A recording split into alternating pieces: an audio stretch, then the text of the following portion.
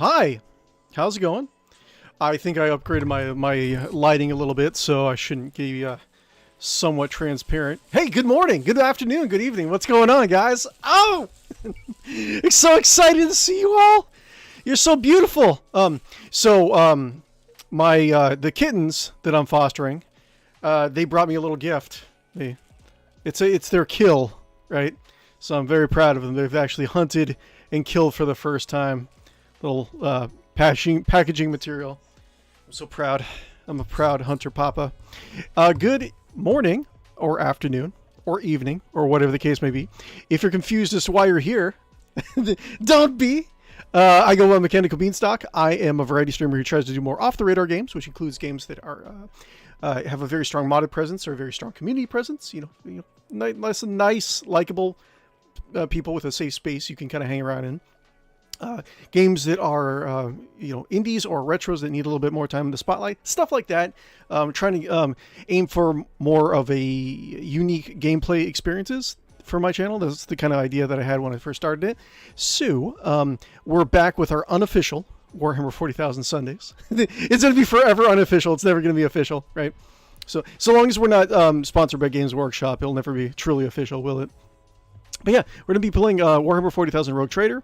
We already played through the campaign once. We're playing through a second time on the hard difficulty.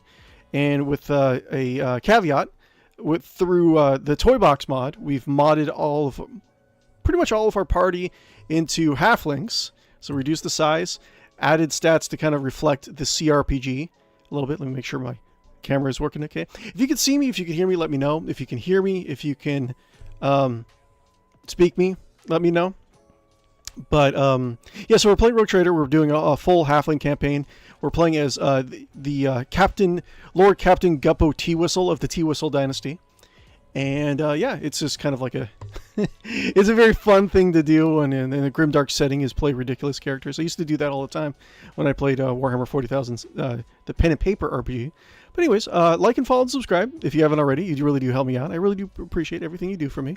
If you need to share the beauty that is owlcat's first Warhammer 40,000 cRPG, be sure to share the video. Like and follow and subscribe, like I said before. Trying currently to get over to 500 subscribers over on YouTube so I can kind of catch up with my Twitch audience, kind of balance things out a little bit, get the ball rolling, grow the company, grow the business, so to speak. Anyways, let's bounce over to it. Again, hope you guys are doing okay. Hope you've had an amazing weekend so far. And go over here. Okay, so we're back to the Teawhistle Dynasty. And let me make sure everything's all set up.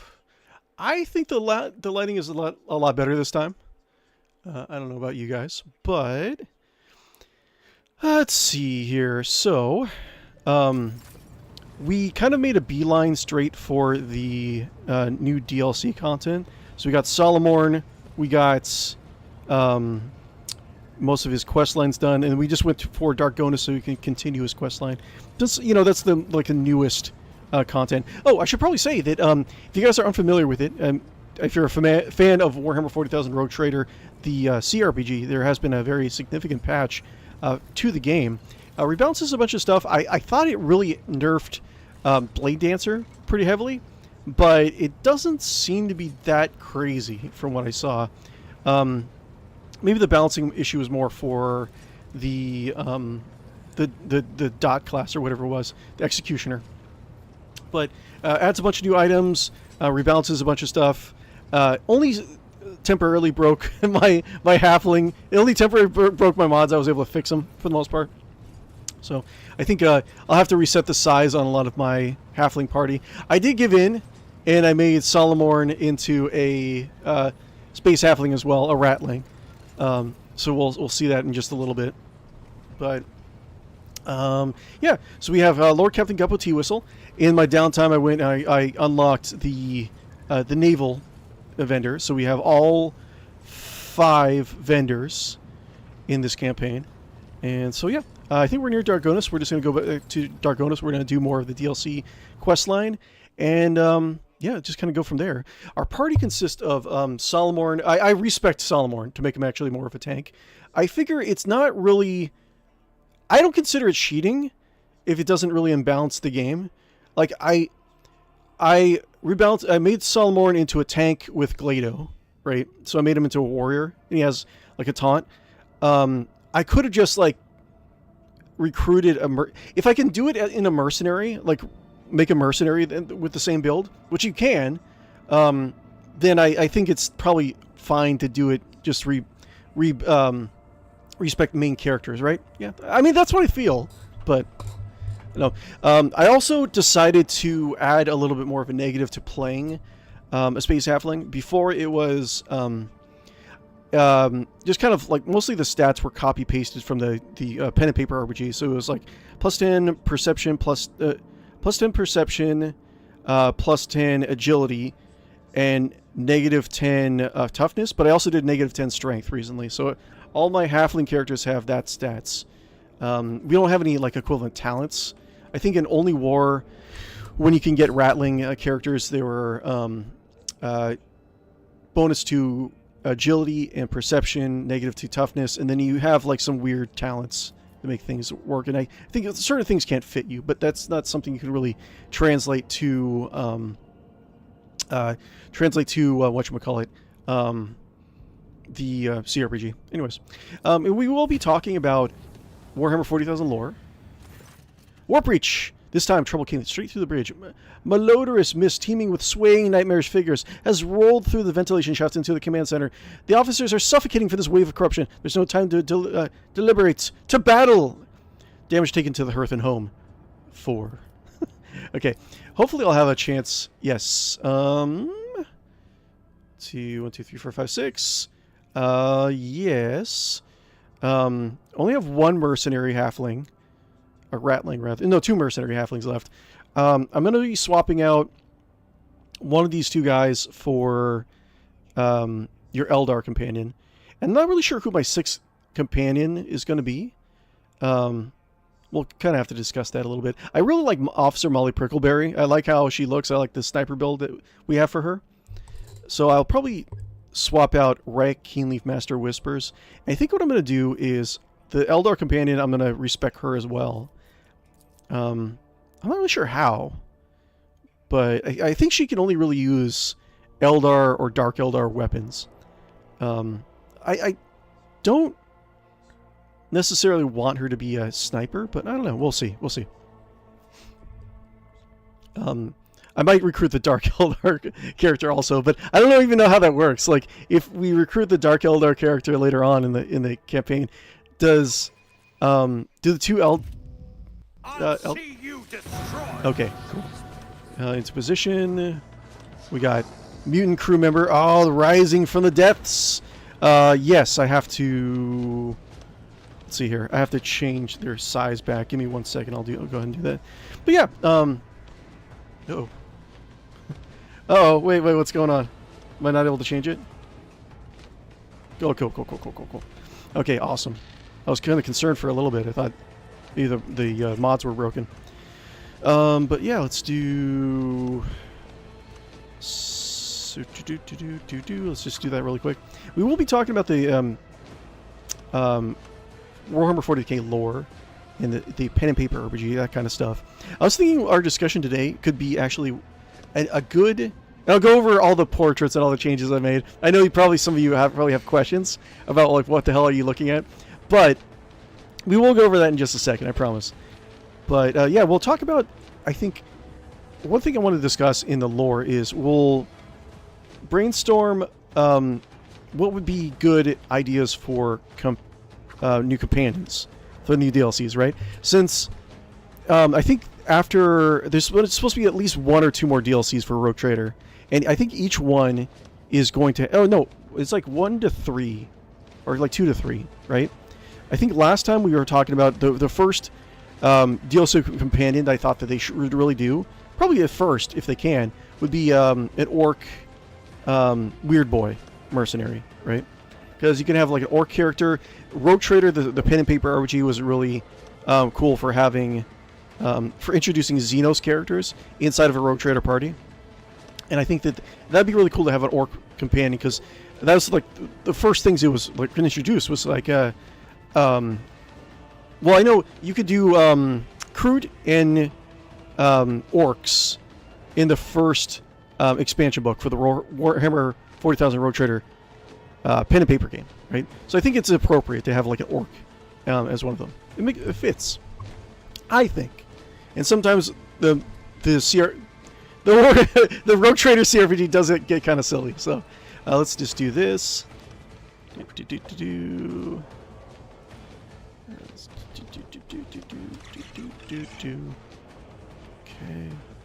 fix all of their size. And yes, I did give in, and I made Solomorn into a space halfling, Ratling, and I changed, I changed his, I changed 𝕿𝖚 into a corgi, so he is a cyborg corgi, which I love. I respect the captain, so I gave him a cyber eagle, but it's a cyber. Well, I forget what the bird is. It's a blipdu or something like that. Something weird. But, yeah. We got a weird bird that we have in our party now. We have a cybernetic corgi, which is always good. I'm sure you guys are feeling the very grim, dark energy in this game now, aren't you? So, almost done. Because we have to have a bunch of tiny people fighting mutants. Solomorn. And here's Solomorn. riding 𝕿𝖚 in the battle since he's so short now. Now, I didn't originally want Solomorn to be a space halfling, but I don't know, I just kind of like thought it would be really funny. I think maybe his if we want to really like brainstorm a backstory to Solomorn, this reality version of Solomorn, it'd be something like he was somehow able to maybe he's a little bit more bulky than your typical halfling. Maybe he was able to use like arm and leg extenders to make himself a pure human. But he only got so far, you know? So, finally he doesn't have to hide who he truly is as a short king. And of course Adira. I think Adira's portrait turned out pretty good. I think all their portraits turned out really well. Let's see, let's do close, save. Oh, I guess we don't really need this loaded, do I? I can already see them. Okay, so let's go over this. Well, I forget what I was talking about. Sometimes I'm going to lose my train of thought, so thank you guys very much for the people who have been sticking it with me for all this time, for the last couple of years or so. I really do appreciate you guys. Like and follow and subscribe, like I said already, if you haven't already. But for those of you who do, like loyal community members, all my community is very nice, very amazing. If you ever want to like chat them up, go check out the Discord link. It's pinned in the live chat right now to your right. And if you're watching this post-recording, you're not watching it live, it's down in the comments below. I'm going to try to do more contests again. I was thinking about maybe a drawing once a month or twice a month for some coupons or some credit for Steam. That would be actually pretty fun. But anyways, yeah, so the captain, Lord Captain Guppo Teawhistle, mostly just a sniper build with some charisma stuff, which I have so far. I respect him to have more, he gives more benefits to people's ultimates, their resolution, I want to say. So the resolution and it helps them build their ultimates a little bit faster, right? So now I have Barnabas. I think I rename a lot of my pets Barnabas for some reason in these weirdo RPGs. But Barnabas, the cyber bird, right? So I played around with him for like one battle. It was actually pretty fun. But yeah, it's a little bit different than your typical cyber eagle, as you can see. But yeah, we got Officer Molly Prickleberry, you know, another tiny queen, right, with her sniper. We got Ryek Keenleaf, our Master of Whispers, which kind of sucks because you don't really have an official Master of Whispers in the official campaign, in vanilla anyways. Because once that butt leaves your party and like betrays you at the beginning of the game, your dynasty doesn't really have any like spy masters, which is something you kind of need, I think, for any successful Rogue Trader party. We have Jay. I think we're going to actually respect Jay either now or in this stream. I think I want to do a dual, like a dual melee,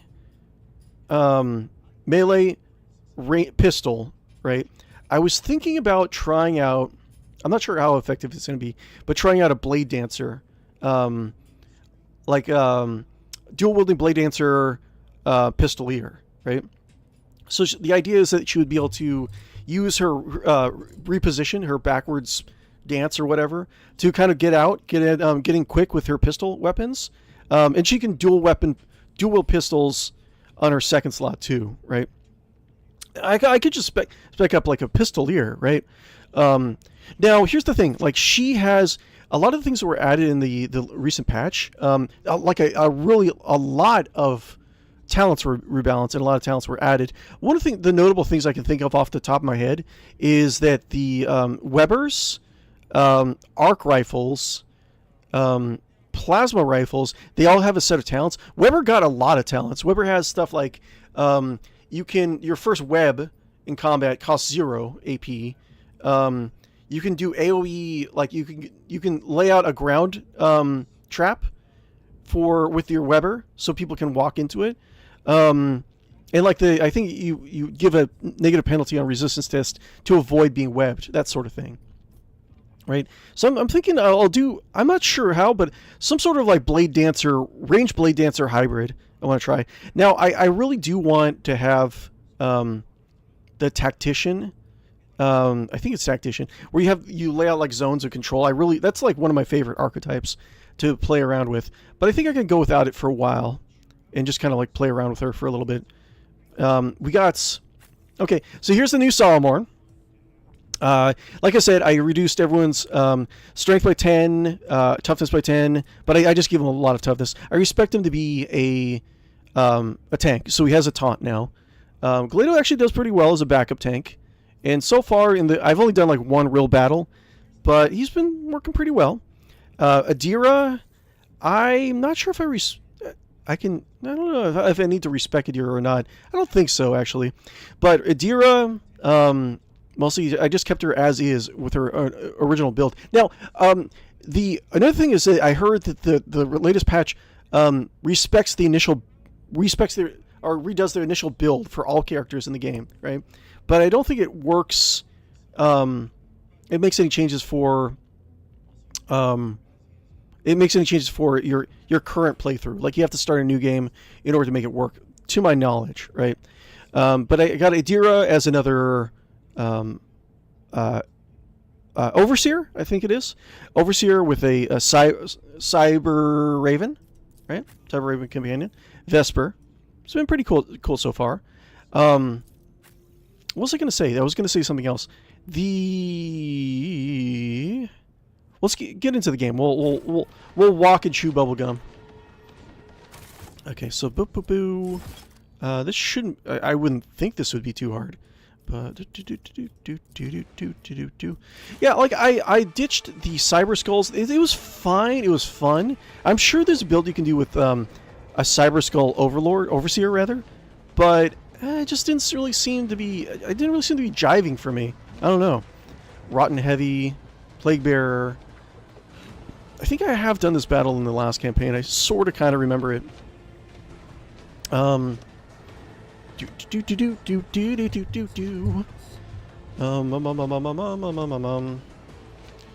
we can do. Solomorn is going to be the tank, and one of the talents you can get for Arbites. I don't know if it was a vanilla. I don't know if it was an original talent, but I didn't notice that you can actually get a talent that lets you deploy inside of a enemy's zone of effect, right? So you can actually put your tank right up smack in the middle of these guys, which is pretty cool. 𝕽𝖚𝖊 can't really do that, but we can have that do.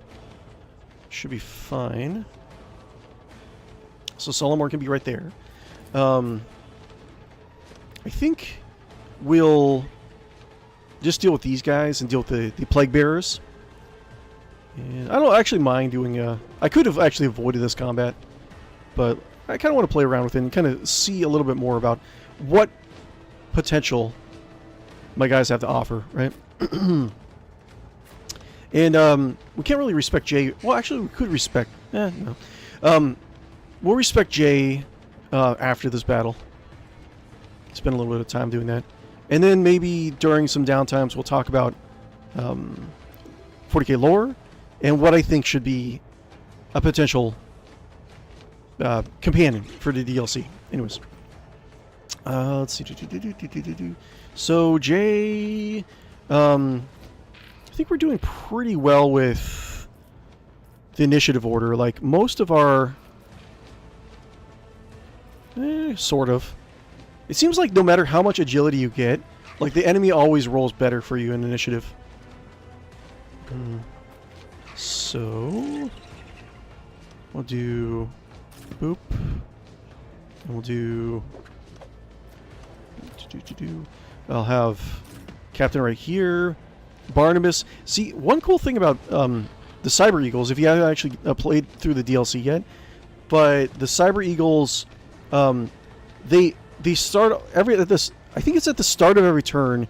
They go at the start of every turn. They soar into the air and they become untargetable, right? And then they can come down at pretty much any spot on the battlefield, as far as I know. Once you attack with them, they are vulnerable. They stay on the battlefield until the end of that turn. But after that, they soar again. So it's very interesting. Interesting dynamic and interesting way of doing things. I don't think Barnabas... like, it doesn't really matter where I put him, because he's just going to take to this guys anyways. But we'll do... let's see here. We got Molly over here. I think Ryak...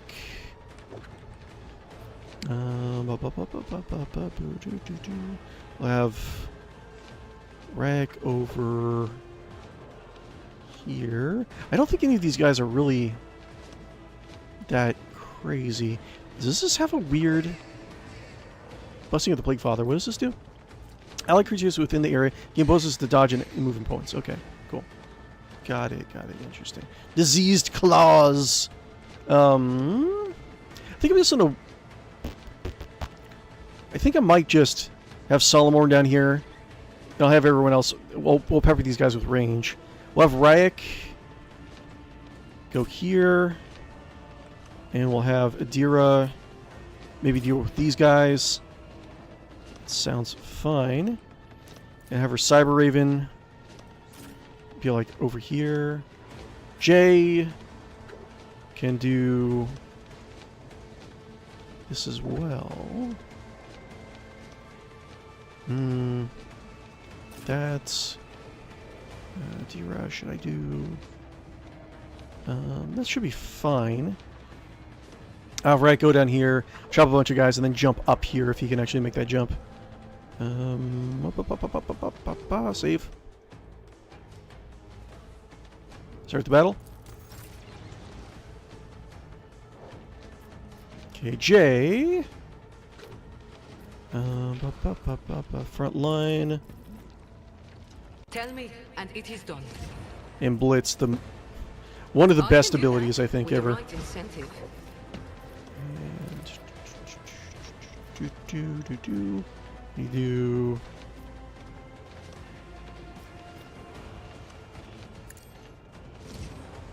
All right. So it's kind of hard. See, the thing that I would have if we did Blade Master J, should jump out here, pepper all these guys with rapid fire, and then reverse time for 1 AP, or backtrack rather, go all the way back here, right? So you can just kind of go and get the optimal shots with her pistols. We can always do like Weber too, so we can do jump over here with Blade Master, web, and then like immediately run back.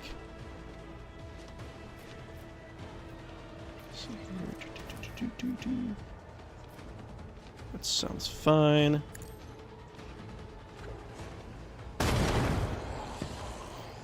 And then, let's see, I don't... Can I... She can't. 43. Just gonna pepper all these guys. Cover efficiency. Let's do cover efficiency. Why not? And precise. You've got a problem, I've got a price. Let's just kill this guy, I guess. Am I getting paid for this? Fair fight fair. Can I get you? I cannot. Can I get you? Can I get this? Can I get that? Let's see here. Let's... Rotten Heavy. Interesting. Wait, Rotten Heavy, are they all... It looks like they're all melee, right? Yeah, all melee. And let's do some... targets. Tell me, and it is done. Cool.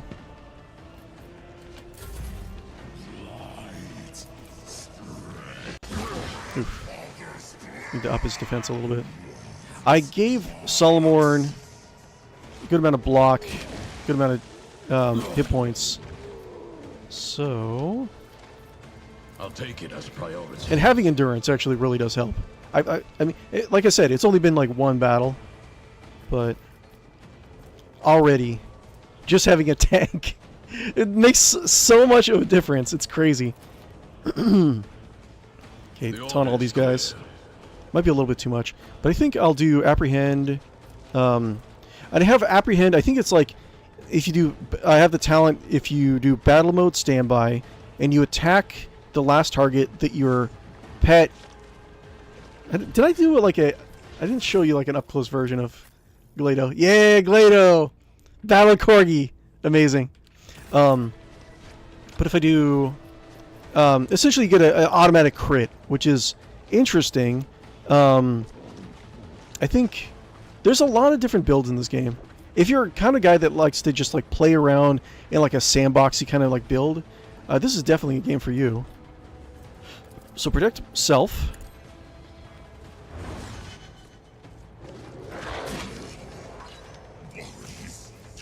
Okay. And we'll do bleed damage on all these guys. What's the best amount of bleed I can do? Accepted. Okay. And then we'll do block for these guys. Just another day on the bridge. You interrupted my 4th and 5th and 6th breakfast, you fools!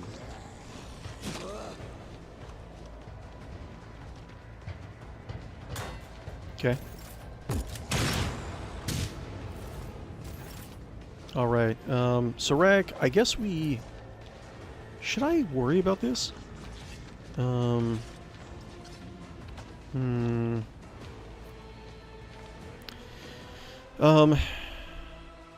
think I will deal with this first. I'll just stick with my plan the way it was before. So, Rek, Iron Arm, and... Or I could do... Hold on. I could actually do this, and then I can blitz, right? I will try. And then I can just... And then I can just run back, you know. It's an easier way to do this. Yes. One step closer. Okay, run back. Run back. I need no guidance. I probably should have used the jump also. Get a little bit of extra damage. It's a nice free amount of damage. Follow my lead. Follow my lead. To the heretics. Block, there we go. Eliminated. Alright. Strengthens me.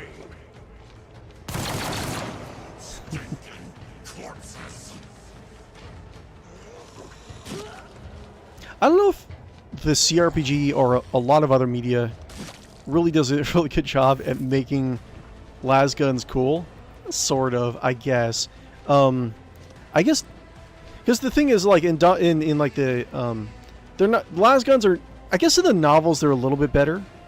Lasguns rather, but like most media, most depictions of lasguns, like they're never really good on anything more than like medium armor. Which makes sense in a way. they're like mass produced. They're not really meant to be like super heavy like firearms, right? But like they have very low penetration. They generally don't. They don't sound like they very dangerous. I don't know. Sometimes in the novels they're like going around killing a bunch of people with like las guns, like burning holes in them, getting the right like joint in a Space Marine's armor, and like attacking them there. Okay. So this is the new revamped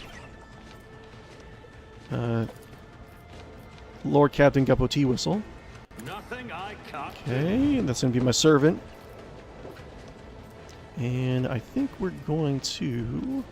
What was this thing? Take aim. Target's next attack will ignore. Cover will have double the effective distance. Target's under voice of command. This attack will ignore enemy block and dodge. That's pretty good. I think what I'll do is... voice of command.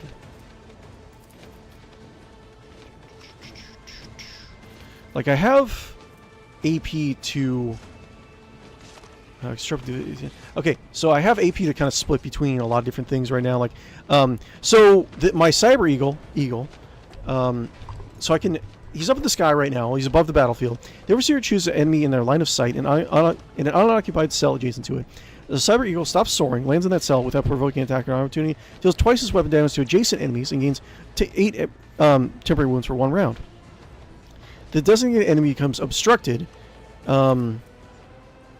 Obstructed is creature cannot leave its current cell through regular means. It can only attack the obstructing Cyber Eagle. If the creature uses a ranged weapon, the shots have additional 50% chance to hit this creature's allies. Whenever the Cyber Creature dodges this creature attack, it immediately counterattacks, dealing the filmer's agility bonus and spending 0 AP. If this enemy only has a melee weapon, it attacks Cyber Eagle. So we already got that. So kind of locks down enemies so they can only attack the Cyber Eagle, which is fine. We also got Soaring Blinding Strike. The Overseer selects an unoccupied cell in their line of sight. The Cyber Eagle lands in the cell, losing the soaring effect. It deals 3 times its weapon damage to adjacent enemies without provoking attacks of opportunity.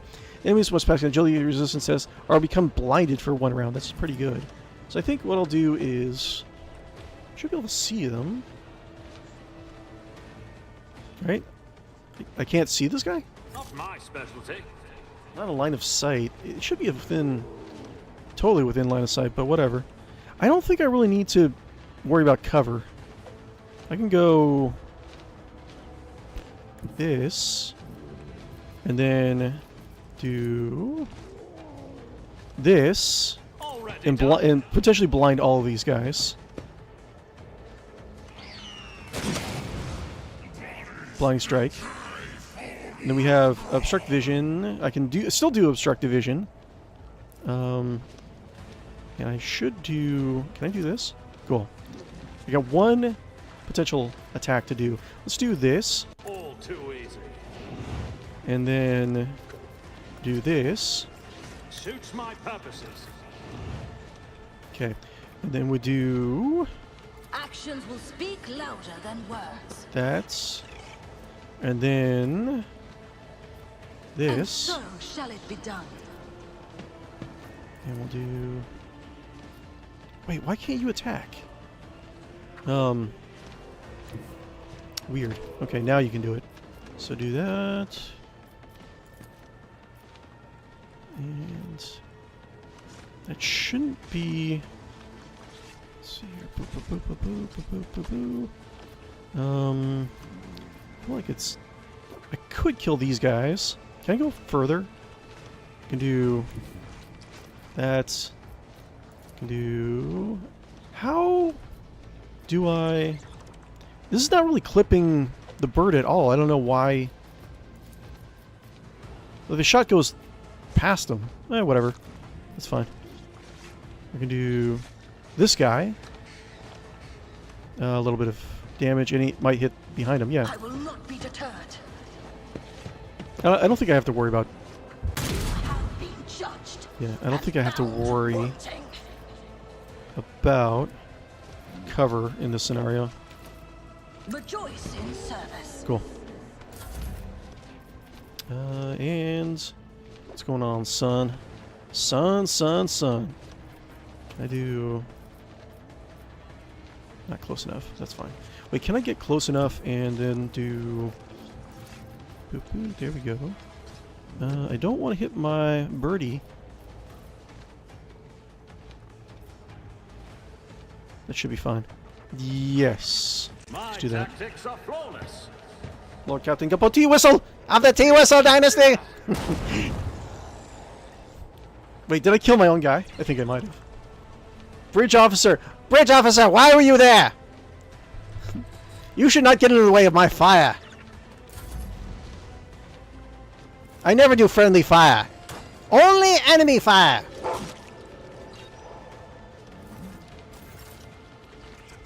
Okay. Molly. And then, Bird takes off. Bird is not here. Bird is doing his own thing. So we've got that. Oh, we'll just focus down on this guy, I guess. Anything else I can do? Control shot. Open fire. Automatically dodge. The soldier's next attack. Yes. The Emperor commands. And we should have another one, right? No?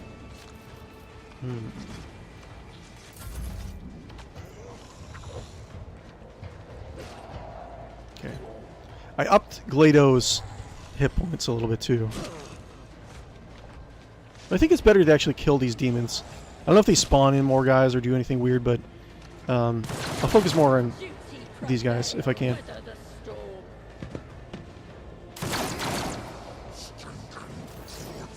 Okay. So, what's the best way? I could do boop, and then I can do boop. There's so much boop I can do. Or I could do something important to my... Guys, is this guy almost dead? Okay, cool. Anything else?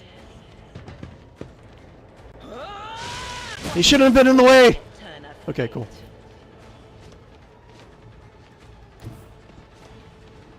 I think we still have people that are blind. I would like to blind you. I would like to blind you. Oh, and I should probably move these guys actually. Purification discharge, evil eye, relocate. Wait, can I? Wait, what? Oh, she can move pretty far actually. The bird. cover me. Birdie! Okay, now I should be able to use the ability. No, wait, yes, no, yes. Shouldn't I be able to use this on the bird and then it gets everyone? Not this Greyer's job. No line of sight to the target. Okay, got it. Oh, wait. What about now? Yes. So you can blind all of them. Discern the future on the battlefield. Cool. Very good. Very helpful.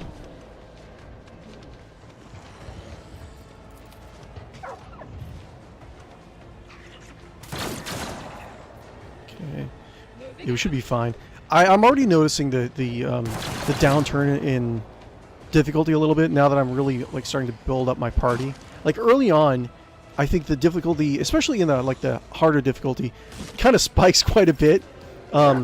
Just because like you don't really have a lot of talents and like builds to work with. Arbitrators are made of plasteel. What just happened? Okay, that's a thing. Interesting. Eventually, I'll probably figure out some sort of... I don't really have a party healer. So, blah, blah.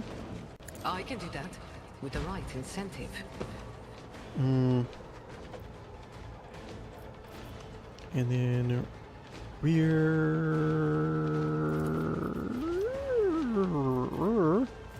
backline... That's cover, right? So, Don't get too cocky. there.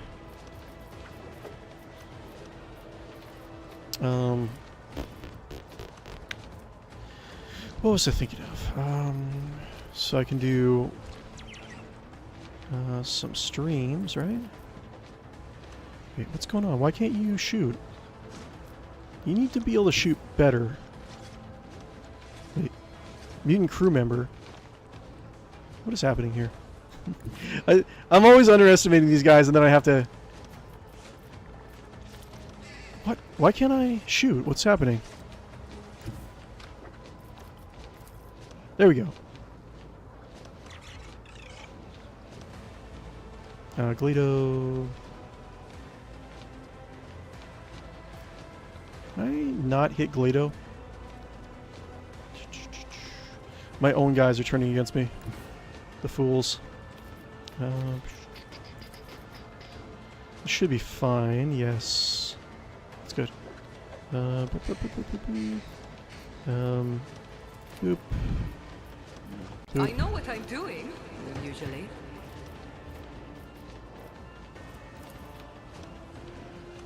Yes, that's a good Am I shot. getting paid for this? Cool. Do. Tell me and it is done. No! Stop it! Block, nice. Good job.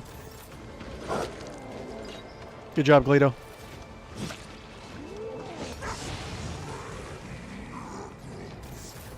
Solomorn.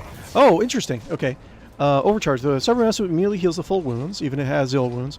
The immobilized, prone, and stunned effects are removed from it. The Overseer's next 3 abilities cost -1 AP. Until the end of the combat, the Cybermaster deals additional damage equal to 6% of the what? Maximum wounds. That sounds good. I haven't actually tried this before. Or we have during breach. Let's just do overcharge. Face the living weapon of the Lex. Okay. Face the living weapon of the Lex. Excellent. Excellente. Pace Picante. Okay, that's taunt. And then can I just have 𝕽𝖚 kill? Growl. 10% less damage of the Cyber Mastiff. Can I do... Wait, protect. Growl. Let's just do... Would be enough. What's happening? What'd I do? Oh, hit the wrong thing. Let's test our skills, 𝕽𝖚. Cool. Then... Yes. 𝕽𝖚, we're undertaking this task. Got 2 more. So we can do... let's see, Torn of Fury. What would be the best way to do this? 13 through 22 as a reduces the attack period and block is 25%. Yes. Why 𝕽𝖚?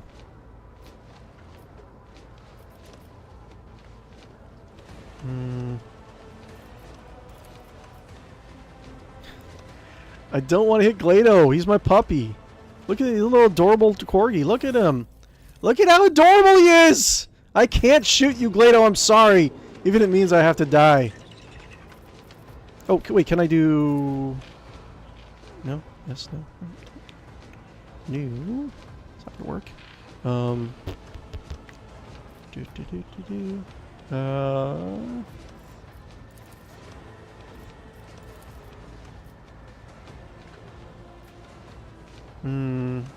I think I'll just get 2 attacks of opportunity just so I can hit these guys.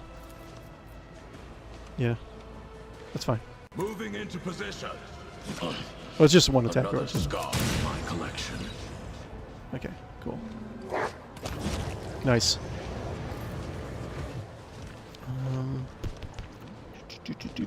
Yeah, I'll maybe just fall back into this corridor right here. Cool. Weapon at the ready. we got the one plague bearer left.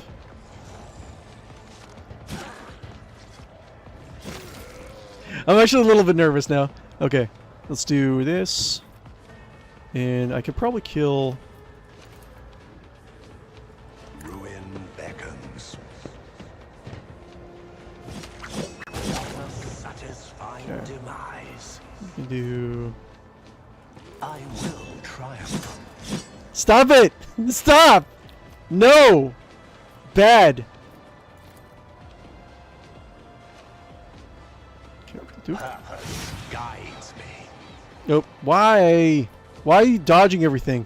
Okay, I only have one, so I'll just move back, I guess. I will triumph. I killed one thing. Whatever.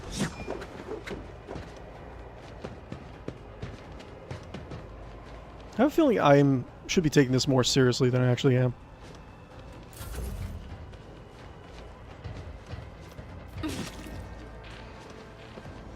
Stay vigilant. Okay. So, let's see here. Shark vision, soaring. Shushu, shushu, shushu, shushu, shushu, shushu, shushu. Boop. Go right here. Cool. I can do shark vision. Can I buff my own guys? I can I? Yes? No? Maybe so? Okay. So can I do you serve me on my own pet? I wonder. Probably. You think so, right? Okay.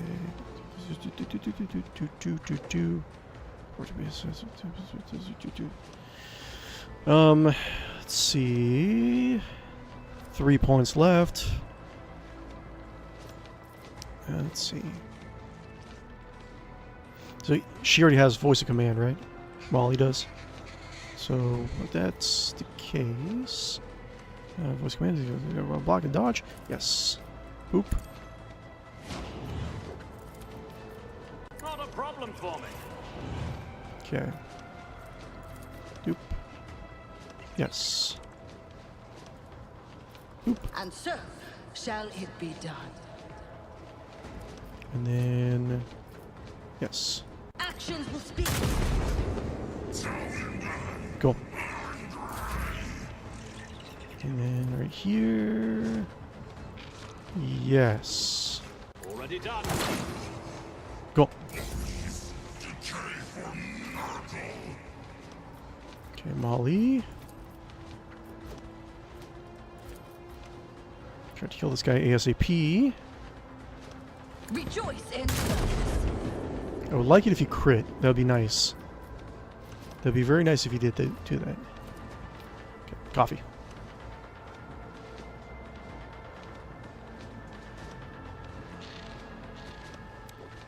Guys, if you haven't already, be sure to like and follow and subscribe on YouTube and Twitch. Really would appreciate that. If you could do that for me, that would be amazing. I'm currently working towards a goal of 500 subscribers over on YouTube. Just to kind of catch up to my Twitch audience a little bit. You know, it's one of the my next goals as a little bitty baby streamer. So if you can help me out, that would be amazing. Just saying.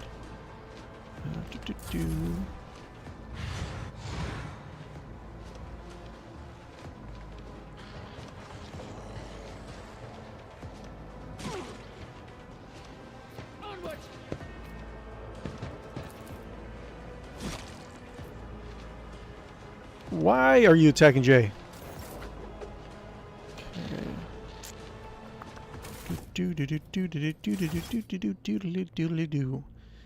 Let's see here. Tiny man. Tiny man gets kicked. I like that save game title.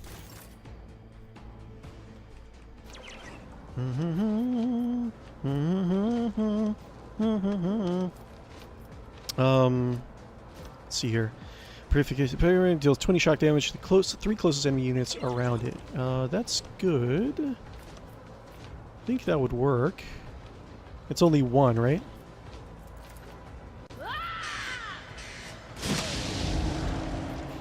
Nice.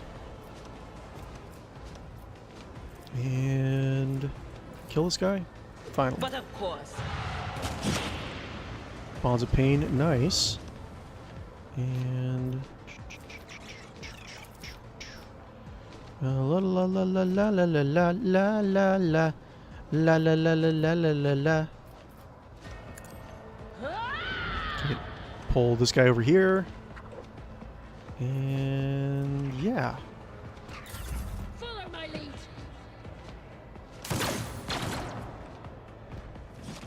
We're doing okay, I think. Solomorn is actually a pretty good tank. And it, like the dynamics of having the extra body, the familiar around there, that kind of moves in unconventional ways. That's actually it does mix things up a little bit. Like I feel like I'm getting definitely a different experience than my first campaign. Heavy.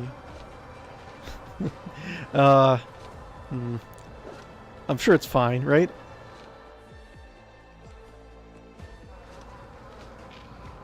J. I would like to move. I would like to move all the way down, please.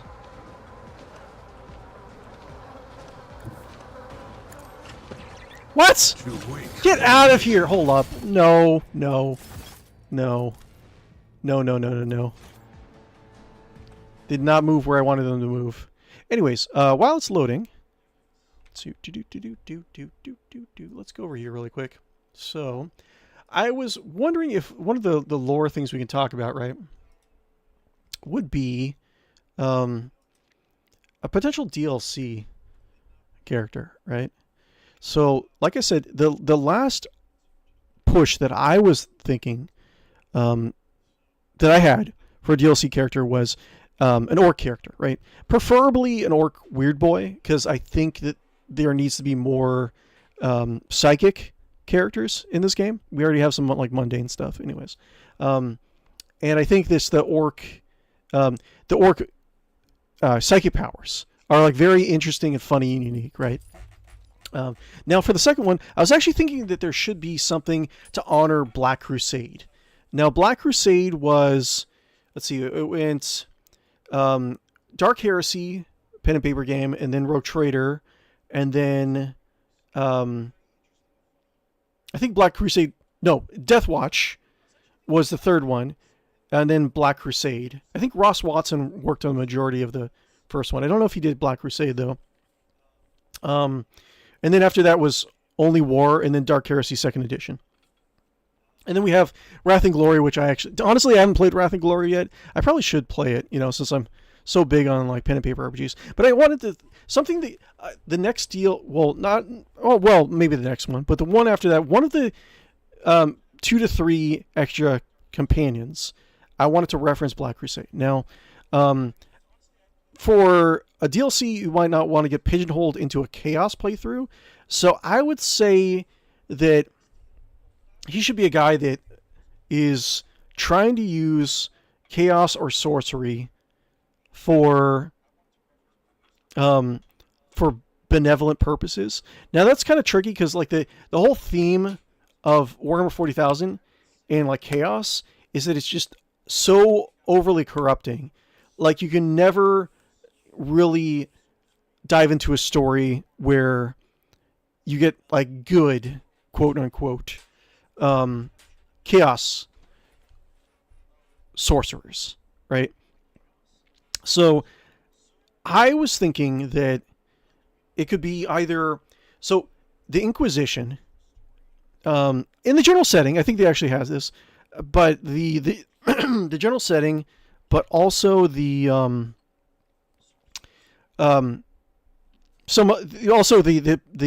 Dark Heresy pen and paper game, right? Have Radical Inquisitors, right? Radical 40k wiki.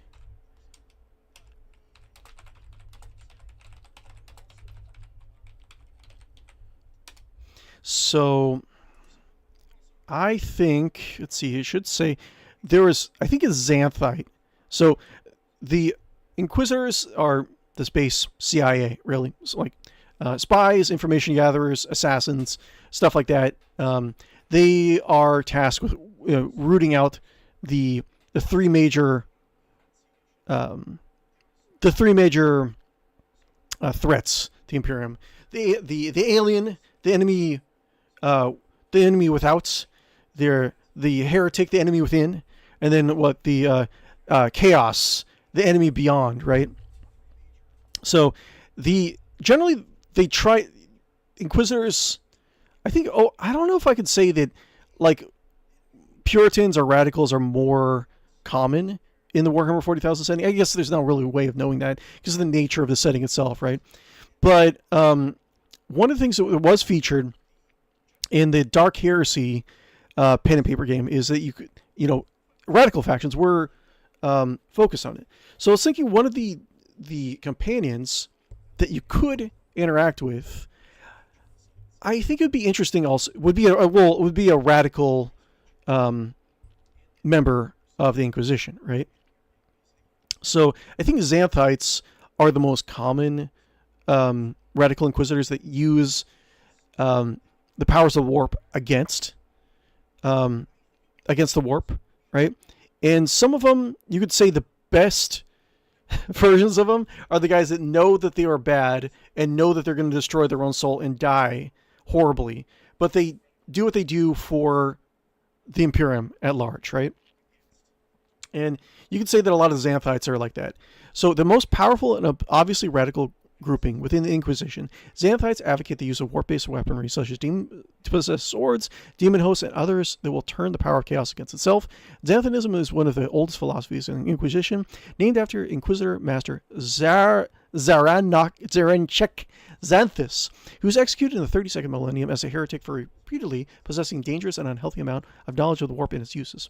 Note that unlike other Inquisitors, only the rarely open Xanthite Inquisitors will be denied use of the Grey Knights if they request them. Xanthites are considered too impure themselves to begin commanding the Grey Knights. More Puritan Inquisitors fear that they might actually been leading those Space Marines into a trap in the service of the powers of warp, whether they realize it or not. True. That's something to be said for there. So I think Xanthites would be the best use. Now, Black Crusade, they have a number of different origins. Mostly are just like, villains. But there is a case you can make for like maybe a sorcerer or a member of the Inquisition is practicing sorcery. You can have stuff like, let's see here, there should be psychic powers. Let's just go through some of these really quick. And like I can show you, you can have aligned powers or unaligned powers, and you can have this DLC as the Xanthite Inquisitor could be maybe his storyline is like he's finding out the meaning of life as he's going through towards the end. He knows the end is in sight. He wants to help out the Rogue Trader as much as possible, but also you can turn him fully to the powers of chaos, and you can actually like pick Nurgle, Slaanesh, Tzeentch sorcery powers in this one. So that would be actually a very interesting concept in this DLC, in my opinion. So let's see, 213. An alternative to the Xanthite Inquisitor or agent would be like a sorcerer of the Coronis Expanse that doesn't really believe in like the Imperium or chaos. I mean, it's just like their unique brand of like spellcraft, right, from their own planet, which Adira is kind of already into. So I don't know if I would really say that would be the best way of doing it. I think the idea of having like a Xanthite companion might be pretty good. Of course, you would also have to have an option for those people who want to play like a Puritan. It would not deal with this companion at all. Like killing him would like eliminate a lot of the DLC, but maybe there's a way. It would be interesting. It would be interesting. Okay, the Xanthite companion. Like if you're playing a Puritan character, or just did not want to, you thought he was a criminal, is not irredeemable, whatnot.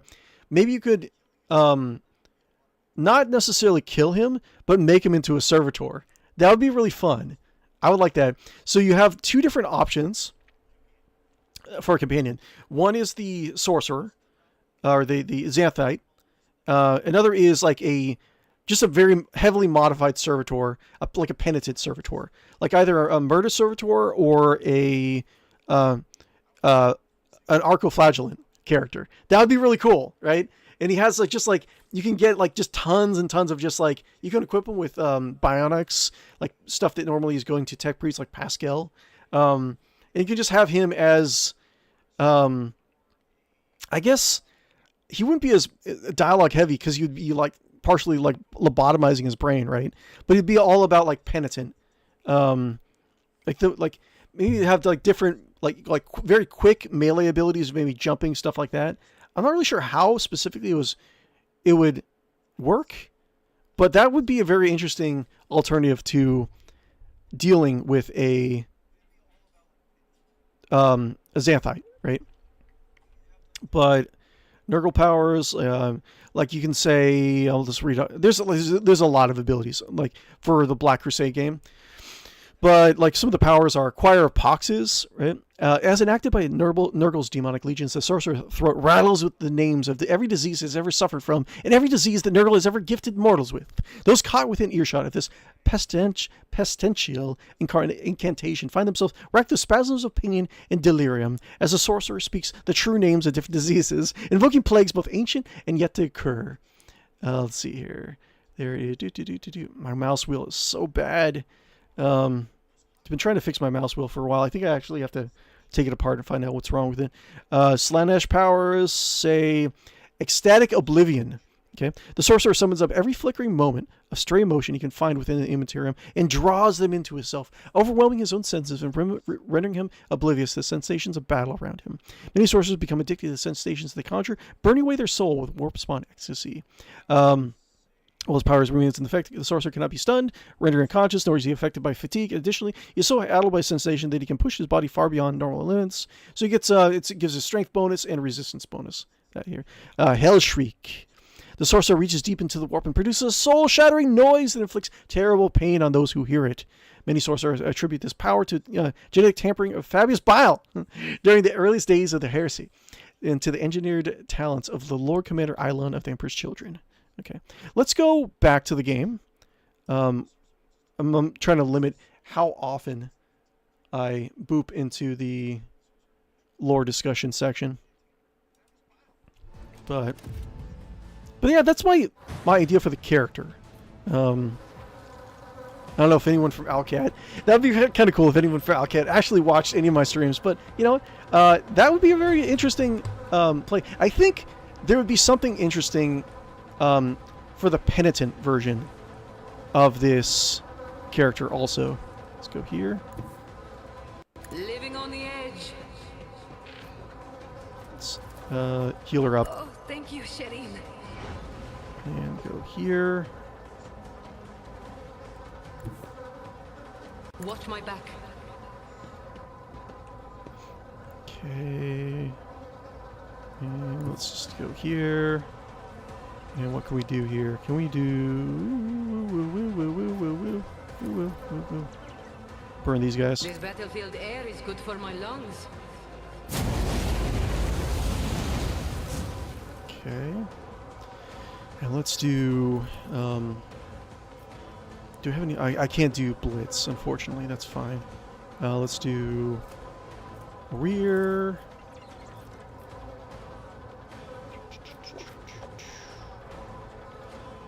yeah, let's do I can rear. do that with the right incentive. Cool. We got this guy, Solomorn. The order is Buff clear. up a little bit. Still have a free grenade I can use. Everything's so blah. It should work. Let's do that. Oops. I think I hit 𝕿𝖚. 𝕿𝖚, no! Okay. Taunts. Yes. I'll take it as a priority. I think I probably should not be standing in the smog. Should probably move.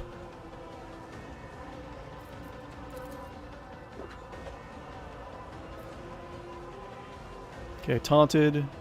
Understood. Okay. And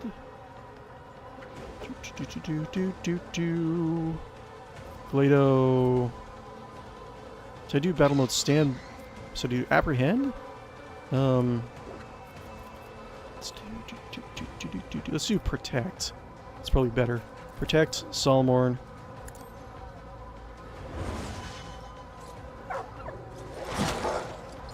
Cool. And then we do block. Nice.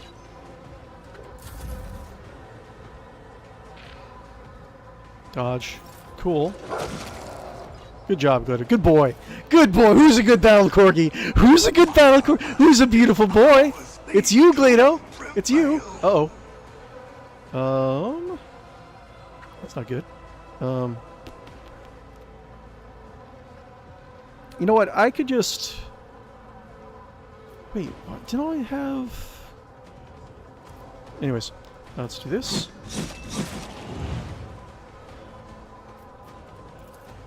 The ruin blood-soaked tribute. Okay. Like, I can have this guy get downed. And so long as I kill all the other guys, it's not going to be that big a deal, right? So... Purpose guides me.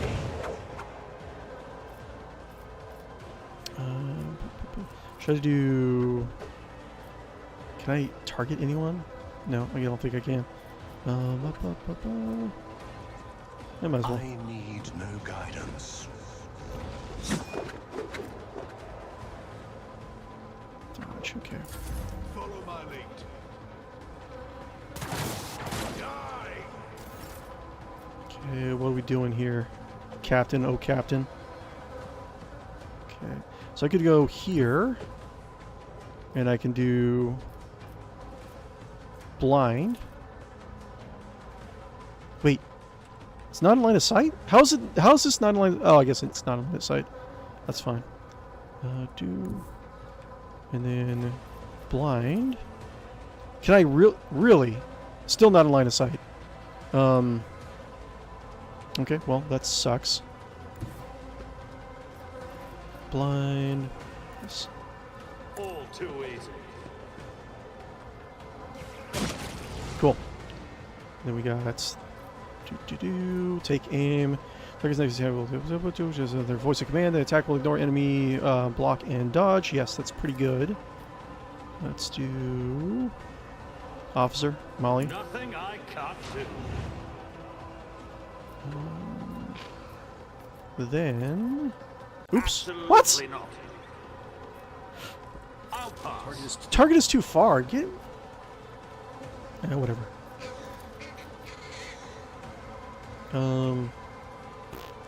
It sucks. Can I don't want to hit. I don't want to. No. No. Wait, can I do... Let's do... Over this guy?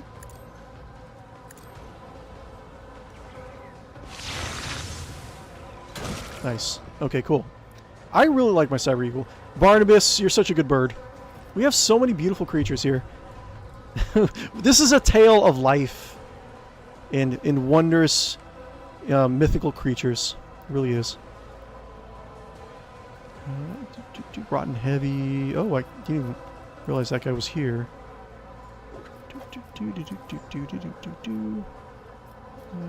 Suits my purposes. Buff. And yes. Okay. Officer Molly. Well, hold on a second. We can run and gun, right? And So I can so shoot. shall it be done. We can kill this guy and then run. Or not.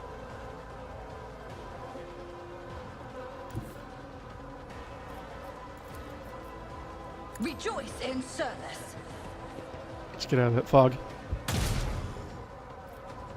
The Emperor commands. Okay. Kill you.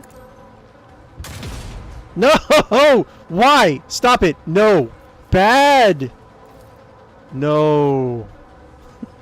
No! Bad! No thing! I Do! will not Not like you bad thing happened now. Okay, Rex gone. That's fine.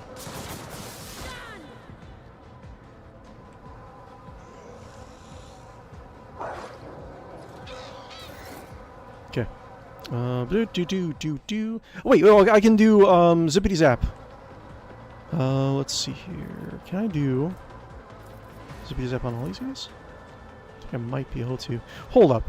I think there might be some zippity zap action going on. So I can do this. Oh, can I do relocate to here? How far can I relocate?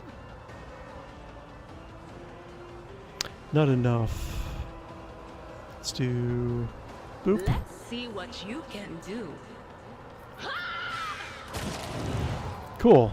Oh yeah, that's right. I forgot. I forgot the build I was trying to get for Vesper. So, I think it's the more perception that the familiar has. The more damage he'll do when he's moving through, or she'll do when she's moving through things. Evil eye, enemies so forth. Okay, so I have a lot of options for warp damage. Let's save, just in case I summon a demon. Okay, and then can I get this guy? No. Let's move a little bit further back. What is this foreboding? Guys over here? No, I think there's only one more left. And it's fine. Move a little bit further. Captain Guppo, no! Gup Gup! That's his pet name is Gup Gup. But only the ladies may call him Gup Gup. I don't know what I'm talking about. Don't. Yeah. Me? Wait, what? Never Why in can't a I? thousand sectors. Ah, I see. I know what I'm doing, usually. Okay. And then You've Blitz. got a problem. I've Cool. got a prize. Toxic Burst. Yes. Wait. Flame. First. I can do that with the right incentive. Don't shoot your companions.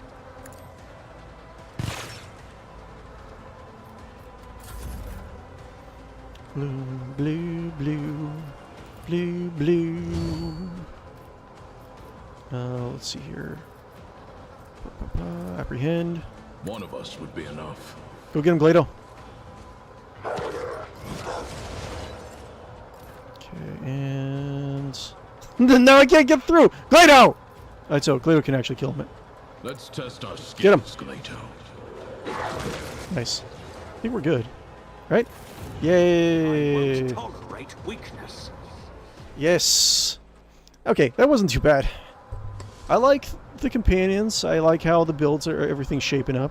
I like that. I might actually stream a little bit later today, or a little bit longer than I normally do. I don't know, I'm just kind of in the mood for it. Okay, lots of stuff, lots of junk. Bridge officer. Just another day in the Imperium of Man.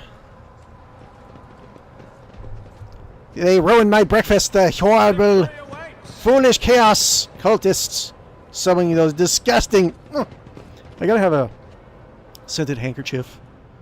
You know what I should have done? I should have done a Halloween stream where I could wear like a curly wig, like in a coat, like a fancy coat, and have like a scented handkerchief that I blot my... I'll just eat like little snacks, little pastries. Okay, Chronos Expanse, sure. Okay, I like my party so far. I do. Seneschal Albalad Wassarian is one of the closest associates with the late Theodora von Valentius. He has spent a decade serving the Rogue Traders Protectorate, and he clearly intends to spend another decade keeping a close eye on every net. Okay, is it? Cool. I gotta find a way to get rid of Hyrix. Like the way I'm gonna play Captain Guppo is I don't mind going heretical. He's not above using the weapons of the enemy against the enemy. He doesn't see himself as a traitor or as a heretic. But if just the way the story goes, and dialogue I think is appropriate. If I have to make him like a full heretic, I mean, yeah, of course I'll go down that route. It's just, it's gonna be is how it is. He's a glutton, right? So, yes. Saves coming again. Yes. Always. And I think everything is fine. Buy some stuff. Let's get some grenades back. And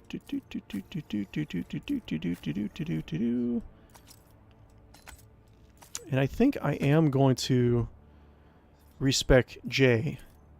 I'll do that on stream.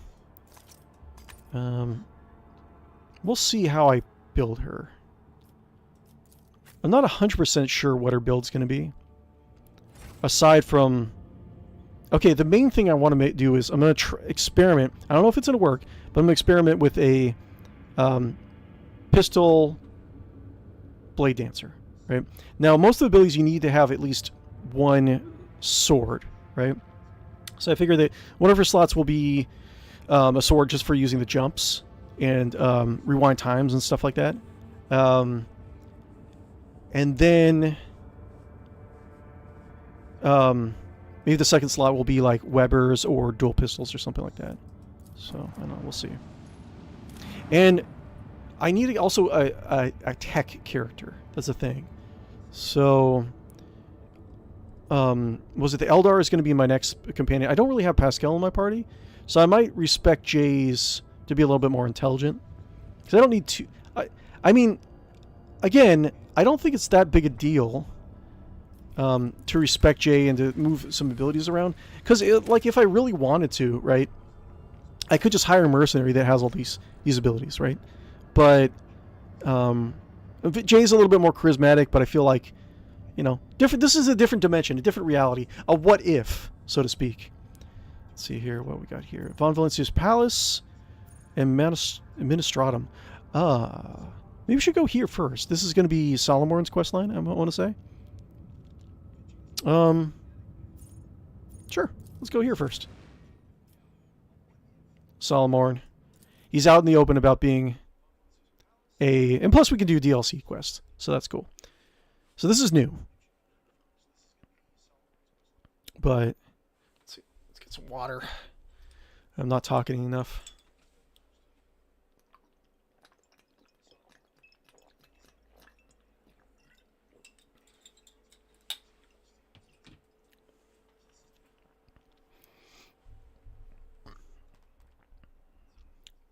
You know what we could do?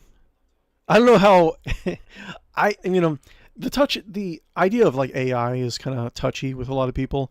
I understand the problem with AI automatic generator stuff, but you know, I was kind of wondering if maybe we can like put some of these character concept ideas through an AI generator and kind of like just play around with them, just have fun, you know?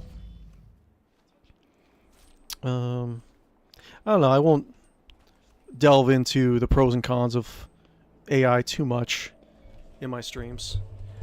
I mean, the basic thing that the opinion I have of it is that it's a tool that has a lot of potential for really bad stuff to be applied to it, right? So, I just think AI should be improved. It should be expanded upon, but needs to be heavily regulated. Otherwise, a lot of like creatives are going to get hurt. What's this? So we're at the Administratum. We're going to talk to, I think, Solomorn's boss. He's going to come out as a space halfling. My grandma, what? Interesting. So we're actually in the Administratum area. Interesting. That's not something that's... I don't feel like this is something that's focused on too much in 40k. At the Administratum headquarters. Certificate PU 231 form, seal, transcript for register. What's this? Turn after turn, the unceasing stream of petitioners pour through the palace doors. The strong-willed wait patiently while the weak-willed try everything they can in order to get ahead of others. Very interesting. Petitioner. Your face looks familiar. Yes, of course it does. I am on many statues in this planet. They revere I'll lay me. claim to the stars. Do I have the proper formation? I do. No, I don't. Oh my lord. That is a bad formation. Okay, cool. All right.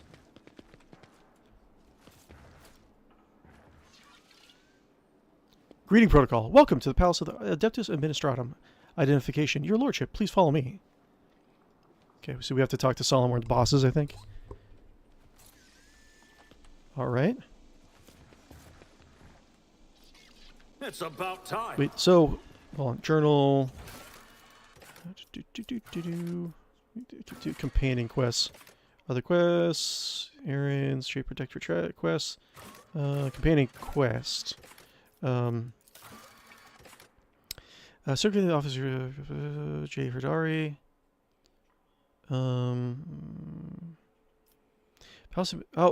Okay, maybe this is J stuff. Okay. Well, I haven't done it before, so that's fine. The certificate of an official trade representative of the Imperium can open many doors for J. Herdari, but without friends in high places, J can forget about her dreams of power and wealth. The Palace of the Adeptus Administratum is located on one of the spires of Dargonis, the capital world of Von Valencia's protectorate. The Master Seals, the keeper of ancient laws of the Imperium, can tell the road trader everything about the procedure for attaining Mercatum Tabula Officiale. Okay. What about Mr. Argenta's quest? And we have... It's with Arbite.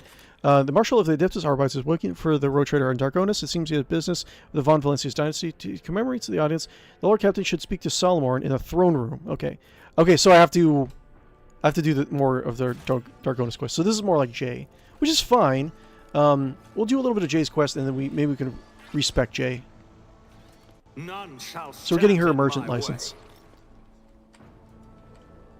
What's going on here? Guardian of Order. Interesting. Guardian of Order. Huh. Interesting. Ba, ba, ba, ba. Look at this. Very interesting. Got a servo stock cogitator. Look at all that. Download my MP3 track. Downloading! I won't Please forgive me. Downloading. Ah, yes. What a wonderful setting. Master Seals. Interesting. You know what? Chronicle of Case. Oh my god. A lot of this, there's going to be a lot of reading in this place, isn't there? The parchment looks grease-marked and old, as though it has passed through many, many, many pairs of hands. Servant of the Imperium. Servant of the Imperium, Elias Tantanel filed a declaration with the Adeptus Administratum that he is the sole heir of House Tantanel and the legal sovereign of the northern continent of the planet Argona Rex. According to the submission, Elias Tantanel cannot exercise his right to his inheritance as the wider family tree includes an individual who shares his full legal name.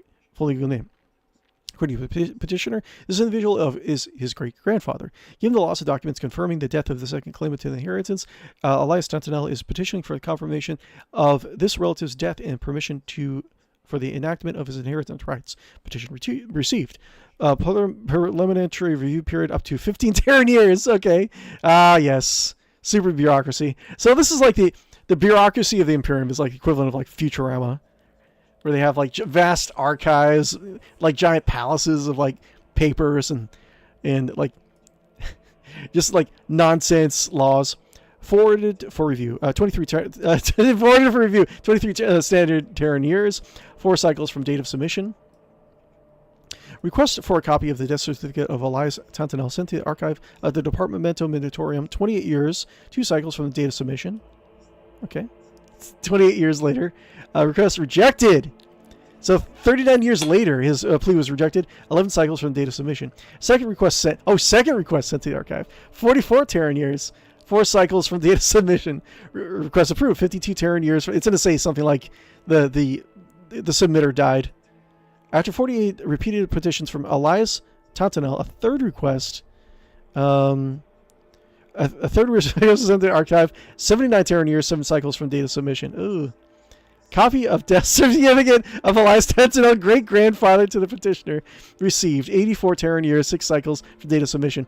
Documents forwarded to the formulation of decision granting permission for the enactment of the inheritance right of Elias Sentinel, sole heir of the house and a legal sovereign of the north continent of the planet of Ergona Rex. 100 years later, it finally went. Death of Elias Sentinel recorded. Servants of the Adeptus Administratum, place of death. Q16, Will's legacy and inheritance. Waiting hall. Wait, was he waiting for 106 years? Palace of the Adeptus Administratum Gargonis. 106 Terran years, 2 cycles from data submission. Oh no. Oh no. Let's see. Petition for the enactment of inheritance rights following the death of Elias Sentinel and for the issue of a copy of death certificate received from the deceased daughter. Okay, so we're going over this again. Awesome. I love this setting so much. Okay. Get some stuff over here. Master of Seal. Oh yeah, and a lot of the NPCs now have portraits of the latest batch. I don't know if that goes for this guy too. An ancient-looking woman in a voluminous robe peers at you critically through her ocular lenses when you descend into the bowels of her bureaucratic domain. Another noble passing through the queue on the pretext of just wanting to ask? All you highborn ever want to do is just ask. But what about protocol? That's what I'm asking. Who's going to follow protocol? Jay, she looks over the table and glances at her and glances at you. What? So I paid a few clerks to let us skip the queue. Your time is more important than me, than my little formalities. I mean, that's kind of how you got to do it, right? Very well, just don't just stand here. You're here now. Or do you think the Master of Seals has nothing better to do than receive unexpected visitors? The old woman beckons over a service skull floating nearby. Begin entry. Current hour, current turn, current cycle, 41st millennium. Mental manipulators immediately begin furiously clacking and taking dictation. Don't you want to know who I am? What is this place? Tell me about yourself. What is this place? The Master of Seals raised her eyebrow with surprise. You're in the very heart of the palace of the Adeptus Administratum. Day and night, hundreds and thousands of prefects, ordnance, scribes, servants, and servitors carry out their duties to humanity and the Teawhistle dynasty, never setting foot outside the boundaries for decades at a time. But knowledge comes through comparison. There are entire worlds belonging to the Administratum, so this palace is but a humble cog in the blessed machine of the Imperium. Fascinating, fascinating. Tell me more about the Adeptus Administratum. Master Seals tuts in displeasure. One would think that the Protectorate's heir has no care for his tongue, if he is so willing to wag it at the point of blistering. Oh, I don't like your attitude, woman. However, I, a despised servant of the Emperor that I am, do not possess the gift of unallocated time. Let me proceed to the matter of your application. My companion, very well, let's dispense with formalities. My companion wishes to obtain a mercatum tabula officiale. Master Seals peers over her ocular lenses at Jay in disbelief. She's a tiny little trader. I take it you are her sponsor. In that case, you must submit a written application in conformity with template 404.01, as well as permission for the... I'm not going to be waiting for 100 years. I just want to let you guys know. I can't stream that long. As well as written permission from the processing and notarization of personal data. This is going to be one of those quests where you have to like warp travel all the way over to one planet and then all the way back to another planet, right? All as written permission from processing the notarization of personal data of your most sacred personage. Without it, I cannot issue Mistress Hedari. Mr. Sedari, the form of collecting the seals required to obtain the Mercatum Tabula Officiale, the certificate of official trade representative. At these words, the saccharine smile drops from Jay's face. Seals? What seals? We'll discuss when the Lord Captain Guppo Teawhistle of the Teawhistle dynasty has prepared the primary documentation. Captain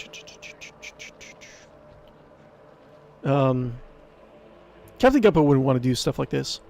Is anyone around here who can sign on my behalf? She mutters something waspily under her breath, ignoring your question entirely. Is there any way to getting around these formalities? Fear the wrath of the Immortal One, your lordship. What would become of your protectorate, or even the Imperium itself, if every person did what you are proposing? No, Lex Imperialis, Volume 249, Paragraph 18/2, Amendment of the 12th year of the previous millennium, clearly states, actions that circumvent the sacred law of the Imperium in pursuit of personal gain are the manifestation of human weakness, which is subject to eradication. Let me find this form. Captain Guppo grabs a stack of paperwork and starts filling out forms. Perfectly sharpened quill scratches pleasantly on the parchment, but for the first few minutes, the obfuscatory phrasing, footnotes, and amendments, you're forced to write out the same details over and over about you, the protectorate, your auntie, Theodora von Valentius, Jay, and also every living person who bears your family name. If you do not know all the required information, you must complete supplementary forms. Is it going to be like 5 weeks later? Master Seals nods in approval and stows the scroll in the tube labeled your name. Next is consent form for the processing and notarization of the personal data of your most sacred personage. I'm really regretting my decision. Oh, Shireen, it's just another piece of paper. Say the word and I'll take care of it, just like the first one.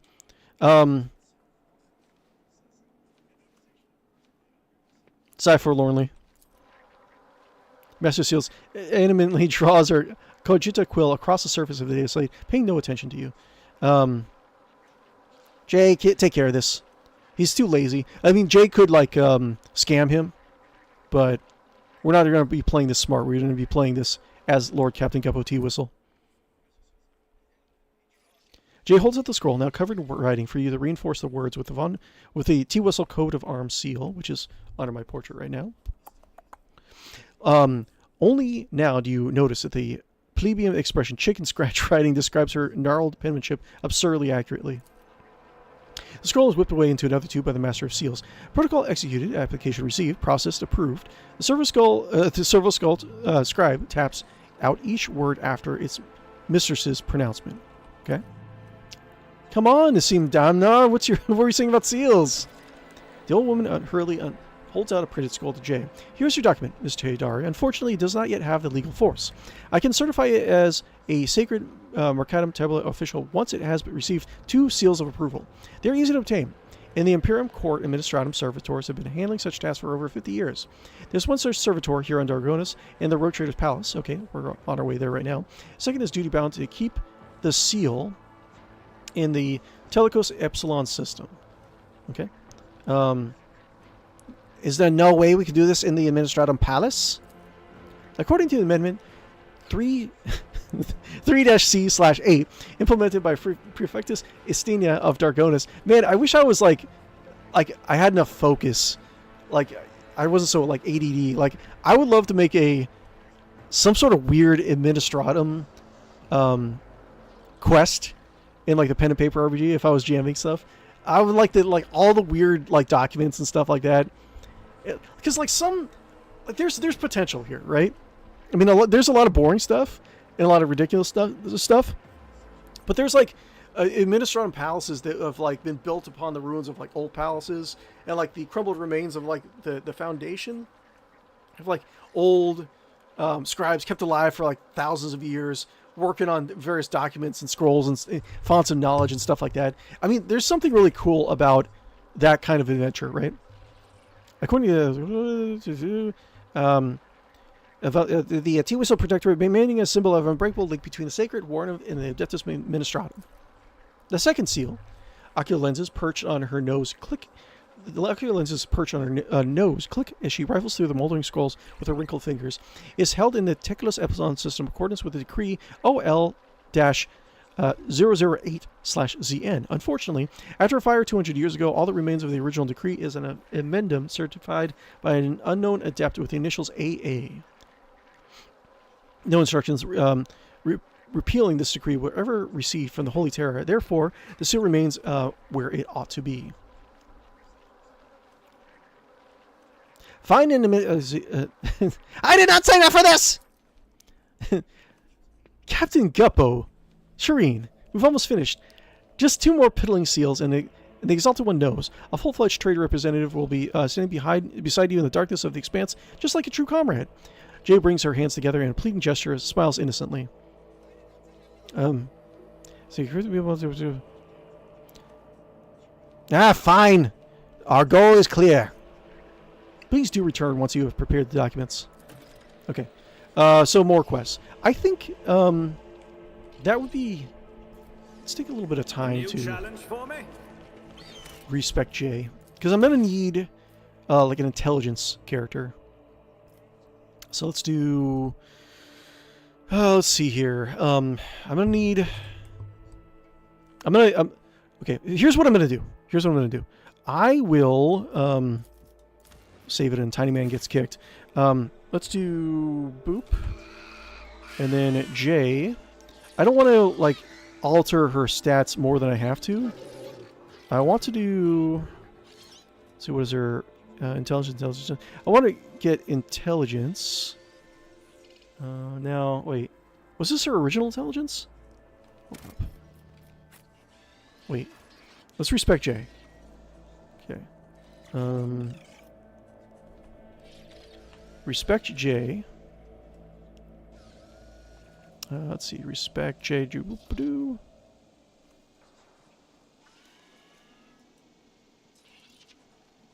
Wait. Should be able to respect. What's going on? Why can't I respect J? Boop. Cool. So she starts off with intelligence 30 and fellowship 55. So I'd like to swap her intelligence and her intelligence and fellowship, right? I figure it's not that much of a stretch. Like I said again, like I could just make a mercenary, but I don't want to like add more stats than overall is typically going into stuff like that, right? So willpower, intelligence, I think. Okay, so dual weapon, kind of like jumpy person, right? So Blade Dancer. Go back. No. Archetypes. Can I go back? I can't remember exactly what Blade Master goes into aside from Executioner, but I guess we're not doing Master Technician anymore. I'll probably give Master Technician to the Eldar character. But right now, she's going to be my tech use person. A tech use and knowledge person, right? So, with Blade Dancer abilities. Soldier, operative, warrior. Let's do... So, Blade Dance. This is going to be kind of a weird build. So, let me see if I can actually do this properly. Athletics, Demolition, Medicaid, Awareness. So... Whoa. Medicaid would be good. I don't know if Blade Dancer gets bonus health from Medicaid. I think that's Executioner. Okay, we already know about that. Okay, so Blade in his hand. Then we're gonna have one single weapon. We're gonna do two-handed. We're gonna do dual pistols for the most part, or dual pistol or pistol and sword. So, and this is not the class is not designed for this. So, but this is just for fun, right? You know, we're gonna see how much we can actually do this, and we can always respect her later, right? Any Blade Dancer attacks, maybe with a sword, deal a bonus additional damage. This is bonus. Okay, no. Enemies attacked by the Blade Dancer has their weapon skill, ballistic skill attacked by the Blade Dancer. Okay, have their weapon skill, ballistic skill, and perception reduced by weapon skill bonus. Okay. It doesn't say anything about it having to be a weapon hit. So I'll bookmark that. So let's... But we would have to level up weapon skill bonus. Let's actually take that off. Death Warden. The Blade Dancer's Medicaid is now determined by weapon skill instead of intelligence. We don't really need that. The Blade Dancer deals critical damage and can use medikits. Critical damage and can use medikits if adding the Medicaid skill advancement or corresponding feature. She already has that. I think. And we got plus 10 Medicaid, so yeah, she does have it. A race against death. Blade Master's wounds are increased by dodge. This is good. Okay. Rising Temple. Attacks made by the Blade Dancer increases. So we got to keep in mind that whenever it says attack, that could be attack, melee attack, or range attack. So we, in order to build J properly, each attack made by the Blade Dancer increases the damage of all subsequent attacks. Let me see how my... Let me just check something out really quick. I want to make sure my lighting is doing okay. Uno momento, por favor. Let's see, looking okay? Yeah, I think I look okay. Okay. Race against death. Each attack made by the Blade Dancer increases the damage. Each attack increases the damage of all subsequent attacks. They make this turn by 5%. This affects damage stacks up for 3 times. Area attacks, burst attacks, including the Blade Dance, and any other attacks that deal multiple hits are considered single attacks. That's not bad.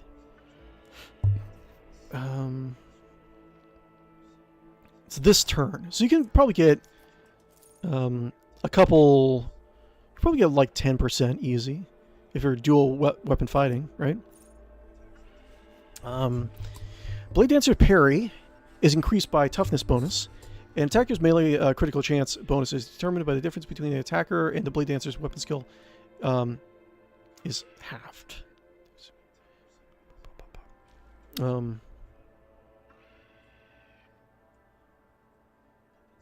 Okay, an attacker's melee critical chance. Okay, let's move on. Sweeping motions. A Blade Dancer's melee attack costs 1 AP less. No, like I said, a lot of this archetype is not going to make. It's not. This build is not going to make like necessarily mesh with this archetype very well. When Blade Dancer parries a melee attack with their under effects of Veil of Blades, no, balancing on the edge. Blade Dancer can use both a Desperate Measure and a Heroic Act in the same combat. I think that's really good. Whenever the Blade Dancer uses a Desperate Measure, they gain plus 10 weapon skill and plus 3 resolve. I think that's pretty good.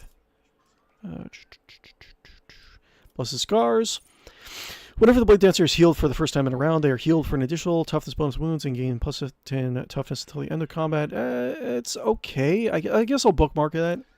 Every ally targeted by Oath of Vengeance gains the same bonuses as the Blade Dancer as a affected enemy. I don't remember what that does.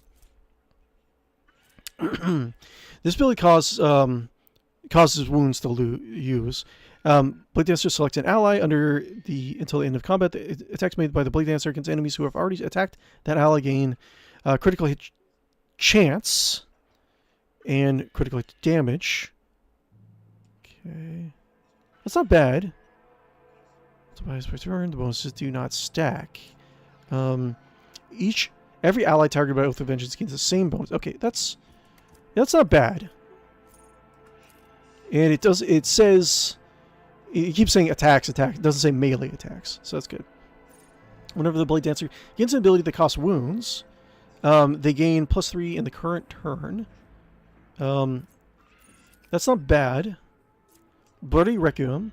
Whenever the Blade Dancer kills an enemy, that Blade Dancer's resolve increased by 1 until the end of combat. This is pretty good since we're doing like higher. I think we're doing as a party. We're doing higher resolve builds, so that would be good. Dance partners. As long as the Blade Dancer has 2 swords equipped, which I will not, the Blade Dancer deals an additional weapon skill bonus damage against enemies armed with a melee weapon. No, not necessarily. Whenever a Blade Dancer dodges an attack made by an enemy who attacks them for the first time, Blade Dancer gains 1 charge of death from above. I mean, maybe. I don't know. Dodges an attack for the first time. Wait, but it's just... Oh, hold on. When a Blade Dancer dodges an attack made by an enemy who attacks them for the first time, so they have to be attacking you for the first time in combat, and you have to dodge that attack. So I don't know. That's... doesn't sound that great. If I'm reading that right. Let's see here. And for those of you guys that are checking out this build out, you know, going back and forth in the video, keep in mind that a lot of these talents are supposed to be changed from the latest patch. So, Duelist, Blade Dancer, and the melee weapon, we're going to check that out. Whenever the Blade Dancer dodges an attack, we're going to check that out. Blade Dancer gains +3 weapon skill and +3 agility for every injury you are currently suffering. Nah. Feel no pain. Whenever Blade Dancer uses an ability that costs wounds, they gain half the wounds spent as temporary wounds. The number of temporary wounds cannot be decreased by effects that reduce it. That's good. That's okay. I don't expect to have like a lot of synergy bonuses, like I keep on saying. Targets affected by captive audience. Captive audience. The Blade Dancer's next attack inflicts bleeding. The amount of stacks based on your weapon skill on all targets hit. Those pass. It just says attack though. Targets must pass in a toughness resistance test with a negative 10 to become immobilized for 1 turn. Okay, that's good. And it's based on agility. All enemies immobilized by captive audience count as full cover for the Blade Dancer and their allies. That's pretty good. That's pretty good. Targets affected by captive audience have their armor, dodge, and parry reduced by agility bonus. That's good. That's not bad. Yeah. Guillotine. Death from above. The jump attack, right? Death from above. Jumpy jump. Okay. Deals double damage to enemies that have left less than 50% wounds. That's pretty good. And it just, well, you have to, yeah, in order to use Death from Above, you have to use the sword. Well, I guess we'll find out. Every time an enemy is killed by the Blade Dancer's allies, the number of MP on the Blade Dancer's next turn is increased by 2. That's pretty good. It takes 2. If all strikes made as part of Blade Dance are directed against the same target, that last strike does... I probably won't be using Blade Dance a lot. When the Blade Dancer kills an enemy with an attack of opportunity... Blade Dancer immediately gains 1 charge of blood. Very situational. Once a Blade Dancer has killed 4 enemies in total, the next ability requires spending wounds will cost no wounds. Instead, restore wounds that's based off of toughness. Yeah, sure. Okay, Promises of Blood. Blood Oath restores an additional +1 AP. This ability costs... I think you just get this. Blade Dancer targets a single enemy value, special mark. Blade Master's next attack against the enemy cannot be dodged or parried. If this attack kills the target, Blade Dancer regains in +1 AP, which increases to 2 AP, along with an additional attack. I guess so. It's okay. Sounds fine. Shadow Dancer. As long as the Blade Dancer has less than 50% wounds, they gain +12 dodge and +3 MP. The Blade Dancer also gains +8 dodge and +2 MP for every unconscious ally in combat. Interesting. As long as the Blade Dancer has less than 50% wound, so you can just get a lot of MP. I guess I'll bookmark that. It's not bad. I do lose allies in combat. +2 movement is actually not that bad. When a Blade Dancer uses, and if you're, well, I don't know. I could see there being so you can use a desperate measure and a heroic act, right? So I figure that depending on how things how you build certain things, you could get like your party wiped, and you could use desperate measure to get a bunch of attacks. And if you had a lot of movement, you'd be able to just kind of go around and kill everything. So maybe. Slip away. When Blade Dancer uses acrobatic artistry, that's the reverse time thing. I really like that. The whole thing, acrobatic artistry is like what I'm picturing in this build that I'm building right now. Their dodge and cover efficiency are increased by until the end of the next turn. Bonuses double against attacks made by enemies during the Blade Dancer's turn. Sure. Spinning blades. Whenever the Blade Dancer parries an attack, the next number of attacks made by the next Blade Dance is increased by 1. It's okay, I guess. Unforgiving. After Blade Dancer loses any number of wounds, their next attack deals 8 more damage. Okay, so you can do that to yourself. If that loss causes Blade Dancer to suffer an injury or trauma, the bonus increases to 15. What's it based off of? That's based off of toughness. Not as good for a halfling, but, you know, it is what it is. So, better die for the Emperor. What do we got here? 1 under 50% wounds. Imperial characters gain +1 resolve. If no other character has the same archetype of the character. First archetype ability using... I think eventually she's going to be the only Blade Master. So, that's not bad. Imperial World characters gain +10 critical hit chance and +10 armor against Xenos and demonic. That's actually not that bad. Oh, but Imperial World characters have their lore, Xenos and lore are always 0. No. Because I need her to be a knowledge character. Ready to serve. Imperial World character's ability is effective by an ally's non-damaging ability. Or fix an ally with such their resolve increased by 2 for 1 round. That's not bad. Stronger together, all allies, including Xenos in the party, again +5 to the same characteristic as was chosen for humanity's finest. I don't know what that is. Although weapon proficiency, we already have that. Finesse. Okay, so there's going to be a lot of new abilities, right? There's Eldari and Drukhari, additional talents for those. When this character uses Drukhari or Eldari melee weapons, weapon damage is calculated using your agility instead of strength. That's good. Like I'm not going to be building... Definitely for Jay, I'm not going to be building strength as much. But this is pretty good. When Drukhari uses Drukhari Eldari melee weapons, and plus, you know, Halfling agility is going to be pretty high. So, and I can pump it up pretty high too. So that's pretty good. Deadly accuracy. Critical damage dealt by this character's Eldari range weapons increased by 3. Critical damage. I'm never like a big on critical damage, because a lot of critical damage stuff, like 1, you have to crit. 2, it's like there are talents that you're not, talent slots that you're using, you would be normally using for something else. So, and a lot of these RPGs, I'm never really, I'm more into the chance to critical hit versus critical damage. I don't know. Arachnoid Dragnet. Okay, so I was thinking that she could be also a good with a Weber, right? The problem is, actually, you know, finesse would be pretty good for her build.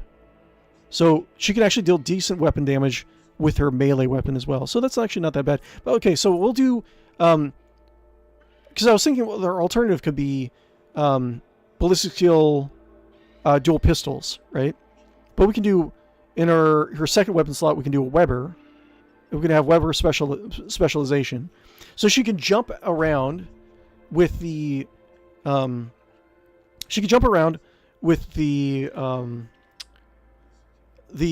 Blade Dancer's little jumpy ability and get into a good spot to web a bunch of people, right? So, yeah, that's what we'll do. We'll do finesse. We'll do Drukhari weapons, melee and range, and we'll do a Weber for her specialty, second specialty. And we'll kind of go from there. I'm not really sure what her second archetype is going to be, but I guess we'll find that out in just a little bit. So, deadly accuracy, critical damage with the Arachnoid Dragnet. Area attacks with a Weber create a webbed area with lasts for 3 rounds. That's pretty good. Any creature which enters that area, moves through it, or starts with agility in this turn must pass an agility resistance test, becomes slowed for 1 round. Slowed is just movement. That's fine. So awareness, we already did that. Athletics, we already do that. So we need more. We need knowledge skills. So logic, demolition, and tech use, all that stuff. And I think she already has Medicae, so we'll take that off. But she's going to need to be... She's going to need to have a lot of intelligence stuff. Bolter chain weapon expert. Character training agility, yes. Ballistic skill, yes. Intelligence, yes. Perception, yes. Character training weapon skill. Okay, good. Defensive maneuver. Whenever Willer successfully uses shield bash, she's not going to need shields. Drukhari, she already has. She starts off with Drukhari weapons, proficiency. The character's Drukhari range weapons deal 20% more damage for each damage over time affected that character is suffering. It's actually not that bad. And she starts off with dual weapon combat, not bad. Dual weapon specialist. An initial attack with a second weapon will suffer no penalties or an increased cost if the first attack was either an axis sweep or a hammer mace's harsh shove ability. Okay. Dueling mastery, 15 bonus to parry. It's okay, interesting. Durable nodding. Enemies immobilized or slowed by the character's Weber have their weapon skill, ballistic skill, and agility reduced by 9, which is perception bonus while this effect lasts. That's fine. Echo Pulse. So this is more I'll read off some of this stuff because this is definitely new. So arc rifles. Enemies hit by this character's arc rifle suffer a number of Echo Pulse stacks equal to 10% of the damage dealt. Those stacks last until the end of combat. Okay. Enhanced splash area. And there's a bunch of plasma. There's a lot of like specifically weapon category talents, right? The area of plasma overcharge area attack is increased by additional cell on each side of the all axis. So just a little bit more of a round splash. External power block. The character gains additional attack with a plasma weapon in the first round of combat and when reloading a plasma weapon for the first time in each subsequent round. Flame weapon expert. Flame weapon attacks cost -1 AP to use. I think that's we had that before. Allows the character to use flame weapons. I don't think she's going to be doing flame. Grenadier, still good. Free AP grenade. Heavy weapon, instant retribution, skilled stuff. We have wounds, liturgy of insulation. If the character becomes the secondary target of the character's, if allies become the secondary targets of the character's arc rifle, they do not suffer damage. That's pretty good. Melee weapon specialist, action sweep, and a hammer of the well, we can do that and then do dual weapon. So you can do potentially in combat. We can do swipe, and then offhand pew pew with 1 AP less.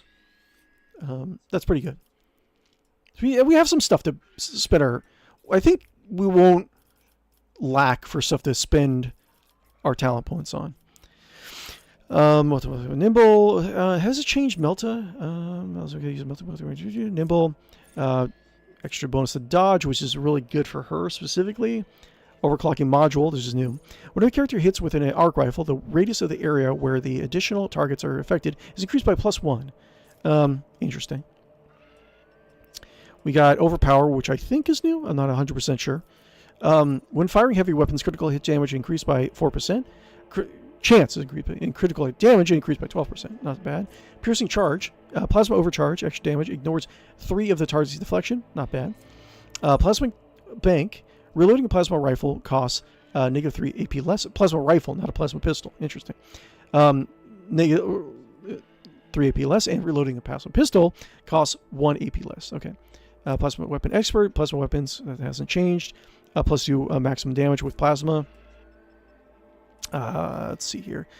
Power weapon expert. Power weapons gains +10 armor penetration. But I think we're going to have to give her, or keep her with Eldari weapons, right? Prometheum treatment. Fire damage suffered by enemies currently immobilized or slowed by this character, or by this character Weber, is increased by 35%. I think there's a couple. I'm pretty sure that there was one of the weapons that was introduced in the merchants list is a Weber that does toxic damage. I don't know if there's a Weber that does fire damage as well, because then that would take place of this. Fire damage suffered by the characters currently immobilized or slowed by the character's Weber increased by 35%. I'll keep that in mind. I'll bookmark that.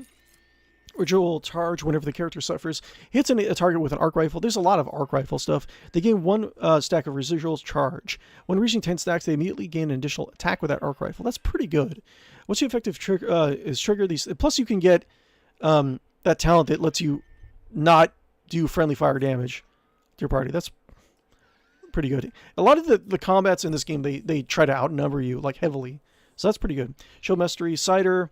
The character's first attack with a Weber in round does not count towards the attack limit per turn. That's pretty good. I don't think I even have any Webers on me, though.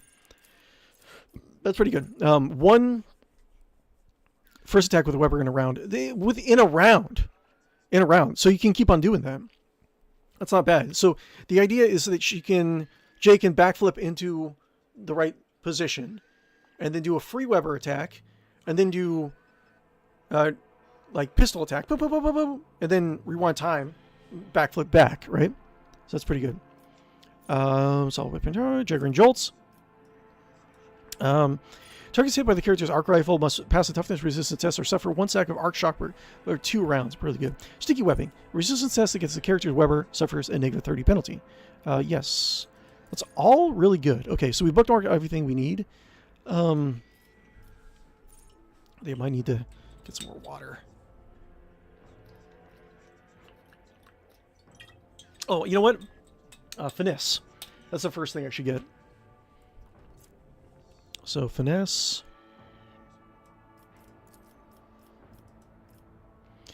Okay, so finesse, and then we got better attack for the Emperor, other weapon proficiency. Actually, hold up. Let's do one of these, and the next one we'll do finesse. Binding blades, resist against death. Wounds are increased by blade. Okay. Wounds are pretty good. I got to remember that because all my halflings are like really squishy. Damage also. Each attack made by the blade dancer increases the damage also from the attacks they make with this turn by 5%.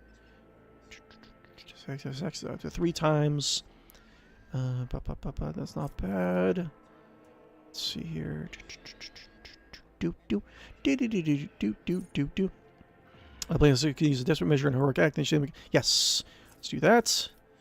And let's do finesse. And agility, weapon skill, strength, toughness. I need to do intelligence. Let's see here. Agility, weapon skill, strength, toughness. Agility is good. How much? Let's see. 40 weapon skill. I'm not going to worry about strength. Okay. Acrobatic artistry, of course. It's like my main build for this.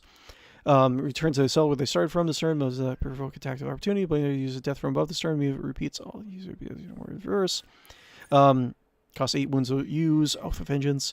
Until the end of combat, attacks made by the Blade Dancer. Attack that ally again. Yes, that's pretty good. And Captive Audience was pretty good. I feel like Captive Audience has been changed a little bit. I don't remember doing that. Next, attack inflicts bleeding on all targets hit. That's pretty good. Blood Oath. Sorry, single enemy. Yes. Let's do that. Athletics, Demolition, Medicae, Awareness. We need a lot of the sciencey stuff. Wait, do I have... Who else has... Okay, Ryek has Demolition, but I'm going to get rid of what? No. Okay, so I don't need Demolition because I have 2 people that already have that. So Athletics, Medicae, Agility, Weapon Skill, Strength, Toughness. How am I doing on Toughness? Ew! It's so bad! God, I should. Let's see here. Maximum wounds are increased by Blade Master's dodge. I should probably get that. Dodge divided by 10. Medicae, Awareness. Awareness, Crows. Athletics. Awareness. So let's do Awareness. And then we'll do basic skill, Awareness, basic skill. Let's see here. Intelligence. Yeah. The character gains +5 intelligence. The character may improve any trained characteristic, even if their archetype origin does not allow it. Yes. Death Waltz. Okay, so this is going to be important to keep an eye on. Upon death, using Death Waltz, Blade Dancer immediately heals to full. The cost of abilities that require wounds is reduced by half. No. Death Waltz also grants a Blade Dancer 4 additional charges from Death from Above. That's always really good. Until the end of combat, Death from Above also deals agility bonus additional damage. Probably going to be that, if nothing else. Until the end of combat, strikes made by the Blade Dancer, including attacks made by part of Death Waltz, reduces enemy weapon skill. Upon using Death Waltz after killing an enemy, the Blade Dancer gains... Yeah, this is going to be better. Okay. Let's see here. I feel like I'm running out of slots like very quickly. So let's do... I just got to make sure to... Before I confirm all this stuff, I'll back up. Rising tempo. Because damage of also subsequent attacks. Plus the scars. We heal for additional time. Blood Rush is an ability that costs wounds. They gain +3 in the current turn. That's not bad. Kills an enemy, but he's actually resolved. That's not bad either. Feel no pain. When it was used ability that costs wounds, they gain half the number of wounds spent at temporary wounds. Okay, not bad. Feel no pain. Grand performance. captive audience have their armor, dodge, and parry reduced by 10 until the end of combat. The penalty is doubled. Targets affected by captive audience have their armor reduced by 10. That's actually not that great. I mean, sort of. Okay. Okay, well, it's doubled. Okay, so targets of captive audience have their armor, dodge, and parry reduced by -10 plus your agility bonus. But it's doubled if they fail the toughness test. That's not bad. Okay, but I think there's better stuff I can do. Footsteps of Death. Every time the enemy is killed by Blade Dancer's allies, number of MP on the Blade Dancer's next turn. That's pretty good. I think I might do that. And plus, getting a lot of movement is essential to the kind of build I want to do. Once a Blade Dancer is killed, 4 enemies in total. Next ability requires spending wounds. It costs no wounds. Promises blood. Blood that was reduced. As long as the Blade Dancer has less than 50% wounds, they gain plus 12 dodge and 3 MP. Unforgiving. The number of wounds and attack deals. That's pretty good. What is it again? Say toughness bonus though. Eek. Ick. Okay. Agility, intelligence, yes.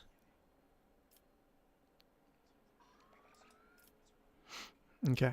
So, and I think you can only get 2 main abilities. Oath of Vengeance. This ability costs 10 wounds to use. Blade Dancer selects an ally until the end of the combat. Attacks made. The Blade Dancer has enemies who have already attacked that ally. Gain a plus 14 critical hit chance. And plus 14 critical hit damage. Blades, no, I don't want that. Captive Audience, is that good though? Blade Dancer's next attack inflicts bleeding 7 on all targets hit. Okay. Those targets must pass a toughness resistance test with -10 penalty or become immobilized for 1 round. Okay. I think that is good. Penalty. And that is... Sorry, we're doing Captive Audience specialty. For 1 round, all enemies immobilized by captive audience call this full cover for the Blade Dancer. That's pretty fun. It doesn't cost wounds though. Blood Oath. Blade Dancer targets a single enemy violence, especially their next mark. The Blade Dancer's next attack against the selected enemy cannot be dodged or parried. Well, actually, you know what? I don't think I have that talent that gives damage if you take damage. I think I'll do Captive Audience. Mobilizes, you can't move, right? Well, if targets do not regain movement points at the beginning of the turn, they cannot use abilities. So, I think this is good. Plus, you can reduce their we'll come back. We might have to come back to that. I'm not sure if I'm going to do Artistry, Acrobatic Artistry, and Captive Audience. I think you can only do 2 of these the first go around with this tree. But she'll be really good at like just hampering the enemy's movement. Target single can be dodged or parried. I think this would be good. Okay, and go. There's a specialty that was like guillotine, grand performer. It's this one. Targets affected by captive audience have their armor dodge reduced by your agility bonus until the end of combat. Okay. Okay, so it's just anything. So the armor, dodge, and parry. So that's all defensive stuff. So I think this is good. I think this is good. So we'll have... I don't know if like your Weber counts as an attack. Wait, because some Webers get... in fact, I need to actually get more Weber talents. What am I doing? There's a lot of stuff I could be getting, actually. So I think Weber... There's some Webers that actually do damage. So you can web and then do slow and reduce armor, dodge, and parry, and with the potential for immobilize at a penalty. So I think that's pretty good. Let's do that. Intelligence, agility. How are we doing on that? That's fine. Intelligence. There's a lot of stuff we need to do. X demolition. Yeah, to do. Let's see here. Thinking. Awareness, corrals, corrosion, demolition. Let's see, where is this one? Medicae, toughness, awareness, intelligence. Where's the skill? Accepts of death. And he's killed on the battlefield. Finesse is good. Medicae. I want to I want to get some knowledge skills, but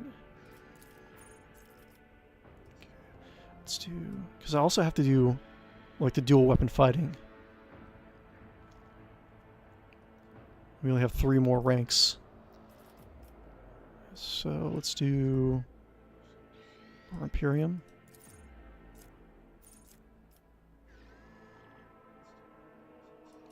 Yes.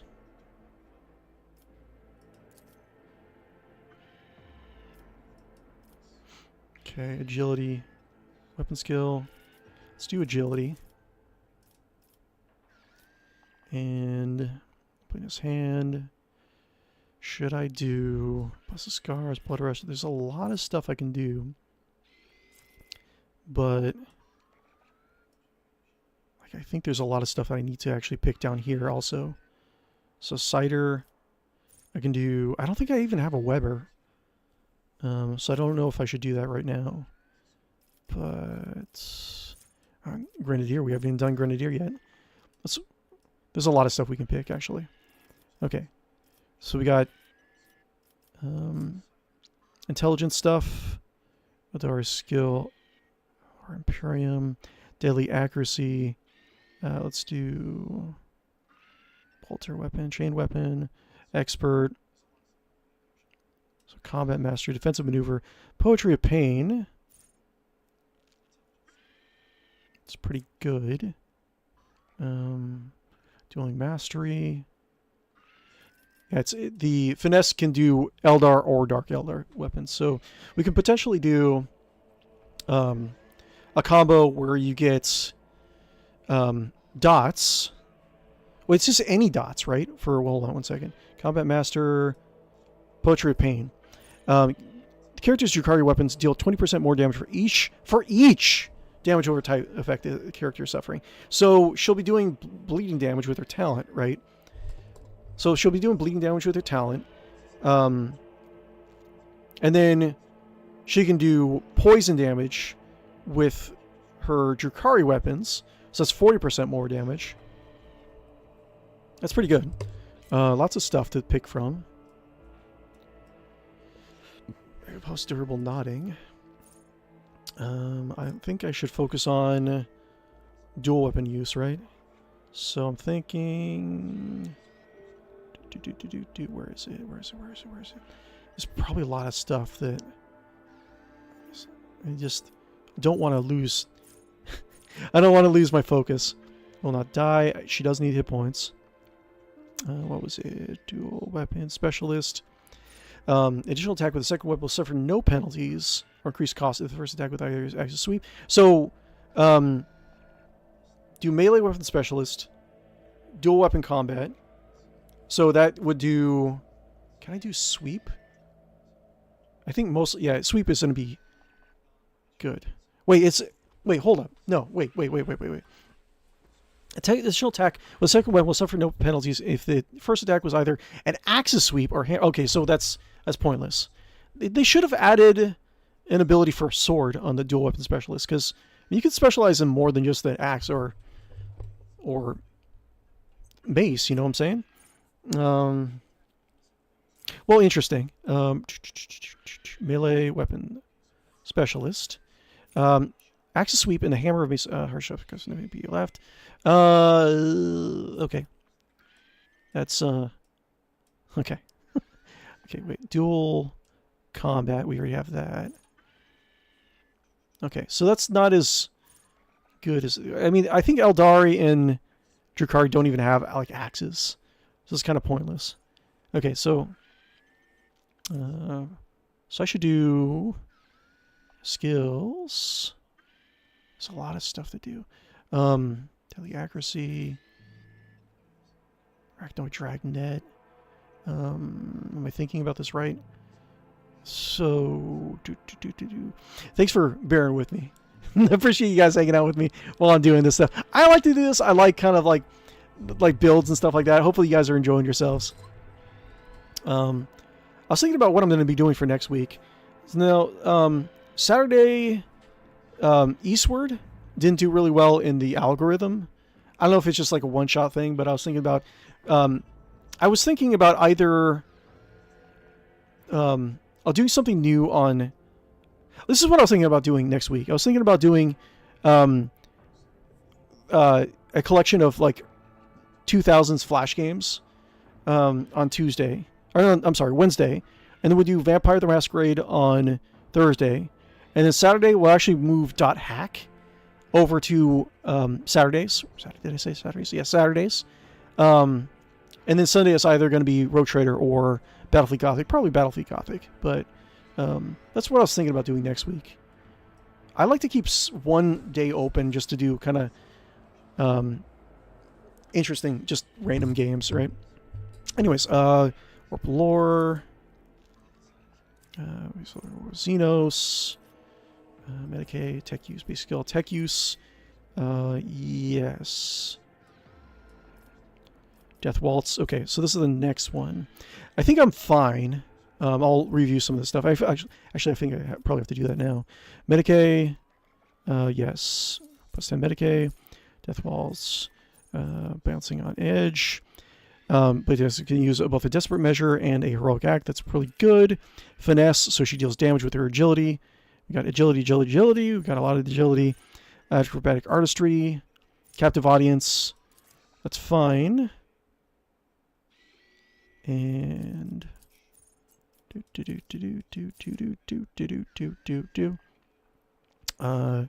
Training Intelligence, yes. Awareness, yes. Death Waltz, cool. Footsteps of Death, enemy killed. She gets every time an enemy is killed, you get +2 movement. That's not bad.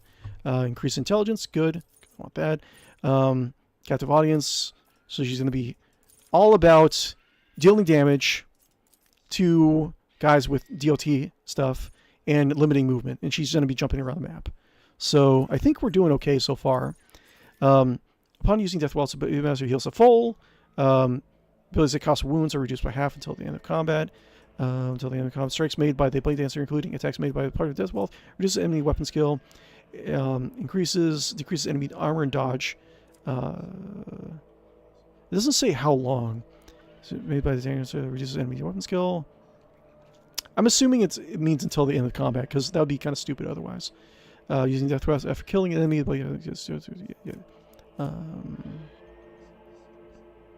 Yeah, I'd like to do that. More penalties. Okay. So, we can do Master Tactician. God, here's the thing. I think I want to do Arch Militant. Blade Dancer, the Arch Militant. Because Arch Militant, you can... It's based on doing different abilities. Right? Let's see here. And I can... When we get the Eldar, we can go back to Master Technician. Because I love Master Technician so much. So, Arch Militant is a formidable master of warfare, able to bend various weapons and styles mid-combat, be it melee or range or anything between. The Arch Militant is the best at it. It becomes stronger with every second in battle. Versatility. Whenever the Arch Militant uses an attack that is different from the previous attack, the Arch Militant gains a stack of versatility. All attacks are single shot, melee attack, burst, which she's going to be able to do that. Arch Militant gains +3 weapon skill and ballistic skill for every stack of versatility. Not bad. The Arch Militant has more stacks of versatility. Arch Militant also deals with extra damage, whichever is the highest, and superiority until the end of combat. And I can use heroic steady superiority and heroic sacrifice. I can use both, right? Until the end of combat, Archmilitant can make one additional attack each turn. First attack after using this ability. That's good. I think I'm going to do Archmilitant. Executioner Magnificent. Yes. I'll do Archmilitant. And then I'll do, with the Eldar, I'm not sure if the Eldar is going to be my new sniper or what's going to be going on. But, probably not. I'm probably going to make her, I'll probably make a weird build for the Eldar character. Okay, Archmilitant. Okay, we already do that. Let me go pee really quick. Be right back.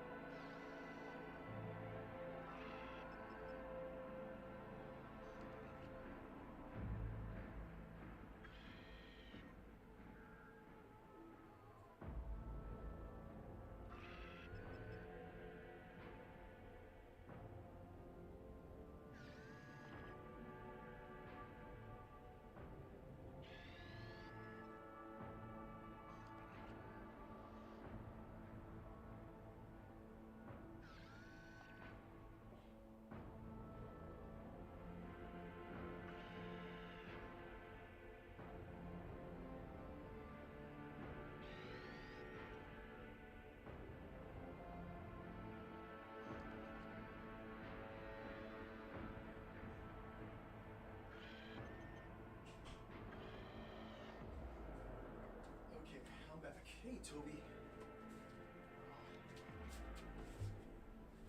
It's another sleepy day at the household. Everyone's sleeping. All the cats are sleeping. Everyone's really chill. It's a little chilly in here. Archmilitant's next attack, any attack, if it hits, will cause all targets to make a toughness resistance test with a -8 penalty. Based off of what? Based off of whichever is higher, weapon skill or ballistic. Interesting. If failed, the targets will suffer a negative effect based on the attack's damage type. And we have to remember also that we're going to, if we're using 𝕽𝖌𝖚 Pistol, the talent for that, getting additional types of debuffs or dots is a good thing.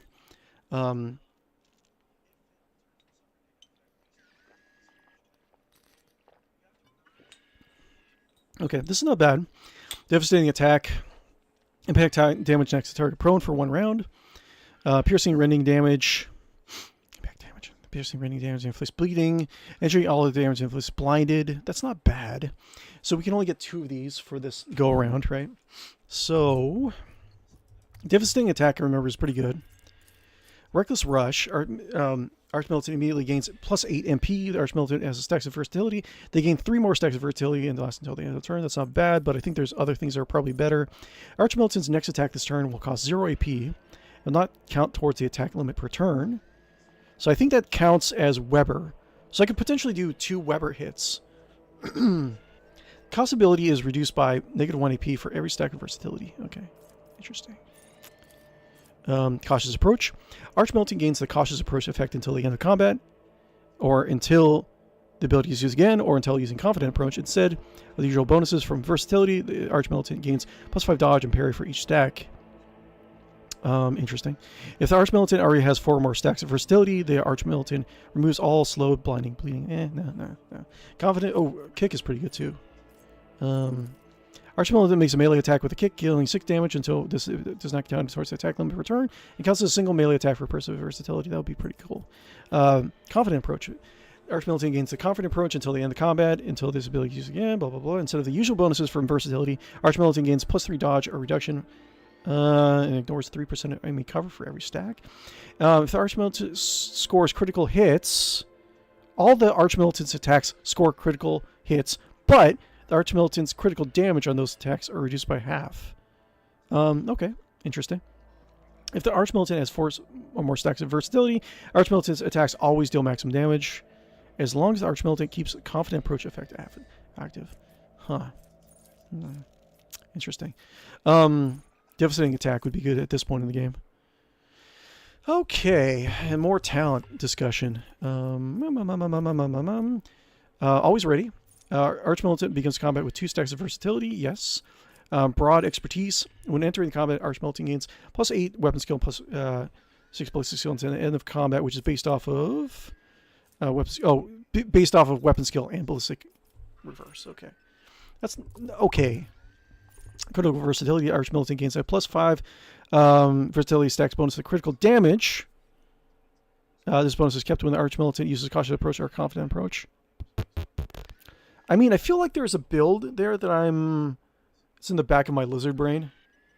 Interesting. Dependable. The Archmilitant gains a +5 number of versatility stacks, a bonus to armor. I mean, it's kind of weird. Like, I would only really want to do armor for my tank.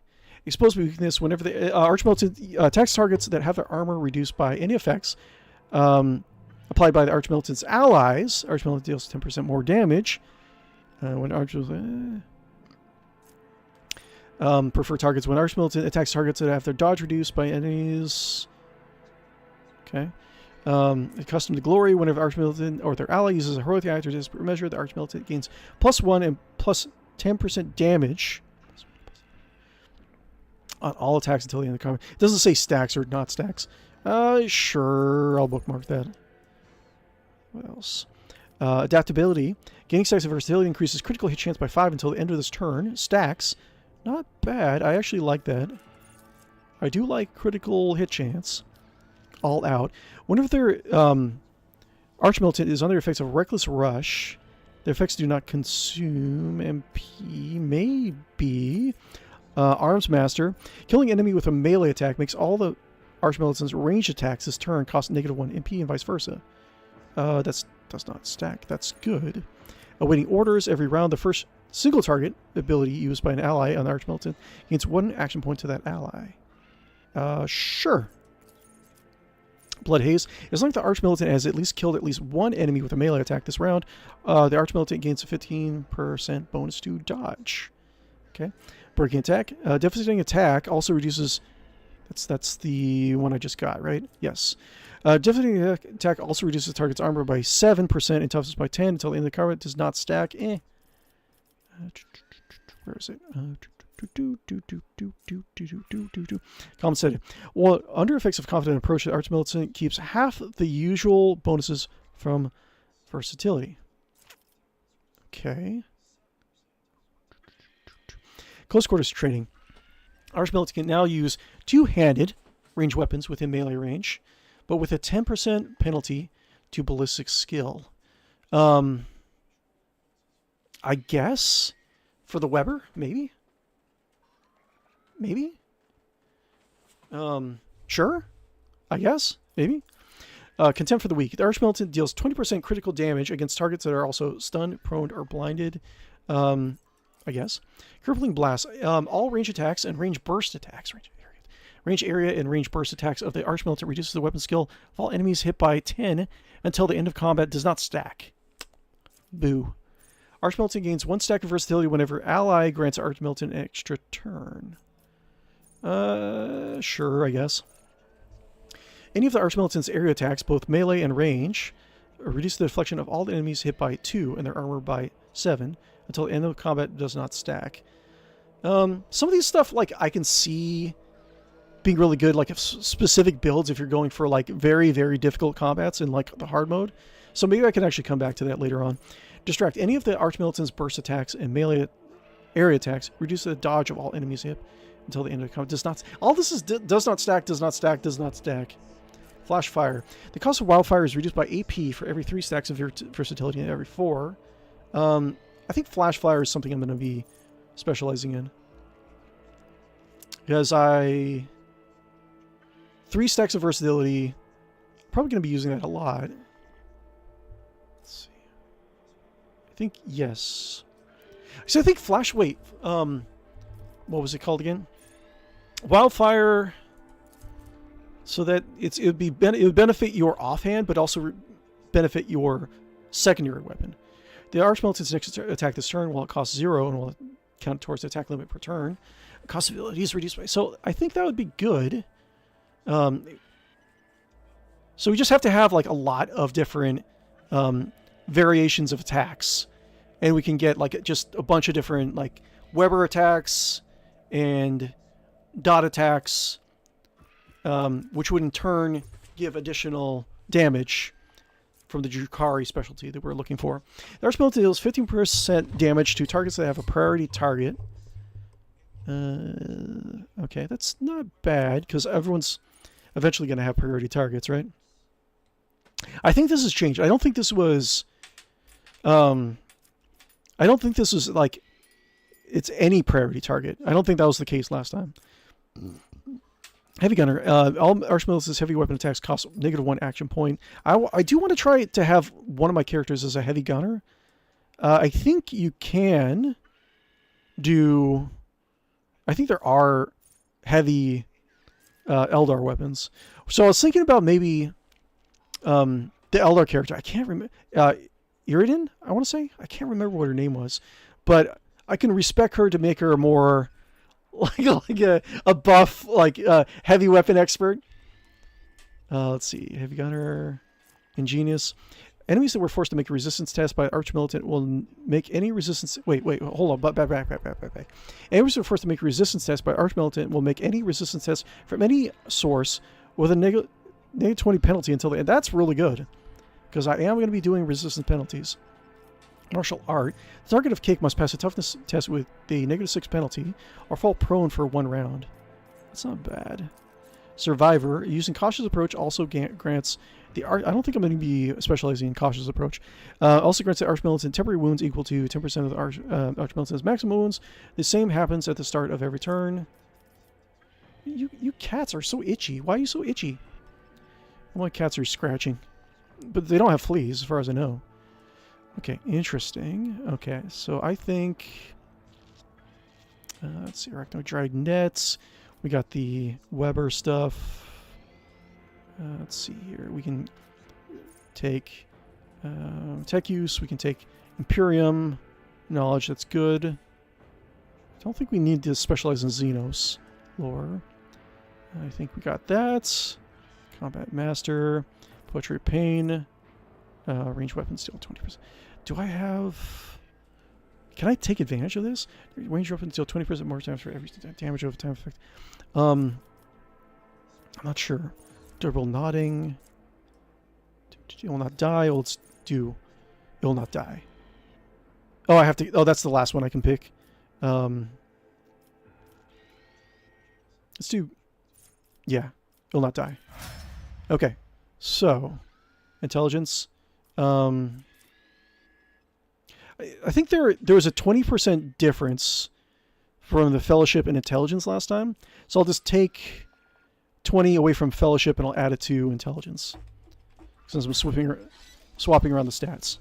Okay, I think that's good. I'm happy about this so far. Let's see. Dira... J... Stats... Let's see here. So Fellowship should be 35.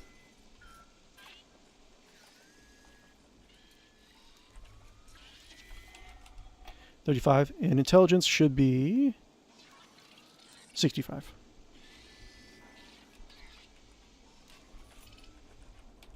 Okay. Cool. And now she's going to be my Intelligence character. Cool. I am interested. I'm thinking that this is going to be a very interesting build. Okay, so... And we got the... Once per turn, when the wearer scores a critical hit with a pistol, next attack with a pistol costs 0 AP. Okay, not as good for the kind of build I'm looking for, but...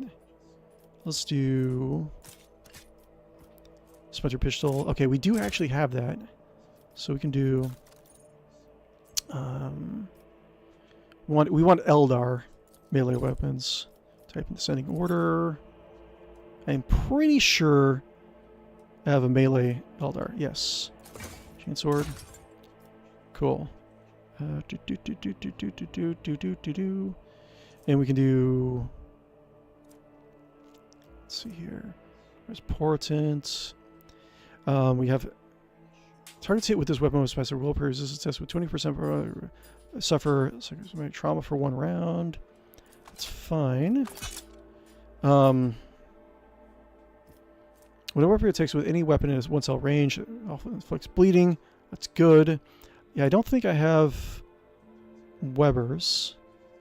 I don't think I buy Webbers yet. But I think that's fine. I need the upper weapon skill too. Okay. So I think this is going to work just fine. Have anything else?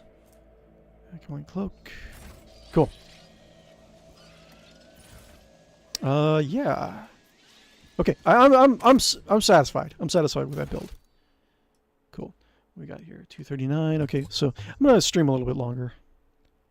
So, guys, if you haven't already, be sure to like and follow and subscribe on YouTube and Twitch, like so. Boop. Just hit that button. Just click that mouse. It really does help me out. I really appreciate it if you would do so. Trying to build up my YouTube audience to 500 subscribers if I can, just to catch up to my Twitch audience. Okay, so we have to make a little bit of a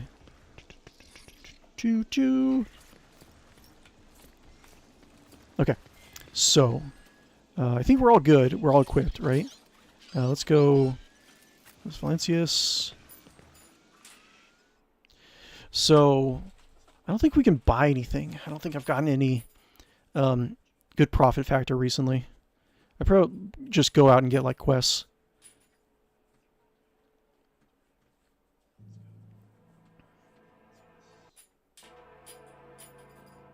Me me me me me me me me me me me me me me me me me. Okay, Dargonis. Let's go. I'm pretty sure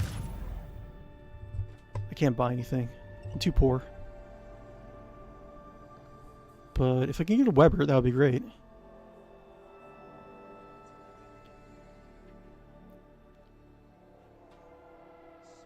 So I think that's what I'll do. Is I'll do I'll get the Eldar character next. I'll replace Ryek. And I'll have her maybe train her to be like a heavy Eldar gunner. That'd be very interesting. Heavy Eldar gunner and a tactician. Yes.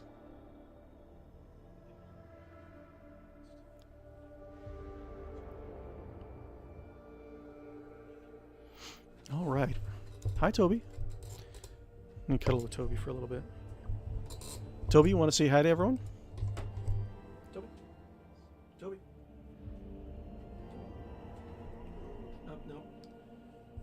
No. He's cleaned himself. That's fine. He's maintaining his beautiful old man fur. No, he's not an old man. He's just a kitten. All right. Generous.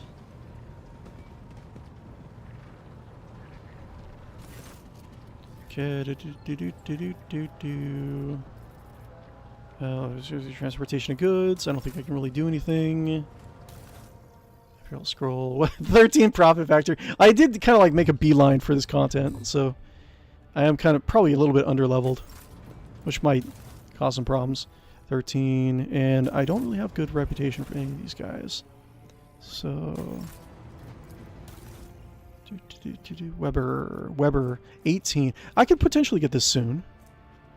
Info. It doesn't do any damage, does it? No, it does do damage. Okay. Net cannon, 2 AP, single shot.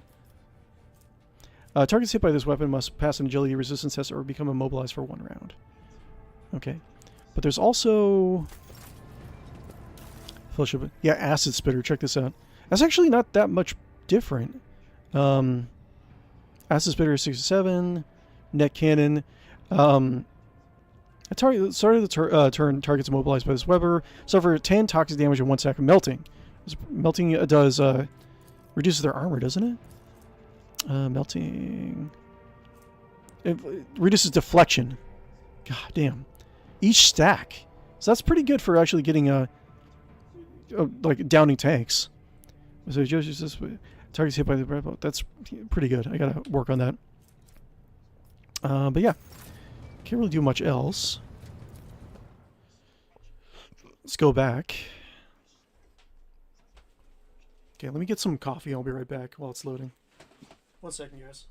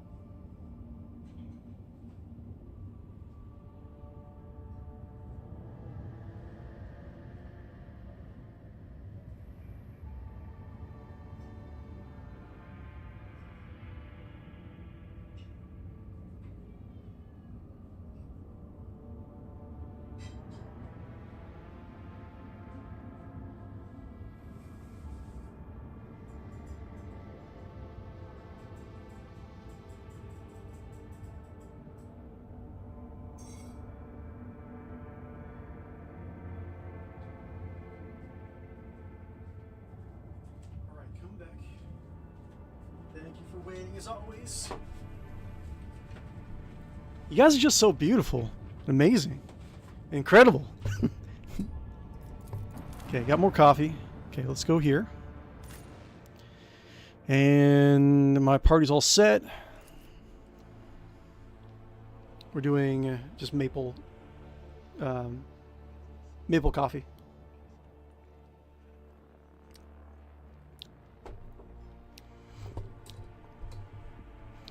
Yeah, I don't know if you guys weren't in my streams previously. I was talking about how I tried out a coffee recipe that was told to me like years ago, where you add like venison bone to the coffee grounds. You can't like find the recipe online. It's kind of weird. So I tried it out. It's kind of hard to find a butcher around my area that actually has venison bone. You have to get it venison steak, and then kind of get the bones from that. But you have to get it. You have to shear all the flesh off and like dry it and like prepare it and then put it in the grounds, right? And then you put a little bit of like maple syrup in there also. It's good. It tastes very rich. It is kind of easy to kind of make it. If you add too much or too little, it doesn't really taste right. But if you get the right amounts... Oh, this is a new cutscene. But if you get the right amounts, venison coffee does taste pretty good, I would say. Look at all these little people. Glory to the great rogue trader. Where is the rogue trader? I don't see him. Where is he? Oh, there he is, down there. Ooh, whispers.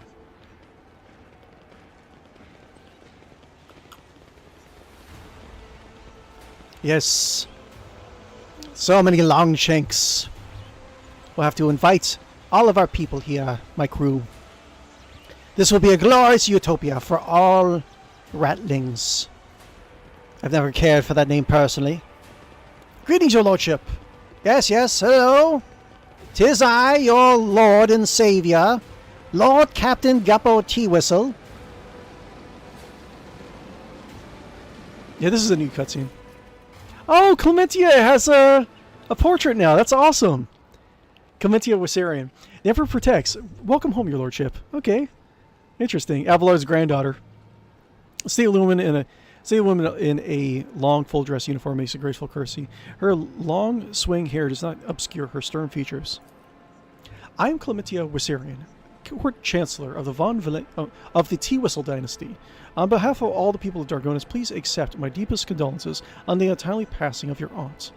Her departure is a terrible blow to us all, but as one star expires, another always flares to life. And although still overcome with bitterness and grief, your subjects still hope that you'll become the trade dynasty's guiding light in these trying times. 𝕽𝖊𝖊𝖊𝖗. The young man quickly brings a respirator to his burnt face and bows his head courteously. His raven black hair veils his burns and skull implants, and his thin metal fingers creak quietly as if he offers a welcoming gesture. 𝕽𝖊𝖊𝖊𝖗, Secretary at the Administrative Department. I hope your journey to Dargonis was not darkened by any unwanted troubles.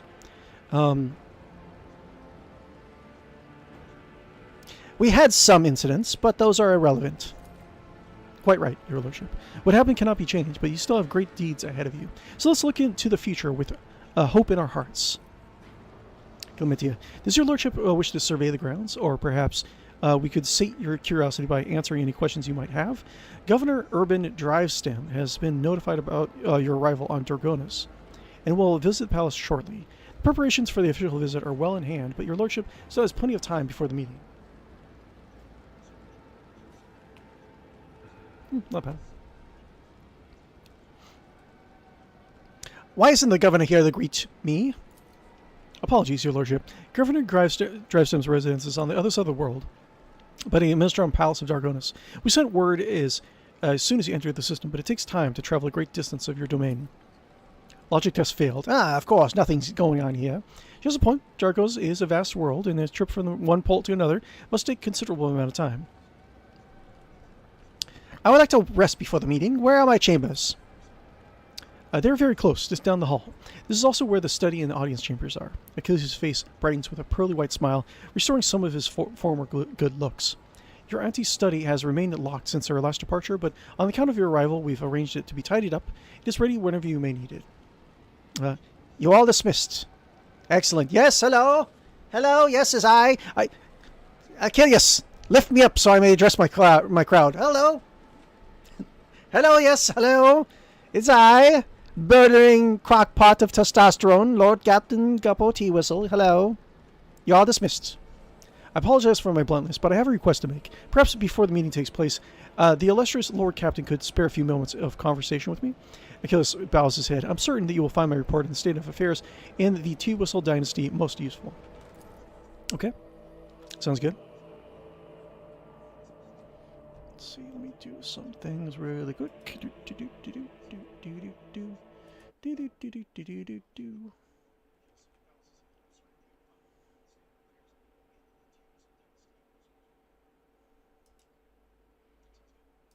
Okay.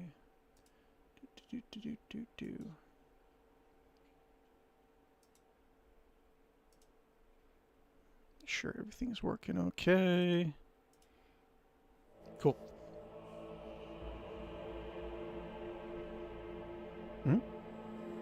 What's going on? What's happening? Cool. Excellent. So I have to talk to Jay. I think I have to talk to a bunch of people, don't I? So, save. Guppo Teawhistle. Stupid. Oh my god. Squishy halflings, yes. What we got? Where am I?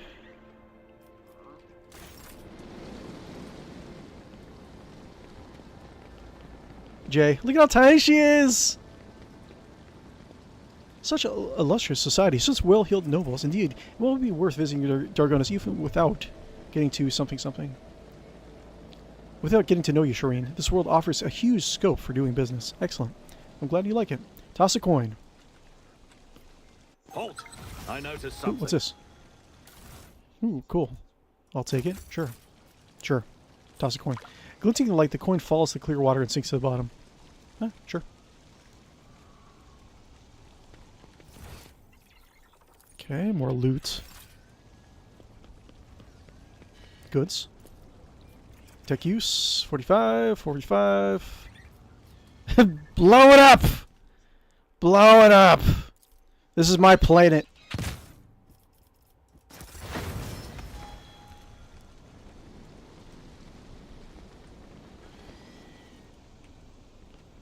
Kibilla. Praying. What are you doing? What you doing, Kibla? You praying? Make your people leave, Lord Captain Guppo Teawhistle. Their idle questions are getting in the way of my watch. Okay. Goods.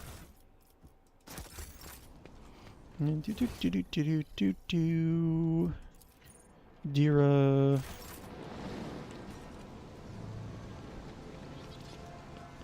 What's going on here? Am I not seeing Adira? I think she might be inside the palace. Maybe that's why I'm not seeing her. Glado. I think I have to go inside. Let's use palace. I think I actually have to go inside in order to talk to some of these people.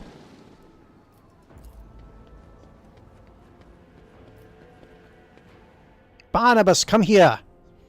Flap over here. Don't stray too far, my pet. Does someone want a cybernetic mouse?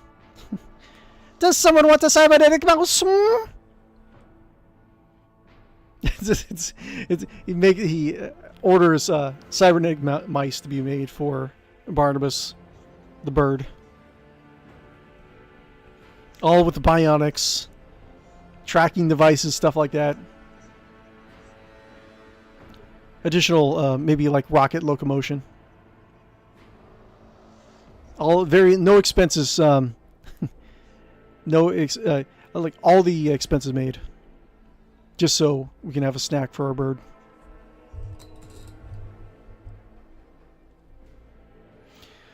Okay, we'll try to get some DLC done. If we have some time, we'll try to get the Eldar companion, and yeah, get some experience.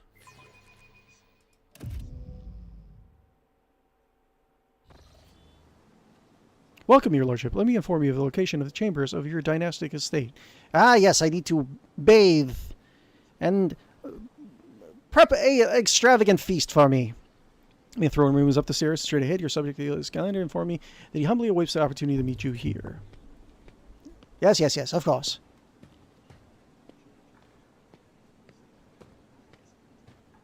Hurry! I don't want to read your dialogue. If your lordship wishes to rest after a long journey, their personal chambers are right to the stairs on the right. I do!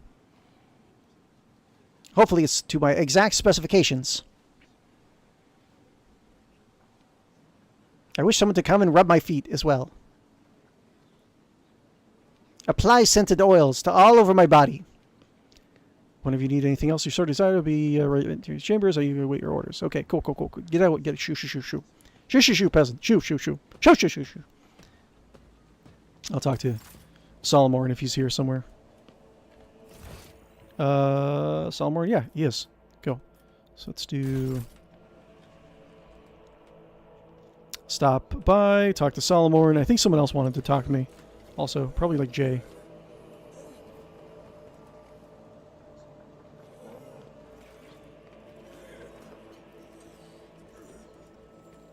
Come on. Yeah.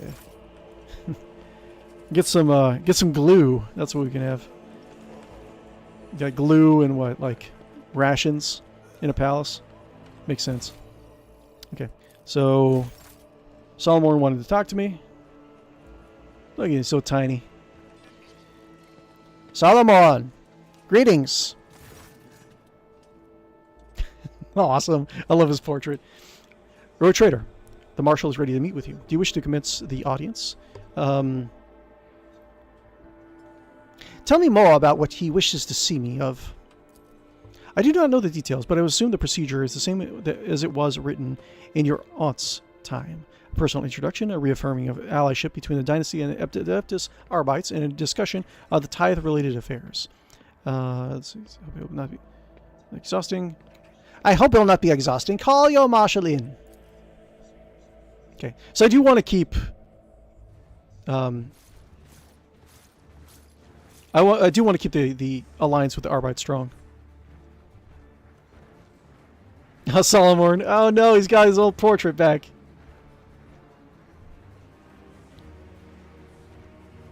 Or is that a different guy? Oh, he looks so cool! Marshal 𝕽𝖌𝖚 Strax. Two markedly distinct figures approach your throne. Marching in front is a man clad in Adeptus Ardbite's armor. He looks so cool.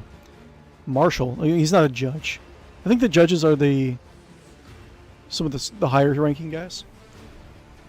He carries his helmet in the crook of his arm, but his stern facade serves him well as any visor could. He bows to you sharply. Okay, Captain Guppo has to be a little bit more diplomatic. You can't just dismiss some of these guys. Marshal Strax of the Adeptus Arbites. A dry shadow follows after the Marshal, an older woman familiar to you and likely to generations of clerks at the Administratum Palace. The ampleness of her robes gives the illusion that the Master of Seals is hovering rather than walking. Oh, she actually got out of her building. Okay. Prefect 𝕽𝖔𝖌𝖚 woman bows. Rogue Trader, Lord Captain Guppo Teawhistle. Greetings. I, Prefect 𝕽𝖔𝖌𝖚 greet you on behalf of the Adeptus Administratum. I'll now begin the due procedure of the official address to the ruler of Dargonis as formalized by amendment 4 and such. Blah, blah, blah, blah.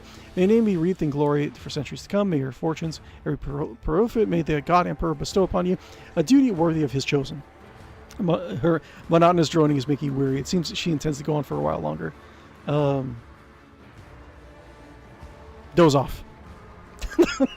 Your eyes drift. You slowly plunge ever deeper into the darkness of sleep, while a voice growing more and more distinct continues to wish you and your progeny epiphanies and boons of every kind until an awkward cough jerks you suddenly out of your swift torpor. The prefect, who appears to have finished speaking some time ago, is looking at you wordlessly as the Marshal, along with everyone else in the room. Prefect Master Seals. Wait a minute. You're a scribe and your name is Inscribia. For 34 generations, my family has served in the Adeptus Administratum. Okay, I guess that makes sense. I was given a name befitting one who comes from a long line of scribes. The prefect looks at you without blinking. She is either ignoring your disrespectful tone or has generally failed to notice it. Prefect, Master of Seals. Is that too many titles for one official? Is proportionate to my duties, your lordship. While I am involved with the Administrative Archiving Cogitators, I proudly bear the title of Master of Seals. In all other circumstances, I am a mere prefect. Distinction allows me to organize my work in due fashion. As you will surely understand, clarity and order are critical components to the sacred acts of maintaining and managing records. I do not recall seeing you at court. What is the purpose of your visit? Marshal 𝕽𝖌𝖚 Strax. He's so hardcore looking.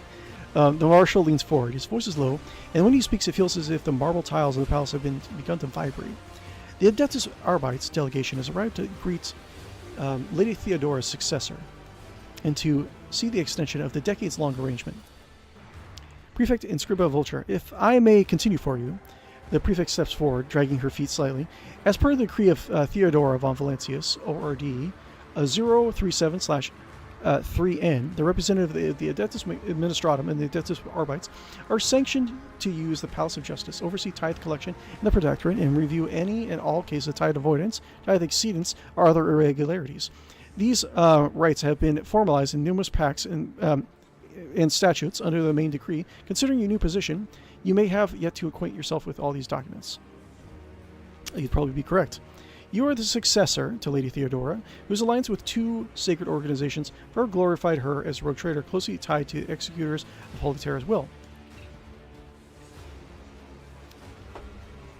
And as we are representatives of Adeptus Administratum and Adeptus Arbites, must verify that you are able to maintain this alliance that has brought such a repute to your dynasty. The prefect scrutinizes you as if trying to estimate your proportions and weight. Oh, that's racist. Look at me. I guess she doesn't like halflings very well.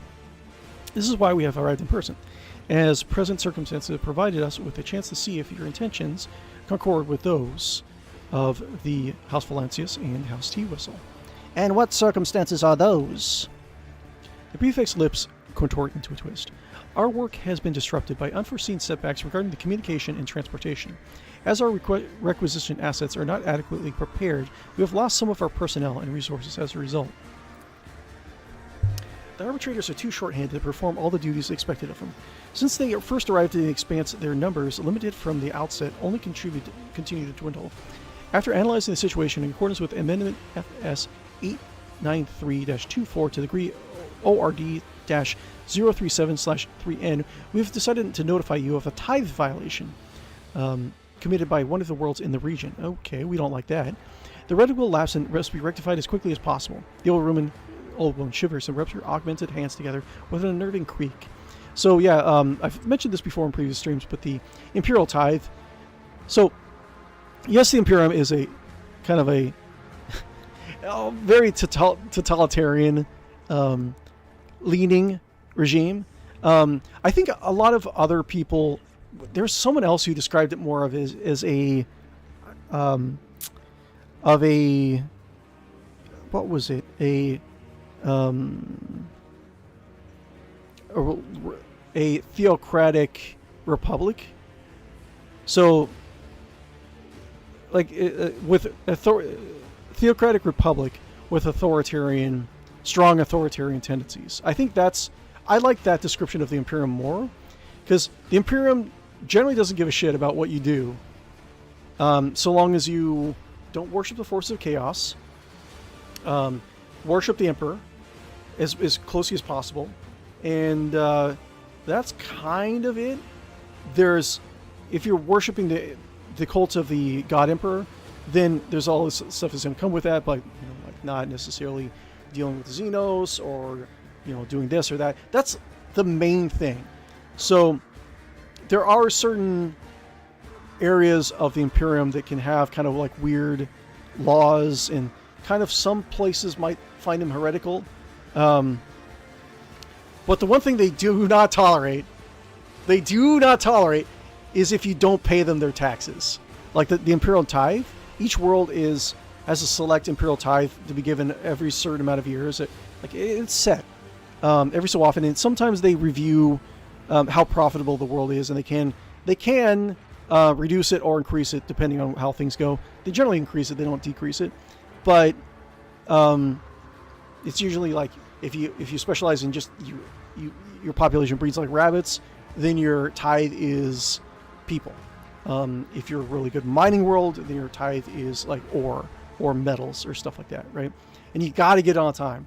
If you don't, there's very little wiggle room.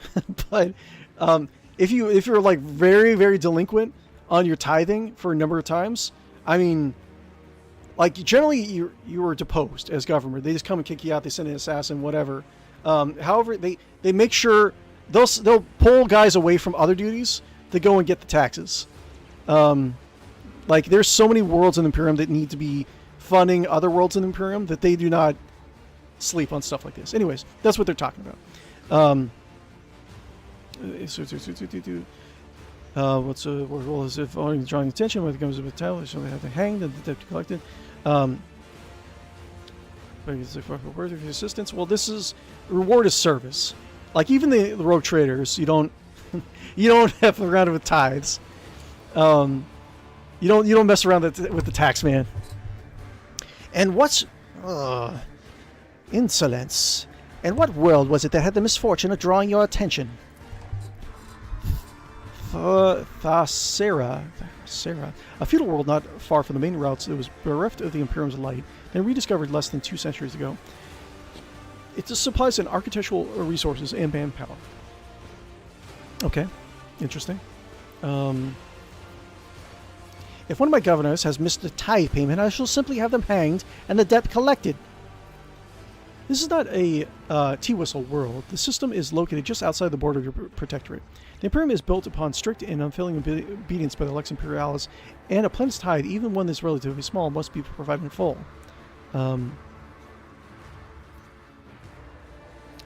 Of course, the Imperial tithe is a necessity for any world. I will offer you my help. An arbitrator will be assigned to you for increased security. Protector Anthar, front and center. The marshal's voice thunders over the arbitrator ranks, and Solomon Anthar marches over to your throne. Okay, he's still tiny. Nice. Marches over to your throne, his cyber mastiff at his heel. Thank you for your support. I will go to Tharasa as soon as I can. The Emperor protects. Cool. And once again, no specific given, of course. And my reports, no one ever stops to think. Ah, you're dismissed. Adept. Scribe. Excellent. Have my capital. I'm very sleepy now. I wish to sleep. Let's see here, Dira. Can I talk? Ah, good old Argonis. It's boring here without Lady Theodora. She loved to liven up the sleepy place with a couple of crazy decrees and public floggings of flabbergasted nobles. Cool. Committing Wissarian, Jay. I think, wasn't someone else waiting for me? I think it's, whatchamacallit? Mr. Hidari, my patience is not easily exhausted, but you're coming very close. I should repeat myself. No, I will not be something something.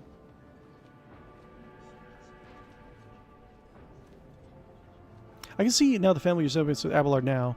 You cannot see further than your own nose, my dear Clementia. It wasn't a bribe. Let the road trader decide.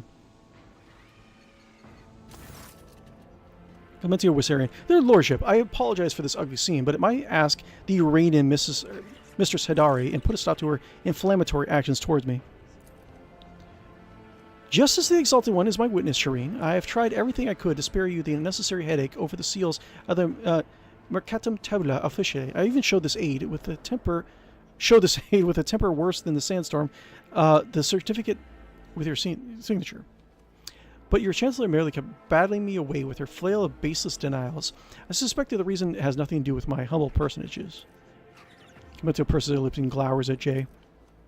Oh no, this is not about me at all.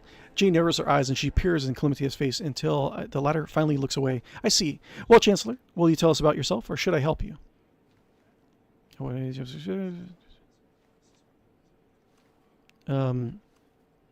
Mrs. Wissarian, I require the document to be certified. Where is the Kurt Servitor, the Keeper of Seals? I'm afraid that my words may anger your lordship. Clementia lowers her head in shame as if offering up to be removed from her shoulders. Oh, jeez. The seal that you're looking for was lost over a quarter century ago.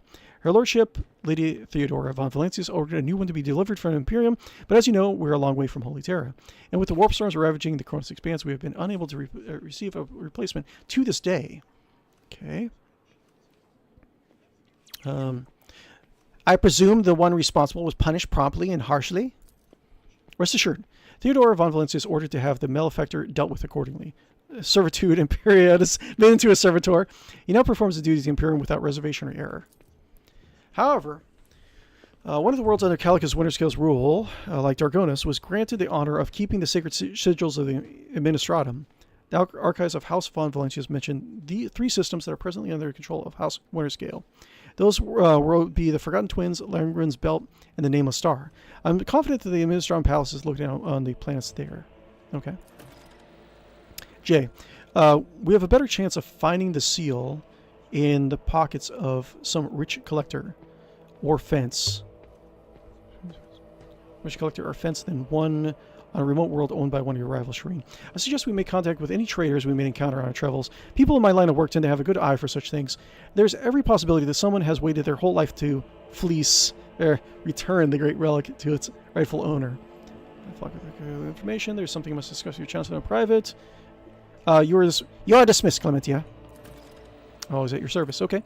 Well, more stuff to do. Sucks. It's the burden of being a magnificent, sexy bastard like Captain Guppo Teawhistle. Okay, what time are we at? 3 hours. I think I have to talk to Heinrichs. Oh, maybe not. The slender figure, clad in robes made from expensive fabric, shudders from violent coughing. Pressing a gilded respirator to his face, the man takes several deep breaths. Heinrichs, Achilles, has been many moons. I hope your cousin is feeling well. Achilles slender. Achilles covers his burnt lips, trying and failing to suppress a coughing fit. She is in good health. She sends her regards to you as well, and her wishes for your swift return. Heinrich frowns. For as long as the stars shine in the sky, my vigil continues. So it does. Achilles thumps himself on the chest with his augmented hand. You hear a clanging of metal against metal. Ah, yes. Captain Guppo would definitely perk up about this. Ah ha ha! I'm not so foolish to have failed to notice a conversation in code. Your insight deserved credit, Rogue Trader. Then again, I expected nothing less from Theodora von Valentius's successor. Heinrich looks at Achilles. Allow me to introduce Achilles Scalander properly. In addition to his duties as Secretary of the Ministratum, he acts as an agent of the Golden Throne under my aegis. Master Scalander was... Do I have to get rid of Scalander as well?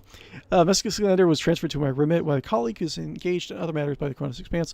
I'm sure you'll find Achilles' service useful, especially when dealing with the schemes of humanity's foes within the borders of your protectorate. Greetings, my Lord Captain Guppo Teawhistle. Allow me to again express my deepest condolences on the loss of your aunt. I will do everything I can to track down and destroy all of Conrad Voigtvir's accomplices on the capital world. Do you know anything about what happened to Conrad Voigtvir? The former Master of Whisperers is a heretic and a traitor. Achilles nods grimly. Word of his treason has already reached Dargonus too late. Conrad came to the planet and almost left it immediately. Once he had sown discord amongst the minds of the gullible and the naive. The worst of the rumors he started was that you were the one responsible for Leader Theodora's sudden demise. Of course, you're... I think I heard... We didn't find out the last campaign why or how Theodora died, but I heard... I think I found the answer online. That's actually kind of funny. Of course, your loyal subjects did their best to skin alive anyone who shows signs of doubt, but it seems unlikely the Wardens got it to everyone who showed doubt into their heart and now nurses it in secret. Tell me about the Protectorate. I've already forwarded all the official reports to the Seneschal. As for the conversation we're having right now, you wouldn't trust any paper or data slate with its contents. You see, Lady Theodora, may the Emperor have mercy on her soul, was perfectly aware of Dargonus' political environment. You, however, only have just arrived on Capital World, and I thought it would be best to bring you up to speed. Frankly, the nobles of Dargonus, more likely the nobles of them on most worlds, are akin to the spiders in a jar, ready to pounce on whoever the weakest or whomever they deem to be the weakest. The nobles of Dargonus are well-respected, rich, and powerful individuals who held Lady Theodora's favor for many years and found ways to rise above the rest by diligently serving the Rogue Trader. Every family pursues its own selfish interests, and each one expects that the transition of power they will retain and even add their lands and wealth. The families I would recommend giving particular attention to are the Drivestems, the Gapreks, and the Sarbeks. I should also mention there were Sarians, not a noble house per se, but a family that is part of Leodora's inner circle, to the Blue Bloods' great displeasure. Yes, of course. You can deal with all that. Was there anything else you wish to report? There was, your lordship. At this time, it concerned the main reason for my presence on this planet, Xenos and the threat they pose to both you and the humanity as a whole. The last few months have been difficult for the people who report to me. My eyes and ears scattered throughout the Cronus Expanse, warp disturbances, astropaths overcome with madness, ships disappearing in the immaterium. Many of my observers and contacts have gone dark or have been killed by some calamity or another. Still, I managed to establish communication with some key individuals who were able to warn me about incoming threats, including Xenos raids. Achilles looks at you in the eye without blinking. It is within my power to supply with intelligence on where and when the Xenos will be struck next. I do not doubt that Governor Drivestone will beg your protection against the Xenos, and in this fight, information from my contacts will serve you well. I beseech you, Lord Captain Guppo Teawhistle, if I ever report the threat looming over a ship or planet, do not dismiss it. Sometimes it will take an intervention for the Rogue Trader and the mighty void ship to avert a disaster. Yes, of course. Yes. Of course. I must take my leave. Achilles bows. According to the message I received a few days ago, Governor Drivestone arrived in court. Mr. The Councilor is already preparing to arrange the meeting. All that's left is you the nose. Okay. I think what we'll do... we don't need to stay here, as far as I know.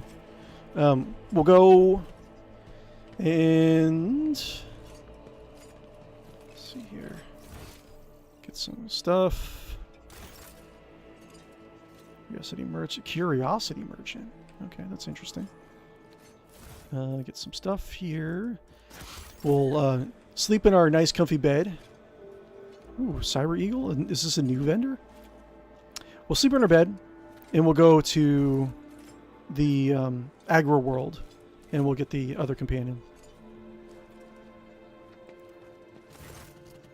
A finely dressed man greets you with an incredible radiant smile. His meticulously polished jaw augmentation reflects the palace interior as sharply as a mirror. Allow me to introduce myself. I am 𝕽𝖌𝖚 𝕿𝖗 a collector of curiosities. Perhaps your lordship will find something useful among my offerings. Ah, yes, I am. It seems we have a similar style. That is a beautiful saber eagle. What is its name? His polished jaw is shining. 𝕽𝖌𝖚 extends his hand towards the bird, and a hand likewise made of shiny metal. Her name is Aquila. As soon as I saw her, I knew a creature of such proud grace simply must be properly taken care of. Now the Aquila is an integral part of my life, and as I am of hers. With a shrill cry, the eagle stabs her benefactor's metal palm with her beak. The medic groans while the merchant is still smiling, as he modestly puts his hand back in his clothes and out of sight. Apologies, Aquila is still getting used to my replacement extremity. She liked the old one better. Judging by the Aquila's displeased look, the bird fondness for their owner's original extremity was of a limitary rather than affectionate nature.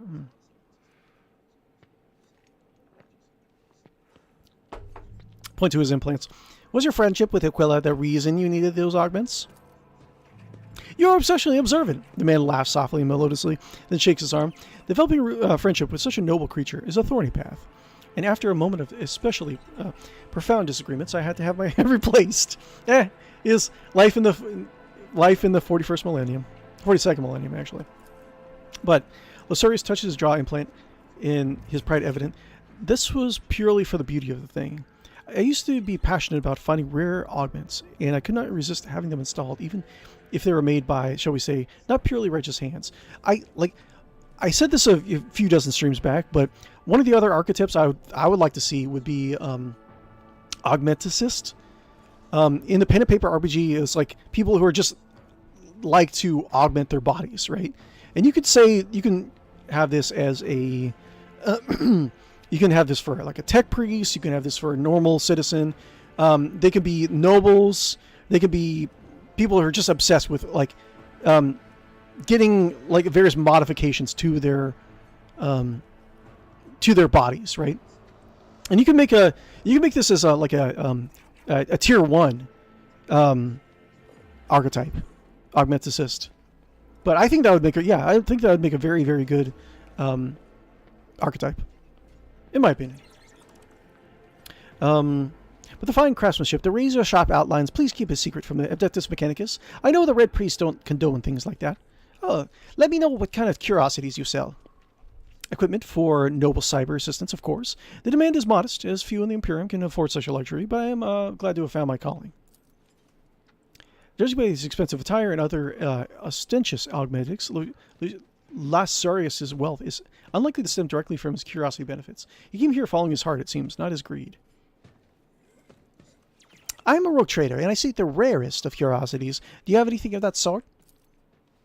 My collection will offer you the biggest and broadest choice in the expanse. However, even a devoted enthusiast like myself has his limits. There's a certain captain who owns a unique protocol. Okay, interesting. Family heirloom, which he has refused to sell to me. His ship is called the Renegade's Fall. Perhaps if you can chart a path to his hoarded treasure, I'll send you the coordinates of the place where we last met. Yes, let me see your curiosities. Curiosity merchant. Okay, interesting.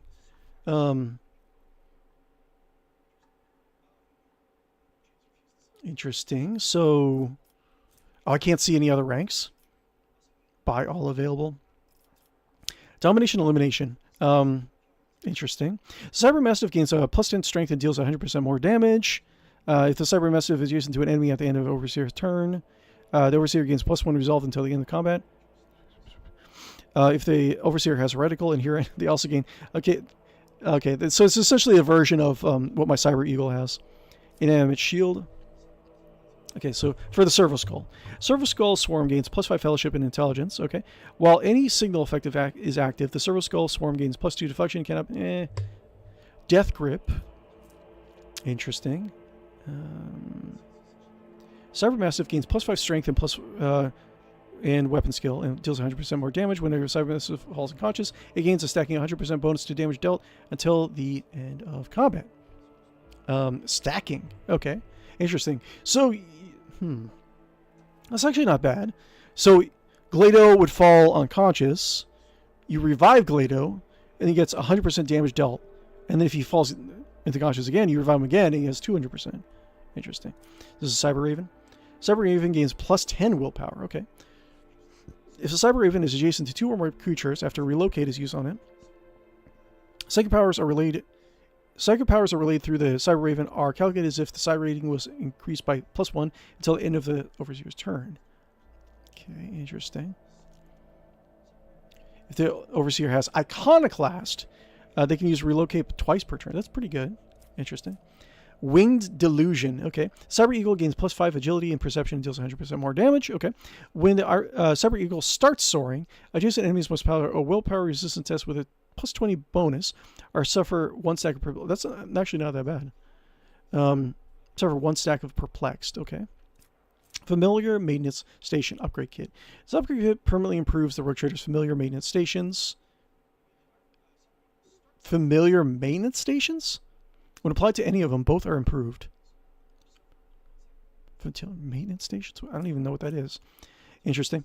Cyber Raven key characteristics. Cyber Raven gains plus 30 willpower. Interesting. The Grave Chill.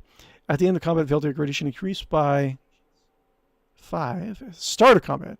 Okay, so okay, I do like breaking reality. When Veil degradation is 10 or more, Cyber Raven suffers no.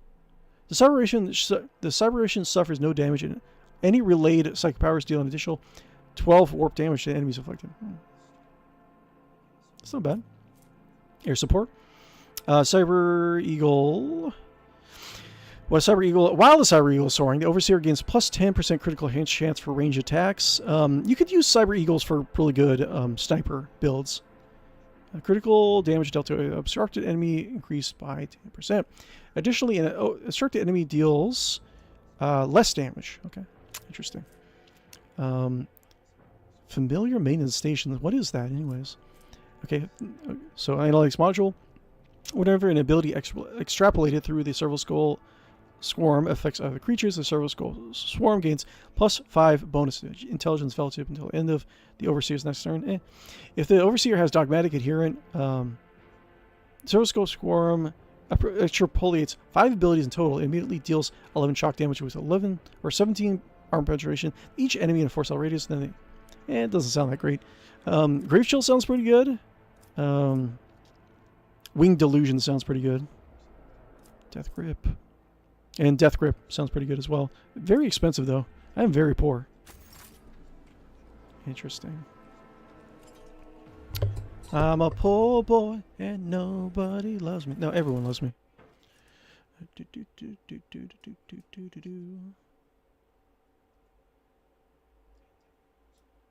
See here. I think my stream is being kind of weird. Hold on one second. Okay,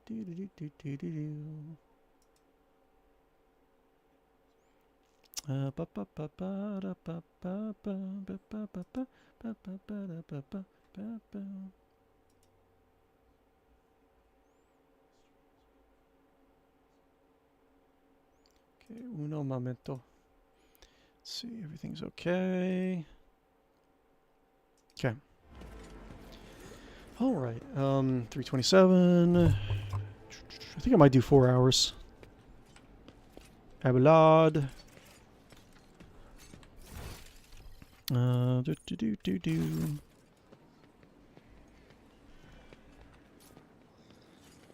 Goods. Talk to Cassia, maybe. Let's see, demolition, 50%. Blow it open! I want that trash can. I want that tin can. What do we got? I want those engraved flasks. I want those rare cloth dyes. I want those subdermal gems. Oh. What? Wait, did someone level up? Yeah. Okay. Interesting. All right. Cassia, do you do anything? My compliments to your taste in art. The collection here is most amazing. Okay. Go to my bedroom and sit in a fluffy bed. Snuggle up with my cyberbird. We need to investigate. Oh, what's this? Snuggle up with my cyberbird. Breeze catcher boots. When the wearer moves through a cell occupied by an enemy, the wearer gains plus 15 dodge against the enemy's attacks until the wearer's next turn. Sure. Why not? Snuggle up with my cuddly cyberbird. He has, or she, wait, should be, it's more of a he has a two-headed visage. There's a flat mark on the polished metal place where it was likely left by a glass. Auntie, not taking clear of the thing. What's this? Remains of a plaque can be seen on the frame. Alas, the encryption is completely indistinguishable due to the patina. Conjugator is producing rhythmic sounds, among which a faint ring stands out. Oh, Barnabas! You have a little perch! You're so happy! Hi, Barnabas! Can I talk to him? Ah! A fierce battle is unfolding on Barnabas' perch. The giant bird's two heads have clashed in a bitter fight. It's impossible to determine the cause of this conflict, but you feel certain you should intervene. Let's see. Brutalize the foolish bird.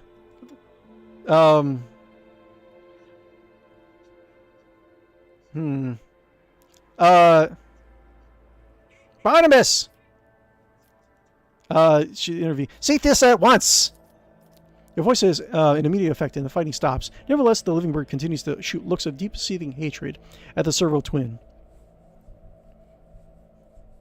Ah, Barnabas. You're the most noble creations made by human hands that I have ever seen. Do you know that? Barnabas responds with a nod of calm dignity and a clack of the hooded beak. The second mechanical head repeats the living one's gesture. It's not quite like it's like almost a humanoid head. It's not almost. It is. Ah, yes. What do you need? Would you like a servo mouse? Yes. There you go, my beautiful baby boy. Creature's living head jerks forward and catches your offering. The mechanical head, free of the deficiencies of flesh, remains entirely unmoved. Ah, yes. Do you know what this is, Barnabas? Make the sign of the Aquila. This is you. You are the symbol of the Imperium, Barnabas.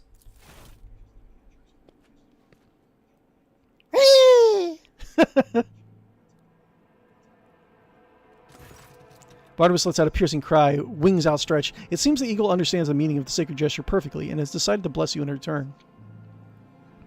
Fly around with stretch your wings. Fly around, Barnabas! Stretch your wings. Let the people be inspired by your majesty. Ah, my beautiful baby boy.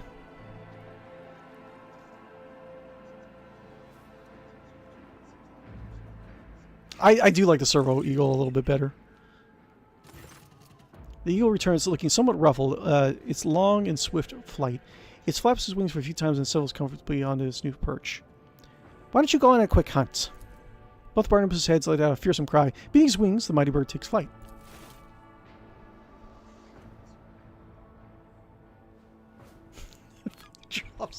Drops like a human corpse at my feet. Oh, Barnabas, you're so silly. Upon its return, the eagle throws a mutilated piece of a person's chest at your feet. A trophy from the hunt. An aquila on a leather strap glints at the mangled mess of skin and flesh. You barely identify the blood-stained shreds of fabric and a fragment of the robes of an ecclesiarchy servant. Looking at the grim wounds gives you a good idea how much torture this sacrilegious fool must have suffered before he met his untimely demise. Right. Ah, yes, Barnabas, my baby. My sweet, blessed boo. Ah. Is he gonna peck me? As your fingers brush against the rough feathers, Barnabas lets out a chilling screech. You feel as if the bird is about to sink its talons into you, but under its master's commanding gaze, it quells its bloodlust. Ah, yes, Barnabas. Ah, such a magnificent creature. Okay, that's interesting. Do I... I have my fiber eagle. I don't know what that is. This is my desk. The antique piece of furniture is obviously well cared for. Its surface is still covered with lots of scruffs, scratches, and stains. Traces of something, something. Traces of the previous road traders who sat at this table. Do, do, do, do, do, do, do, do, do, do. Boo. Save. Might have to... Hopefully I'll get lucky the first time. I won't have to do this too many times. Cool. Melted weapon... Wait, so can this be used by Eldari? Must not have the features. No, they can't use it. Damn it. Multi-multa. I do want to have someone with heavy weapon proficiency.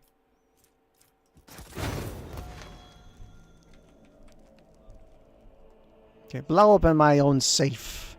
Barnabas, did you see what I did? Your master has his humors. Let's get some fresh air, Barnabas. That was a good hunt that you did.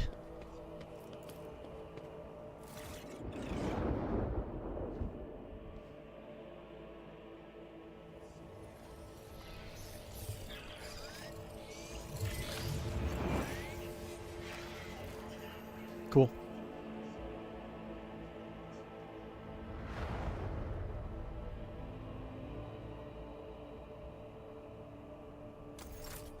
Interesting. Ah, what a beautiful baby boy. My little chickadee. My little prince. My beautiful, wondrous creature. How I love you, Barnabas. We got here. Wait, is there... Wasn't there a hidden thing? Wait, can I not sleep? Ah, boo. Okay. I think there is a secret passage somewhere around here. That's okay. Let's go back.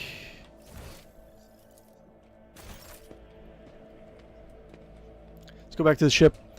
We'll go to the aggro world and we'll get our final companion.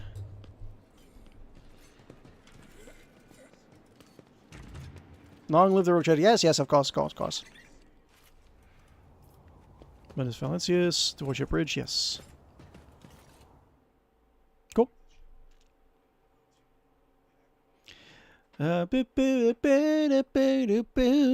Barnabas is soaring through the air, flapping his wings. Flap, flap.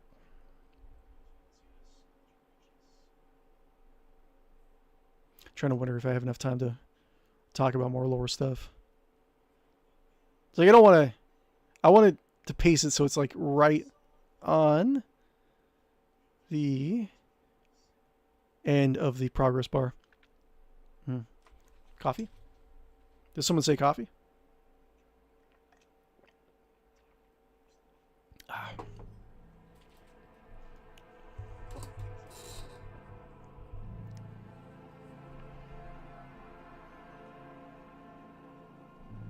Hmm.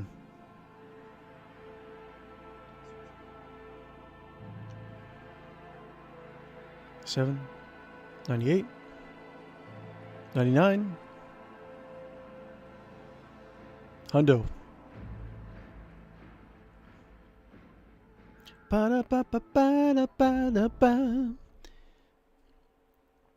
My beautiful baby bird flies around.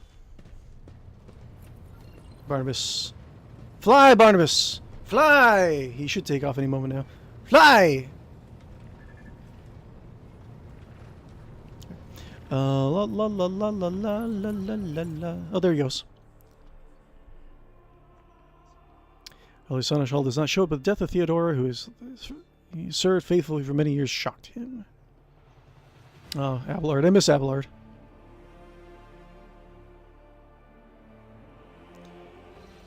Okay. Let's expanse. Me me me me me me me me me me me me me me me me me me.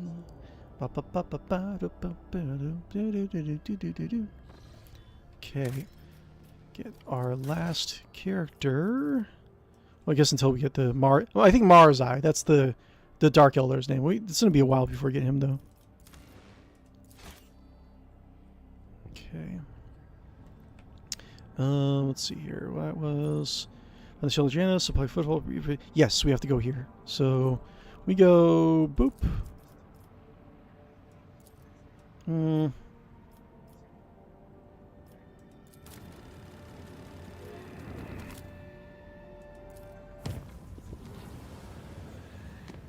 Okay, and then we can go here. Oops. Wait. Boop, boop, boop, boop, boop. Oh, all the way down here.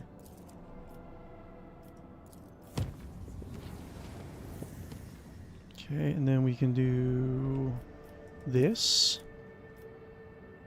Yes. Simple enough. Permission to report. Your proctor has arrested many voidsmen and is demanding his execution. A repeat offender, he says. Please do something, Lord Captain. Who is this voidsman?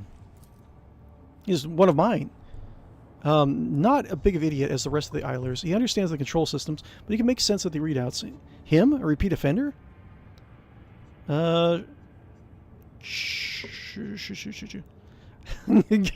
Solomon may execute these things necessarily at the end of it. I mean, it's kind of within character from just kind of like pawn off his responsibilities.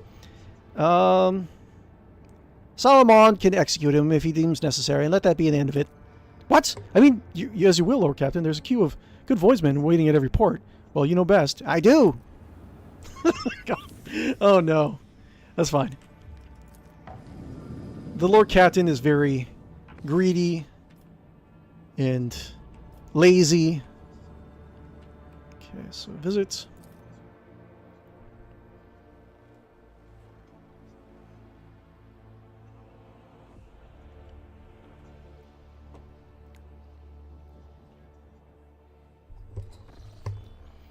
Lord Captain, according to the telemetry, the parameters of the system match those of Telecos Epsilon, home to Agrworld Janus that belongs to the Van Valentis dynasty.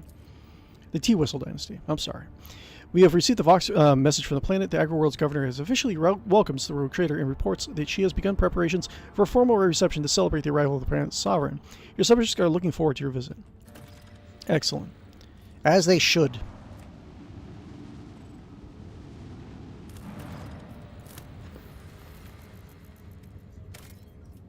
Ah, yes. 100% plasma batteries.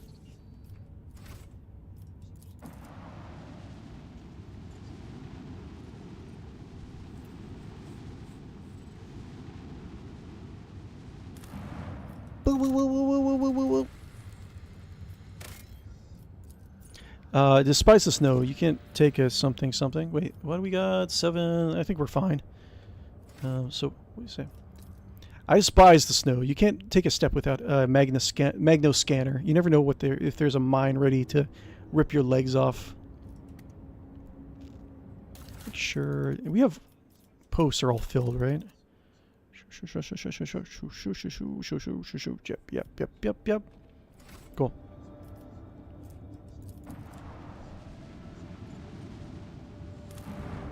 Woo. Cool. Boop.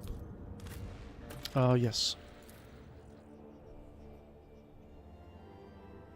You can select answers and dialogues using number keys on your keyboard.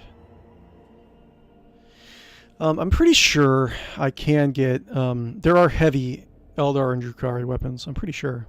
So, I could do... heavy Elven Gunner. I could make her into a melee, but I think... I don't know. It feels kind of weird having, like, one real melee character. I guess not. I don't know. Yeah, I think I don't know. I don't know. I'll probably end up respecting her somehow. I think I'll go with my original idea. I was going to do heavy weapon Eldar with the Master Technician as a secondary ability.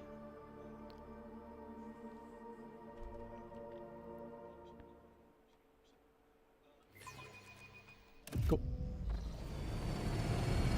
La la la la la la la la.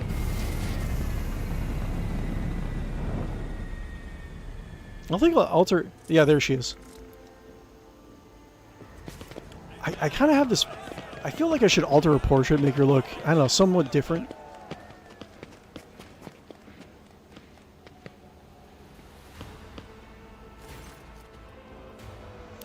𝕽𝖔𝖌𝖚, a lavishly dressed noblewoman in an opulent silk gown, watches you with an expectant air, but then gracefully bows her head. Gem-encrusted implants protrude from her arms and neck. I welcome you on behalf of the noble house Viet Ab Aram. My name is Vistenza Janus Viet Ab Aram Afcronus. By the grace of the Emperor and the will of the rogue trader Theodora von Valentius, I serve as planetary governor and imperial commander-in-chief of this world. In truth, your arrival in the palace of the esteemed Lady von Valentius is quite unexpected. My auntie is dead. I am now the de facto heir of the von Valentius dynasty as well as the Teawhistle dynasty. Such tragic news. I'll see that the planet observes a month of mourning. As you should. For Janus! Oh no!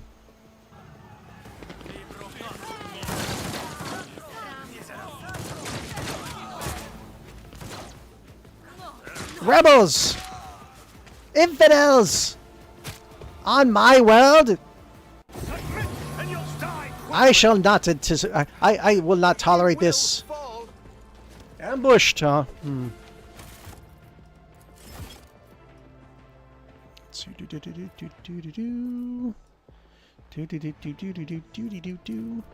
But what if pie? Always a good question.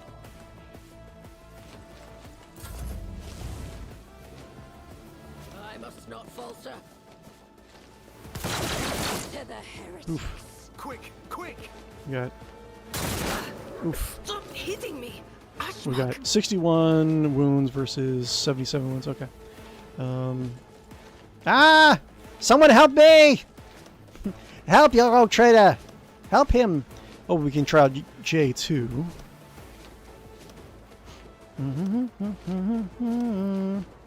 Let's try J. J, let's try her out. Not a problem for me. Okay. These have no cover. There's a voice of command. This would ignore enemy block and dodge.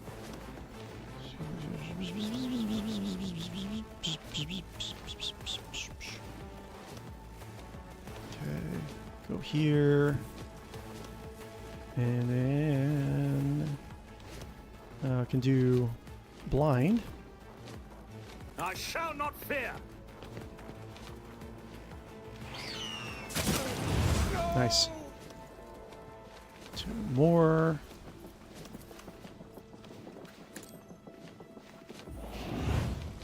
Okay.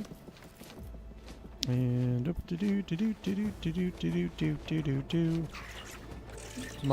Molly. I can do Molly or I can do J. Let's try a couple Already done. moves from J. Okay, so this is the first test to see if this build works out. Infernal Khan, what's going on? This is one hell of a PTF and we're really in line. Let's see here. So, what's going on, dude? Okay, so we have our next attack. If it hits, will cause all the targets to make a resistance test with a negative 12 penalty. Okay, so.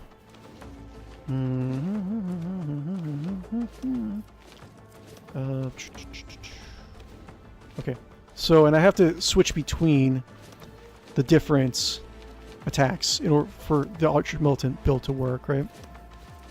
And next effects beating a 13 all targets hit.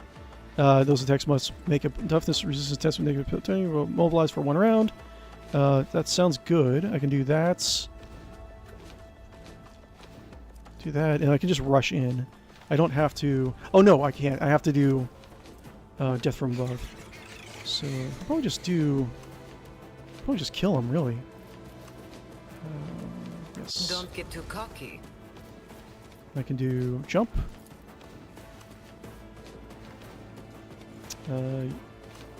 Yes.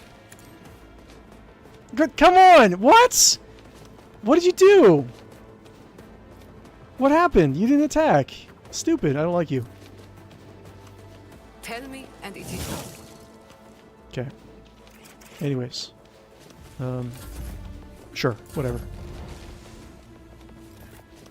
Okay. So this should still work. Blade Dance. So I should do 12 to 15 hits. Ba-doo-ba-doo. And it didn't do captive audience You've got too. a problem, I've got a price. Okay. Phones. Okay, so we do 17 through Don't 21. get too caught. Whoa. I want the So medal captive for that audience. one. And I just want to make sure that everything's working with the dual weapon. So this should still work. I can do that with the right incentive. Okay, cool. Excellent. Excellent, excellent, excellent. Which, Infralicon. Oh, you added a mod to change the archetypes? Yes, this game kind of needs that one. Yeah, we modded, all the characters are the equivalent of Space Halflings or Ratlings in Warhammer 40,000.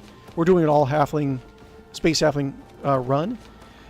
We modded the, we respect all the characters. So all the Halfling characters have negative 10 strength and toughness, plus 10 perception and agility.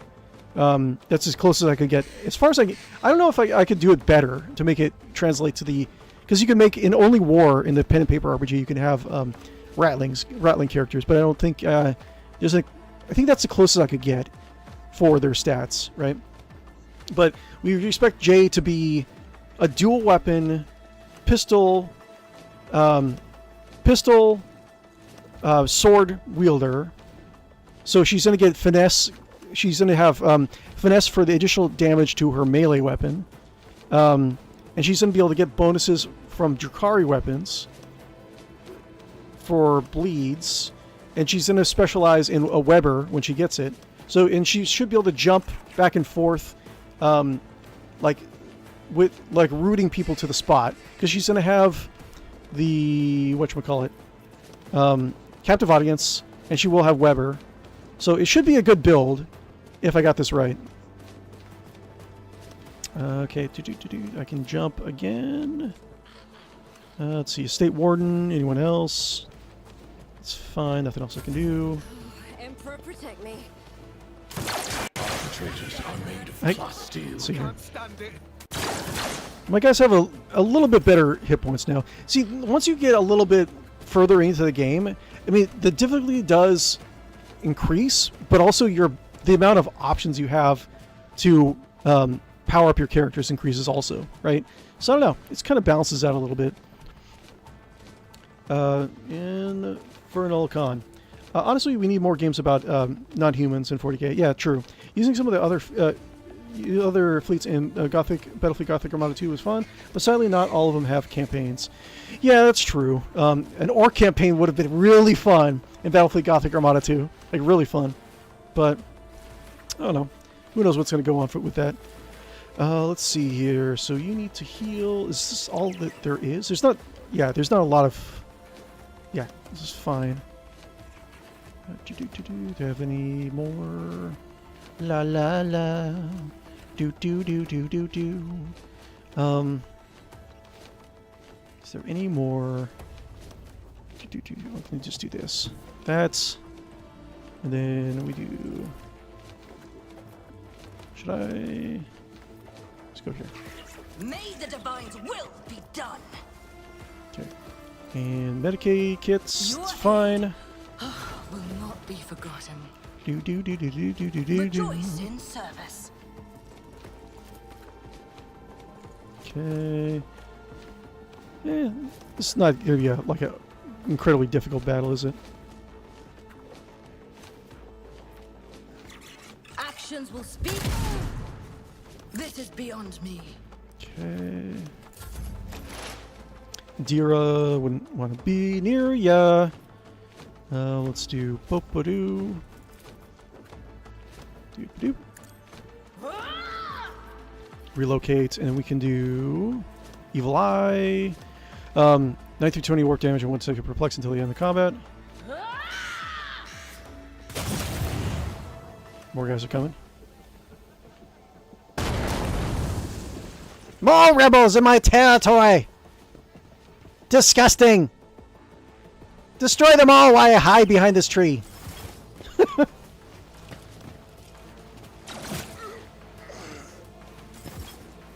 And we still have our mysterious sniper. Let's see. Do shock damage.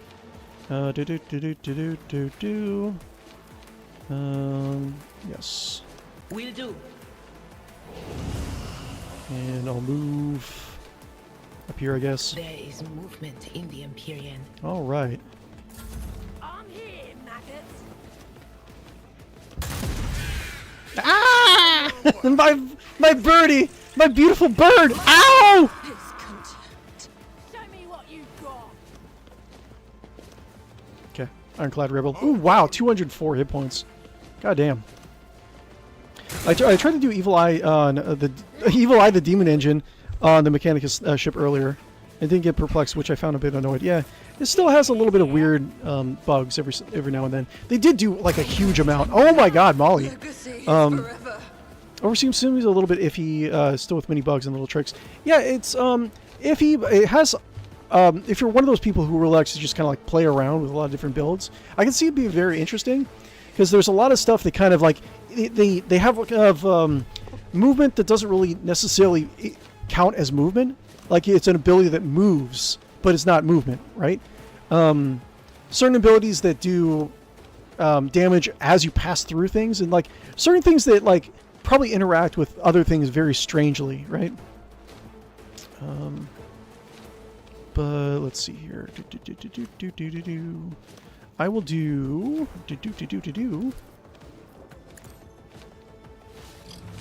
that, and then heal. You owe me. With you at my side. Victory is And within jump. our grasp. One step closer. Okay. And then na na na na na na na na na na na na na na na. 48. I want to see here. Right here, over. I probably should go back actually. I will triumph. Get back there. Interesting. I'm having a fun time with Overseer, even if like not all the interactions are. They're a little buggy, but still having fun with it. I'm having a lot more fun with Cyber Eagle than I was with Cyber Skulls.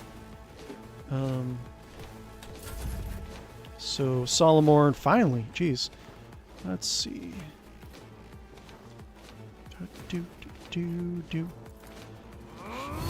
Okay, I respect.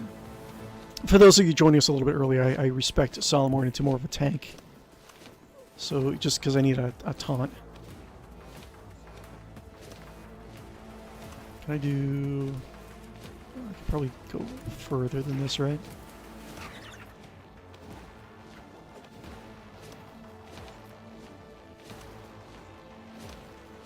Can do this. We've got a job to do, 𝕿𝖗. Okay. Taunts.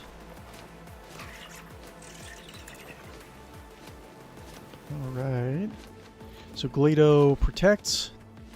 Apprehend. Do... Where are you, 𝕿𝖗? You go through here. Apprehend this guy. 𝕿𝖗, we're undertaking this task. Let him go! Go, 𝕿𝖗, go! Okay, got shield bash. I wasn't able to make it. That's fine. Foo. Time to slaughter someone. Block. Maybe I shouldn't have done that. Awful mistake. Gotta be careful. Get to it. Grenadier Rebel. Surprised there's no grenade launchers in this game. Moving out.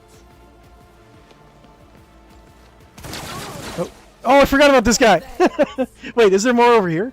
No, I forgot. I did forget about him though. Okay. Let's do.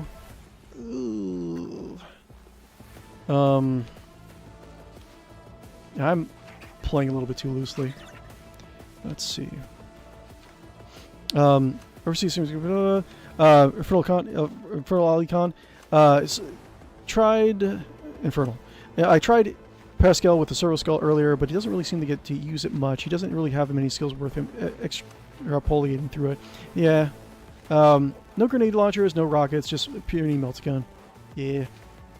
There's a lot more talents for Meltagun now. Wait, no.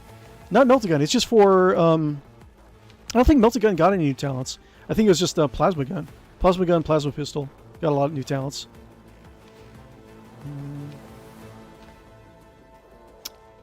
Feel like... Let's see, can I stun? So I'm prone for 1 round. Let's see here. Blind. No. So I can do... Wait, I think I can do... I don't think this is cover. I can do this, go here, knock these guys down, and then use blind on these guys and take them out of the fight. And then I won't have to worry about these guys. I feel like I'm kind of like being a little bit more silly with this. So, soaring. Wait.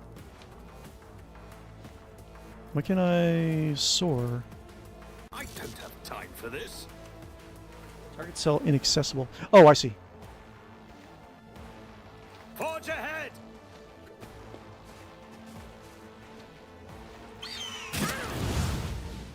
Blinding strike. And then I can do obstruct vision on this guy. Suits my purposes. Okay. And then we got 2 more points left to spend, and then it was going to be boop. Yes. Let's boop these guys. Nothing I can't do. Okay, 1. That's okay. I'll take just 1 getting down. Takes him out for 1 round. And then we got 2 more. Toby. Hi. Now you want up? Silly boy. Hold on.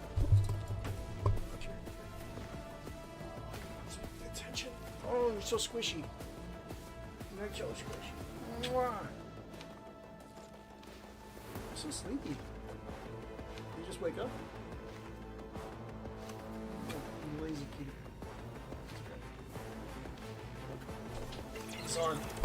He's on patrol. He's on, what is the ability? He's on a target guard or whatever that is for 𝕿𝖏. Let's see. 2 more points to spend. Do do do do do do do do do do. Wait, can I do? Wait, can I do this on Solomorn, and then have 𝕿𝖏? Wait, no, this guy's taken out, right? So I can do this on Solomorn, and then Solomorn can do. All too easy. 𝕿𝖏 can do apprehend.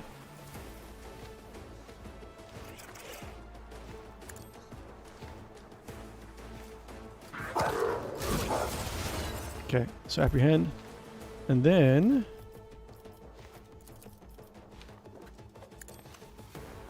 taunts. And then I can boop.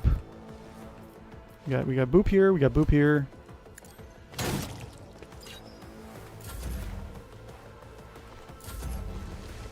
Okay. And then we have our weird build for Jay.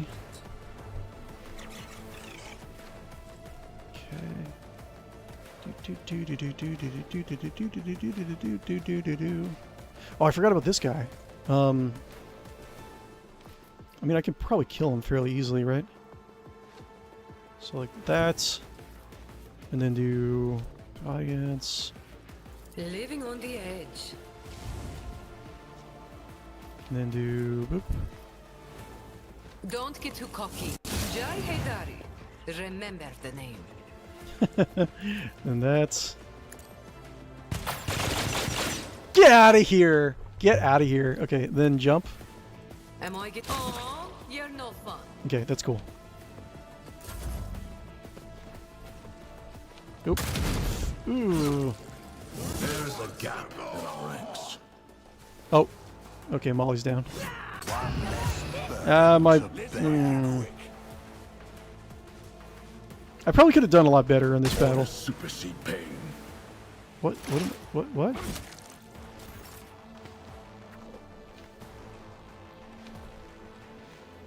Reaper Rebel. Sharpshooter Rebel. Sharpshooter. Okay, that was this guy. Okay, got it. What should I do?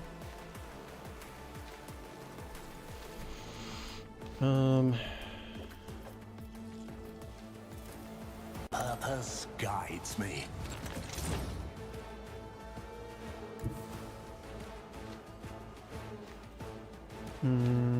Descend upon the weak. Rend the flesh. Shatter the spirit. Okay.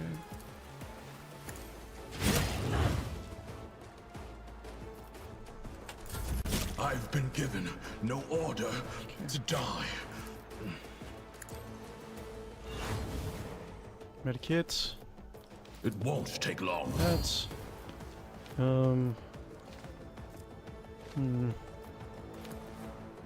The order, no heretic escapes punishment.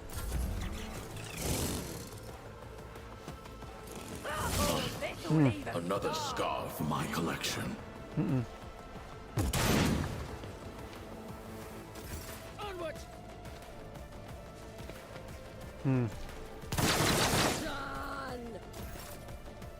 Okay. I think that's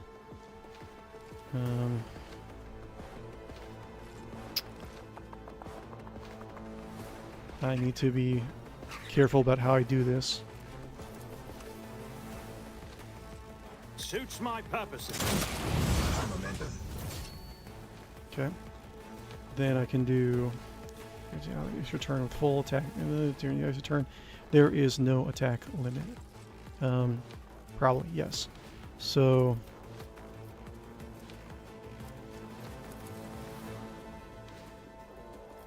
this guy. Oh no, I can't see him.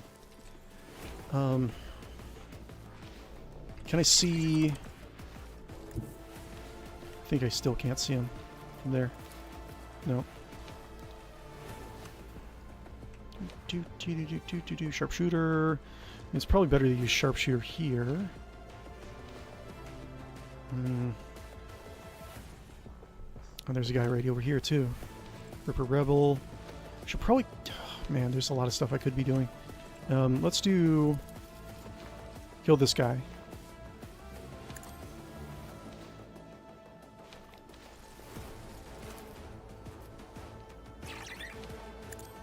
Wait, why can't I attack?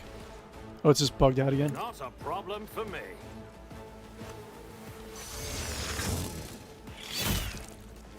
Okay.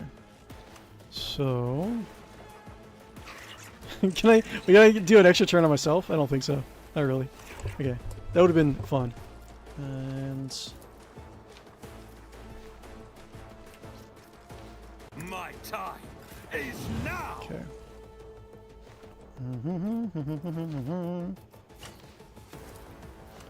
Just in time. Okay. River Rebel. Salmorn.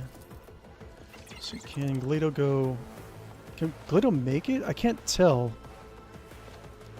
Let's see. Sorry. Choose an enemy in the line of sight. There's a method of him surrounding the enemy. Does it have enough movement? How much movement does it have?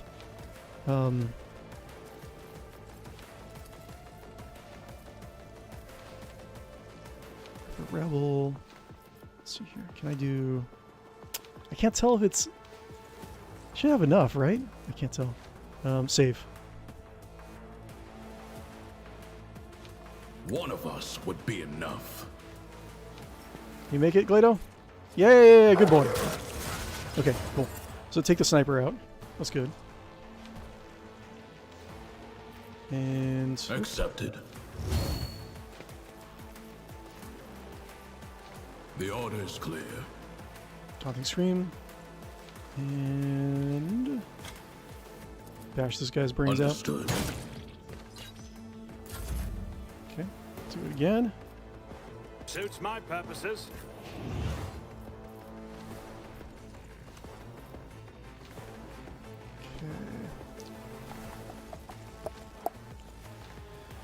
La down, dare, dare, dare, dare, dare.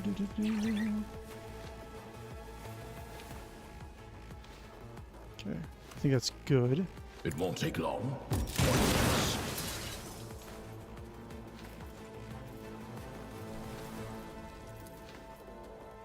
Taught these guys The too. order is clear. And this guy. Bounce a grenade I'll over here. take it as a priority. Okay. Hide Never over here. wavered in the face of Hide. adversity. Time to hide. Okay. Oh no! Now she has a bunch of movement because everyone's been dying. Okay. Good. Good. Good. Good. Good. Good. Good. Good. Good. So go over here and do a swipe.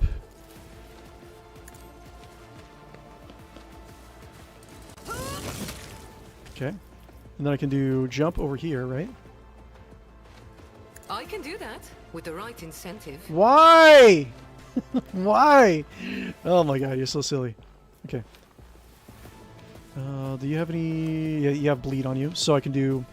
bleeding barrier if there's bleeding and slowed. Inflicts bleeding until combat. This would be... bleeding on all targets. Targets must pass their toughness or resistant to repel, become immobilized. Cool.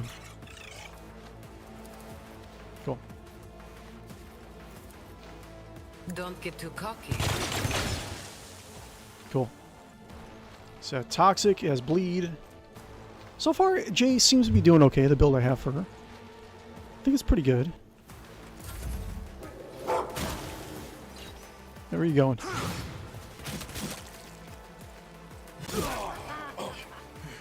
Let's get to it.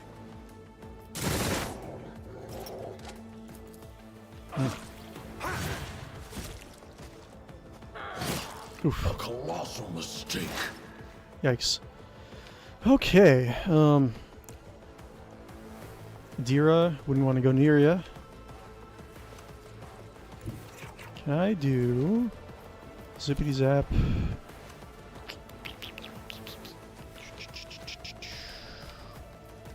Let's see here. Oh wait, hold up 1 second. Where is she? I can do. I can bring the eagle back, right?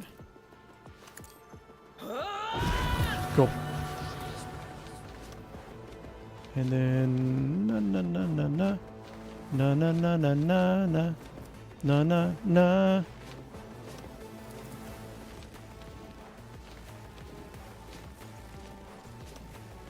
Okay. Do On it. blind. Cool. Let's get to it. Cool. Where are you, my friend? Do do do do do do do do.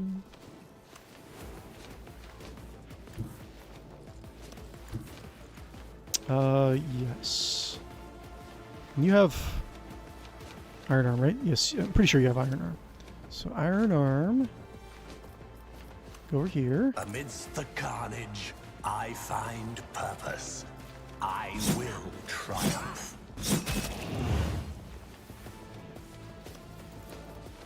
Ruin beckons. Cool. Salamorn.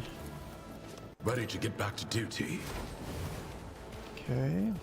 Understood. And do I have to? I think he's still apprehended. Yeah, he is. So long as I just keep Glado on him, he won't be able to go anywhere.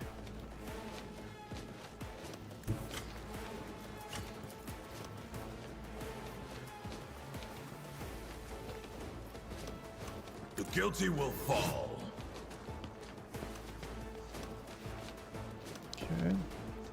Na na na na na na na. What's this do again? Moves all stack of fury is critically chance damage dealt and damage reduction increased by 5. Okay, good. It won't take long. Nice. Target eliminated. Cool. Out my way. Ouch. Follow my lead. I think I got this. This is fine. We got 4:14. I should probably end the stream after this. This was fun.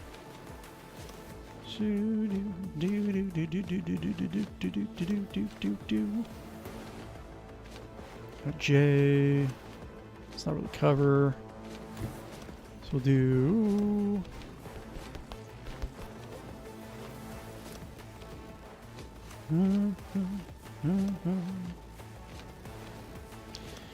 Can get this guy. All too easy.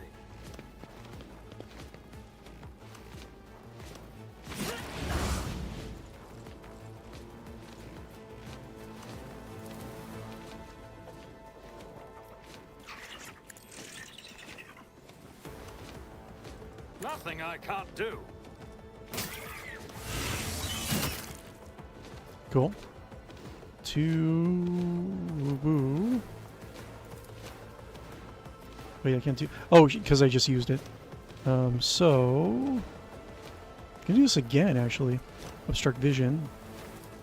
Let's kill this guy. Not a problem for me. Like Guppo does enough damage with just Barnabas. Like I don't really need a sniper rifle anymore. It doesn't seem like. I mean, maybe for tagging for my sniper, but I don't know. I can always like try to specialize in something else from now on. Maybe arc rifle? That might be good.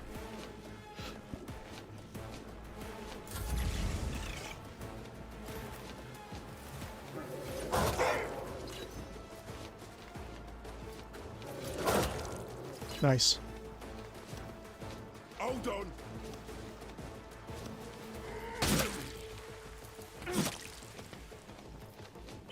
Supersede pain. Down, Toby. Toby being silly. Okay, I can do this. Move here, right? Go here. And then move over here.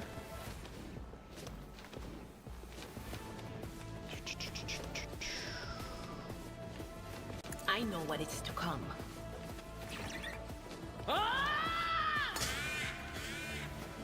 Okay. Then we can do shock damage, 20 shock damage versus 4 warp damage in 1 second perplex until you end combat. It's my turn, and I'm gonna control it Then myself. I can do sensory deprivation. Who can I use it on?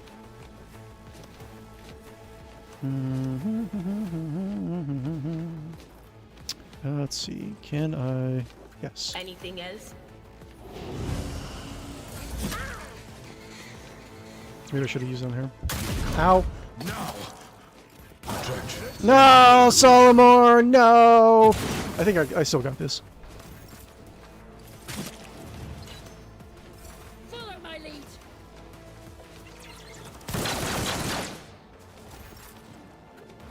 Captain Gup. Captain Gup. Galito has this guy. This guy I will have.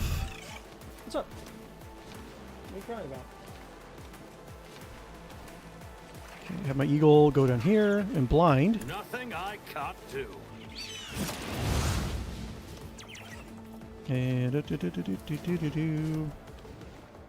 Suits my purposes.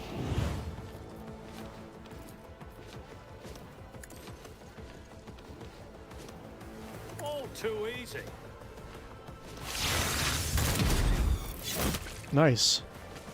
And then yeah, like the Cyber Eagle Overseer is actually pretty fun to use.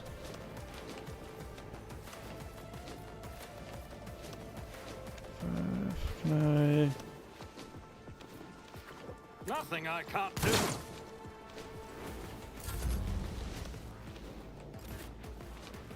Okay. Do. Boop. And then boop. You've got a problem? I've got a prize.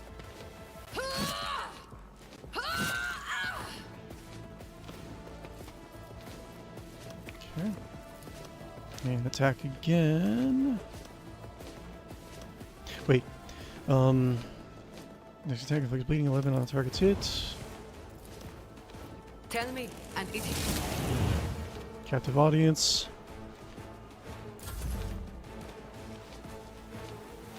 Let's make it quick. Another one is down. Absurd. Cool. And oh, we have 2 more. Oh my god, I'm not even paying attention. Wait. Let's see what we got. We got him. Save.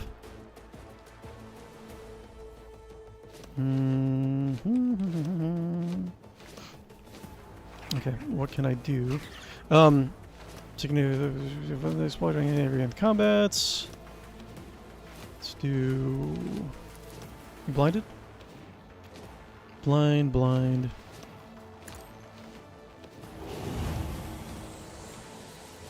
Okay. Perplexed.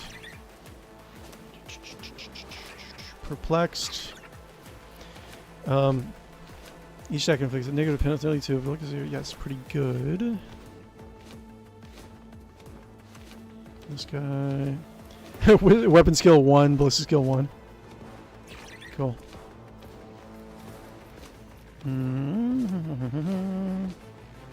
Let's see here. But of course.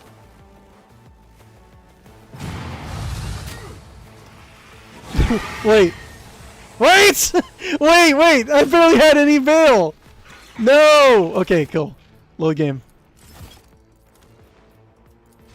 That was like a really bad like roll for Adira.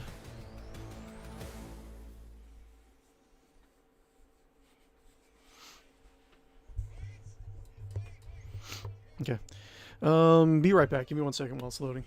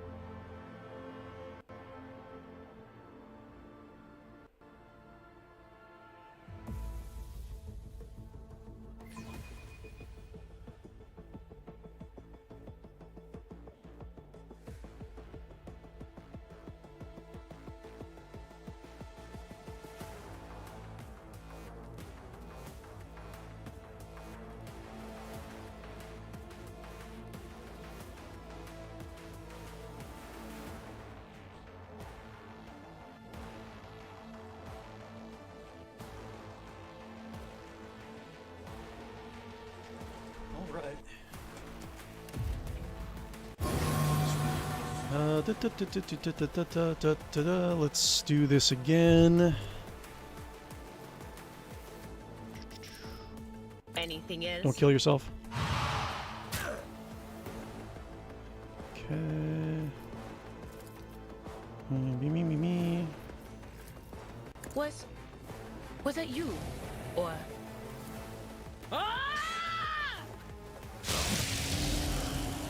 That's good enough. Here we go. You have such a low chance to hit. There's no way. Whatever. Okay. Let's see. Down. Okay, just 2 more. To the heretics. Guppy gup.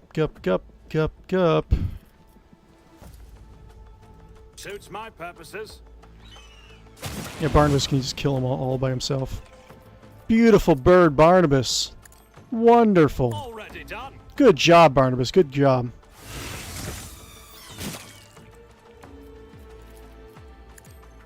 Not a problem for me.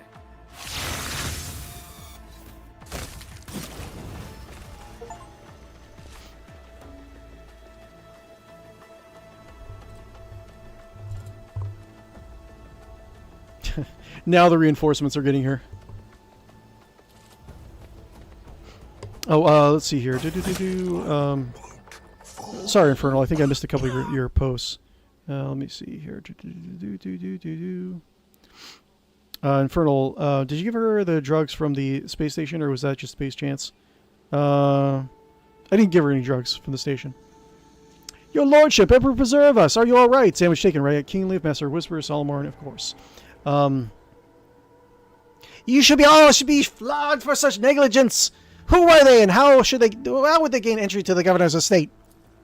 Officer cowers under your gaze. They're the rabble who dare raise their hand against the planet's lawful authority. I beg you, your lordship, allow me to escort you inside. The governor will explain everything to you. Stand aside! Oh, you killed the officer? You incompetent. You if I could. Oh, I'll find my own way. Stand aside! Get out of here! Ooh, level up. Nice. I don't think you get the Eldar immediately, do you? I think you have to wait a little bit. Let's see. Okay, safe. Incompetence! I'm surrounded by incompetence!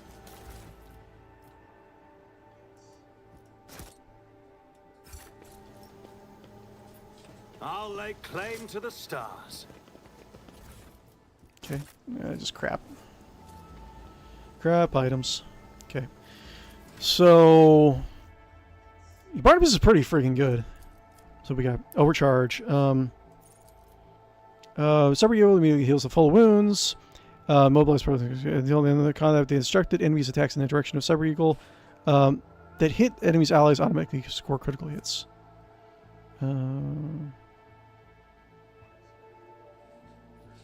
Sure, I guess. I guess just they're all superiority. Until the end of combat, Archmiller can make one additional attack per turn. That's fine.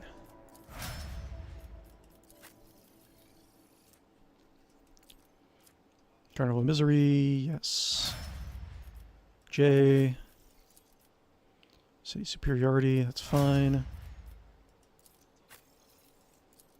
Overseer, overcharge. Until the end of the combat, the Overseer can relay attacking psychic powers through the cyber even. Okay, that's what yeah, this is probably the best one. That's pretty good. Cool. Let's see. Let's see if we can get our Eldar companion really quick, and then we can end the stream.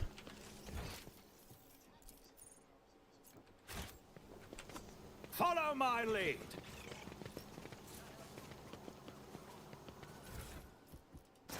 Grenades. I would like grenades. Thank you very much.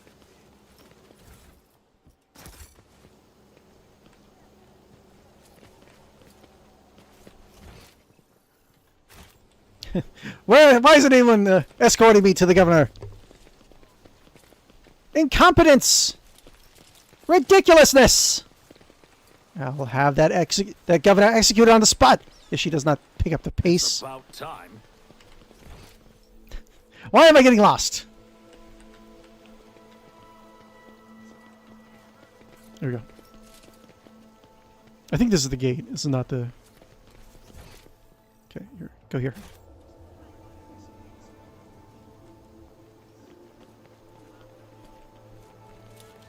Can't believe this. All these gods, not one came to help us.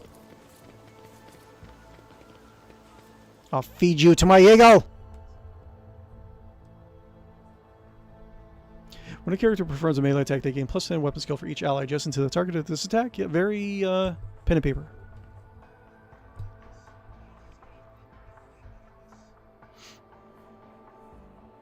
So what I'll do, I'll save, and I'll see if, I think what happens is, from what I remember, the Eldar companion The Eldar companion is... she turns herself in, and you get to talk to her in, like, the bunker or something, I want to say. Not 100% sure.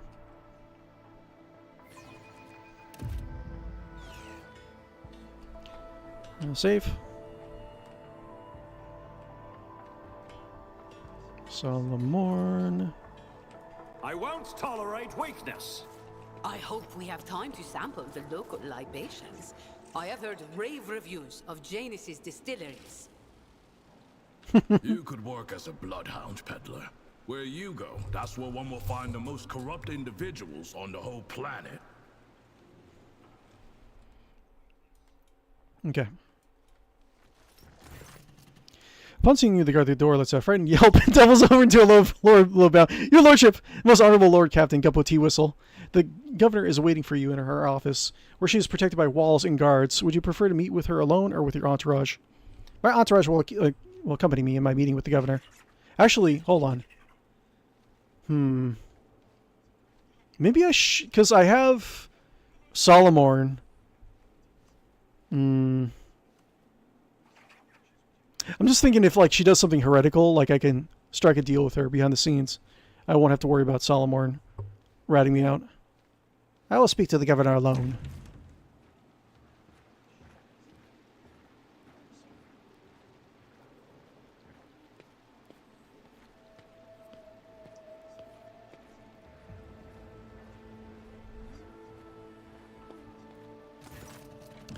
𝕽𝖌𝖚 is furiously swiping at a data slate, issuing commands to a gilded vox. Upon seeing you, she hurriedly puts her away her devices, smooths her skirt, and drops into a deep curtsy. Your lordship, accept my apologies for the reprehensible stunt that spoiled the reception. Even in my worst nightmares, I could never have imagined. I don't care about your apologies. I could have been killed!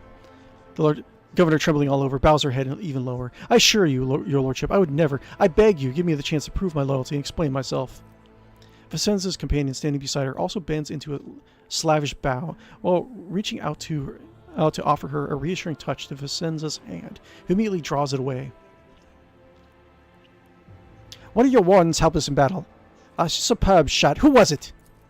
At least someone's doing their job around here. You must be referring to 𝕬𝖏𝖏. That's her name. Our chief ally in the struggle against the rebels. I've turned a blind eye to her horrific mutations, given the undoubtable advantages she brings. You see, 𝕬𝖏𝖏 comes from a local degenerate stock of the world and knows Janus like the back of her hand, so she has provided several leads as to where we can find the bases and secret storehouse. Although I admit at times I'm tempted to send her away from the estate, her unnaturalness means that speaking to her always leaves me feeling uneasy. Such a gaunt, unfeminine figure, and so tall. If you wish to speak to 𝕬𝖏𝖏, you'll find her outside of the orangery.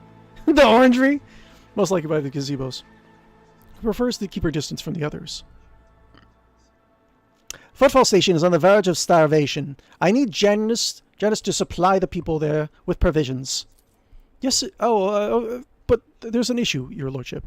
The question is, can such an expensive and fertile world such as this one feed a few thousand void rats? Of course it can. We lose more provisions than gnawing pests every cycle than those on Footfall could eat in their entire lives. But you can still ship said provisions, of oranges probably. The orangery. Not a chance.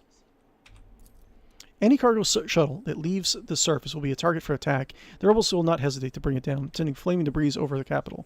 Our silos can become targets for sabotage. Food could be poisoned or mined. The logistics of transporting supplies to Footfall will only be possible once the uprising has been completely crushed. Tell me what is happening on my planets. Several months ago, the uprising broke out in Janus. I wasn't even notified at first. Gripping worms are for wardens to worry about. Alas, I only learned what was happening after the miscreants began targeting noble families. And then it became apparent that what was the Administratum's accounts had been referred to as unrest were in fact organized attacks on infrastructure of unsocietal leaders. They've already brought 13 agro-complexes to a halt and now have moved... Oh my god, my oranges! My beautiful oranges! Can Janus fulfill its foodstuff supplies in their current conditions?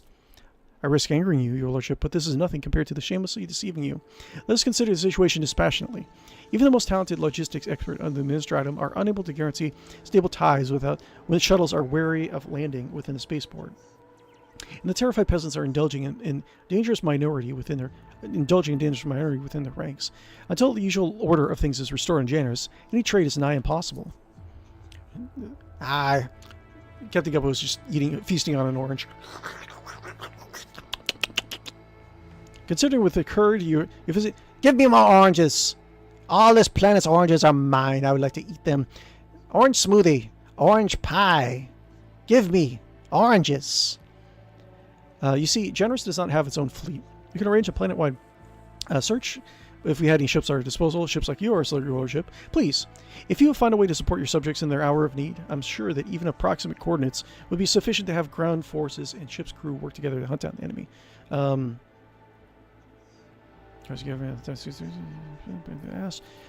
upon this, I'm sure the rebels have something to say about the master of the world.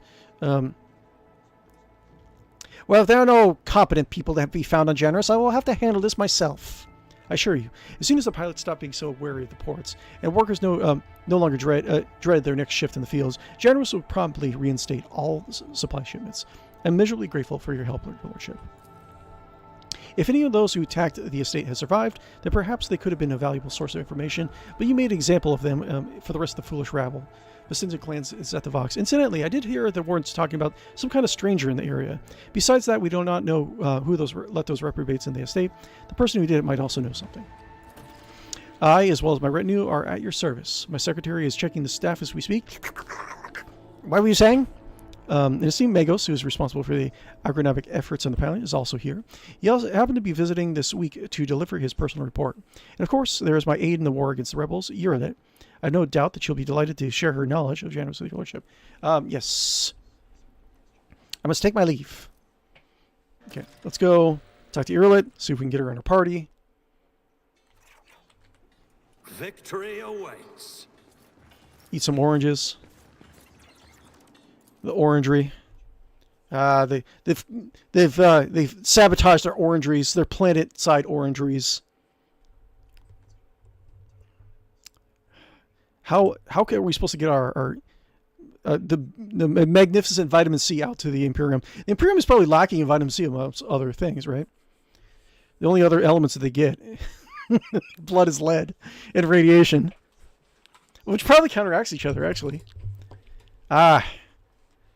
Just had to really think deep on that. There's a 4D chess going on in the Imperium. Hurry up. Hurry up. You want to load. Hurry up. Hurry up. Hurry up. You want to hurry up. Hurry up. Hurry up. Hurry up with the loading.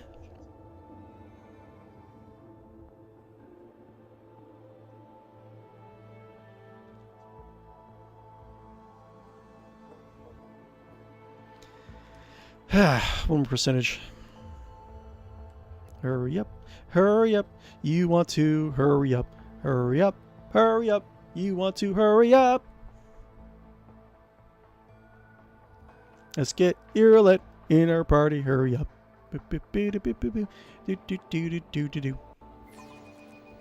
Go. Die. What? What happened? Where are we going? Promethium tanks? That was fun. Idira, Shireen. I thought you'd gone off the idea of hanging around with me after that shootout. But I have a few more ideas for how we can enjoy ourselves. Okay. Sure. Let's see. Save. Parties went running off. Okay. Urilet. None shall stand in my way. Yes. My pleasure. Yes. Let's find Urilet. Where is she? Urilet. Aha. Cool. Final companion. She's so tall. I'm so tiny. Look at this. Okay. I was thinking, I'll make her into like a heavy gunner. Maybe have like a new portrait for owlcat greets you, Elantok. The bizarre creature before you only vaguely resembles a typical human. An elongated body, slender limbs, pointed features, every aspect of its appearance is unnatural and alien. The creature turns its head to you. Owlcat 𝕿𝖊 𝕿𝖗 greets you. Would you look at this? Xenos. Oh, she devoured them, mingling with humans. Don't your lot think themselves above that? Anyway, it doesn't change the fact that it's a Xenos that's been cozying up to Viet, not a mutant. There is fear in your words. You know what I am, and so I may no longer follow the shadowed path and must be direct. My soul is nothing kin to yours. Your kind call us Xenos, as if we are all as one. I came here to protect the Lilithon by assisting the governor against her enemies. Will you hear me, or be blinded to sense by your precepts? Let's see here. I will speak to you, Yerlet, but keep your hands where I can see them. I have banished the shadow of doubt from your thoughts regarding my nature. Now you will answer my question. Why have you sought me out? So you're the governor's mysterious helper. I am owlcat. My hand parried the death promised to the ruler of these people, and I aided you in battle against the Lost Ones. Okay. Why are you helping the governor? Follow rebels. Why are you helping the governor? This world is in distress. I wish to protect it from unnecessary suffering. Must be on the uprising of the planets. How did you come to be on Janus? The world you call Janus was once created by the will of my kin. I have far more right to be on the Lilithon than any of you. Okay. Die, Xenos. Why is it you? What is it you call me, Elentak? Because that is what you are. Owlcat means stranger from the darkness amidst the stars. You descended on flame-winged machines in a dark time when the air of the planet is soaked in blood and pain. Will you be the one to bring peace to the Lilithon? What do you know about the rank-and-file rebels? Only that they threaten the established order. There is much risk to this world should the ruler die. Yola's face is unreadable, but you detect a strange tension in her voice, although she is choosing her words carefully. Do you know who is behind the uprising on this planet? There is a malevolence here that drives your kin down the path of violence. That does not help me one bit. But you are not asking for help, owlcat. You are merely asking questions, the answers to which are either unimportant or wreathed in shadow. Explore this place. Speak to those who know. A simple task for you, and an insurmountable challenge for me, since my very appearance provokes fear and suspicion. When you learn anything, tell me. Perhaps then my answers will be helpful to your search. If you want, you can join me. None of the locals will dare look askance at you when the rogue traders in the rogue trader presence. So be it. I will go with you. I am ready, owlcat. Let us go forth. Okay. All right. So we're gonna kick out Rayek, unfortunately. So yeah, this is gonna be my party for a while. Excellent. And we're gonna end the stream in just a second. But so she's an operative. Wait, can she be an overseer after all that? So what are we gonna do? We are going to do heavy weapon Xenos, heavy weapon Eldar. But let's see here. I don't think I have it yet. But it is a thing. What do we have here? We have other weapon portrait, two-handed weapon, sniper rifle. GB tall. Striking pistol. Sniper rifle. Warder's portent. She can't really do much else. But yeah, I think what I'll do is I'll eventually have her as a heavy gunner. And I'll... So what is it? Ballistic skill, you have to have strength 55. Agility 45, intelligence, perception, willpower. I'm not really sure what I'm going to do aside from that. She's going to be a tactician, so I think tacticians get bonuses from intelligence. Anyways, interesting. I'll probably do that on my own time. Thank you guys for hanging out with me once again. You guys are incredibly beautiful people who deserve all the love in the world. Don't forget that. Your guys are all amazing, incredible, beautiful. Thank you guys for hanging out with me once again. I really appreciate it. Guys, if you haven't already, be sure to like and follow and subscribe. If you haven't already, share the video. Try to get people involved in any of the weirdo games that I start to play. Get a little bit more of a spotlight on them, so to speak. I will be back. We'll do this coming week, Wednesday, Thursday nights, Saturday, Sunday mornings.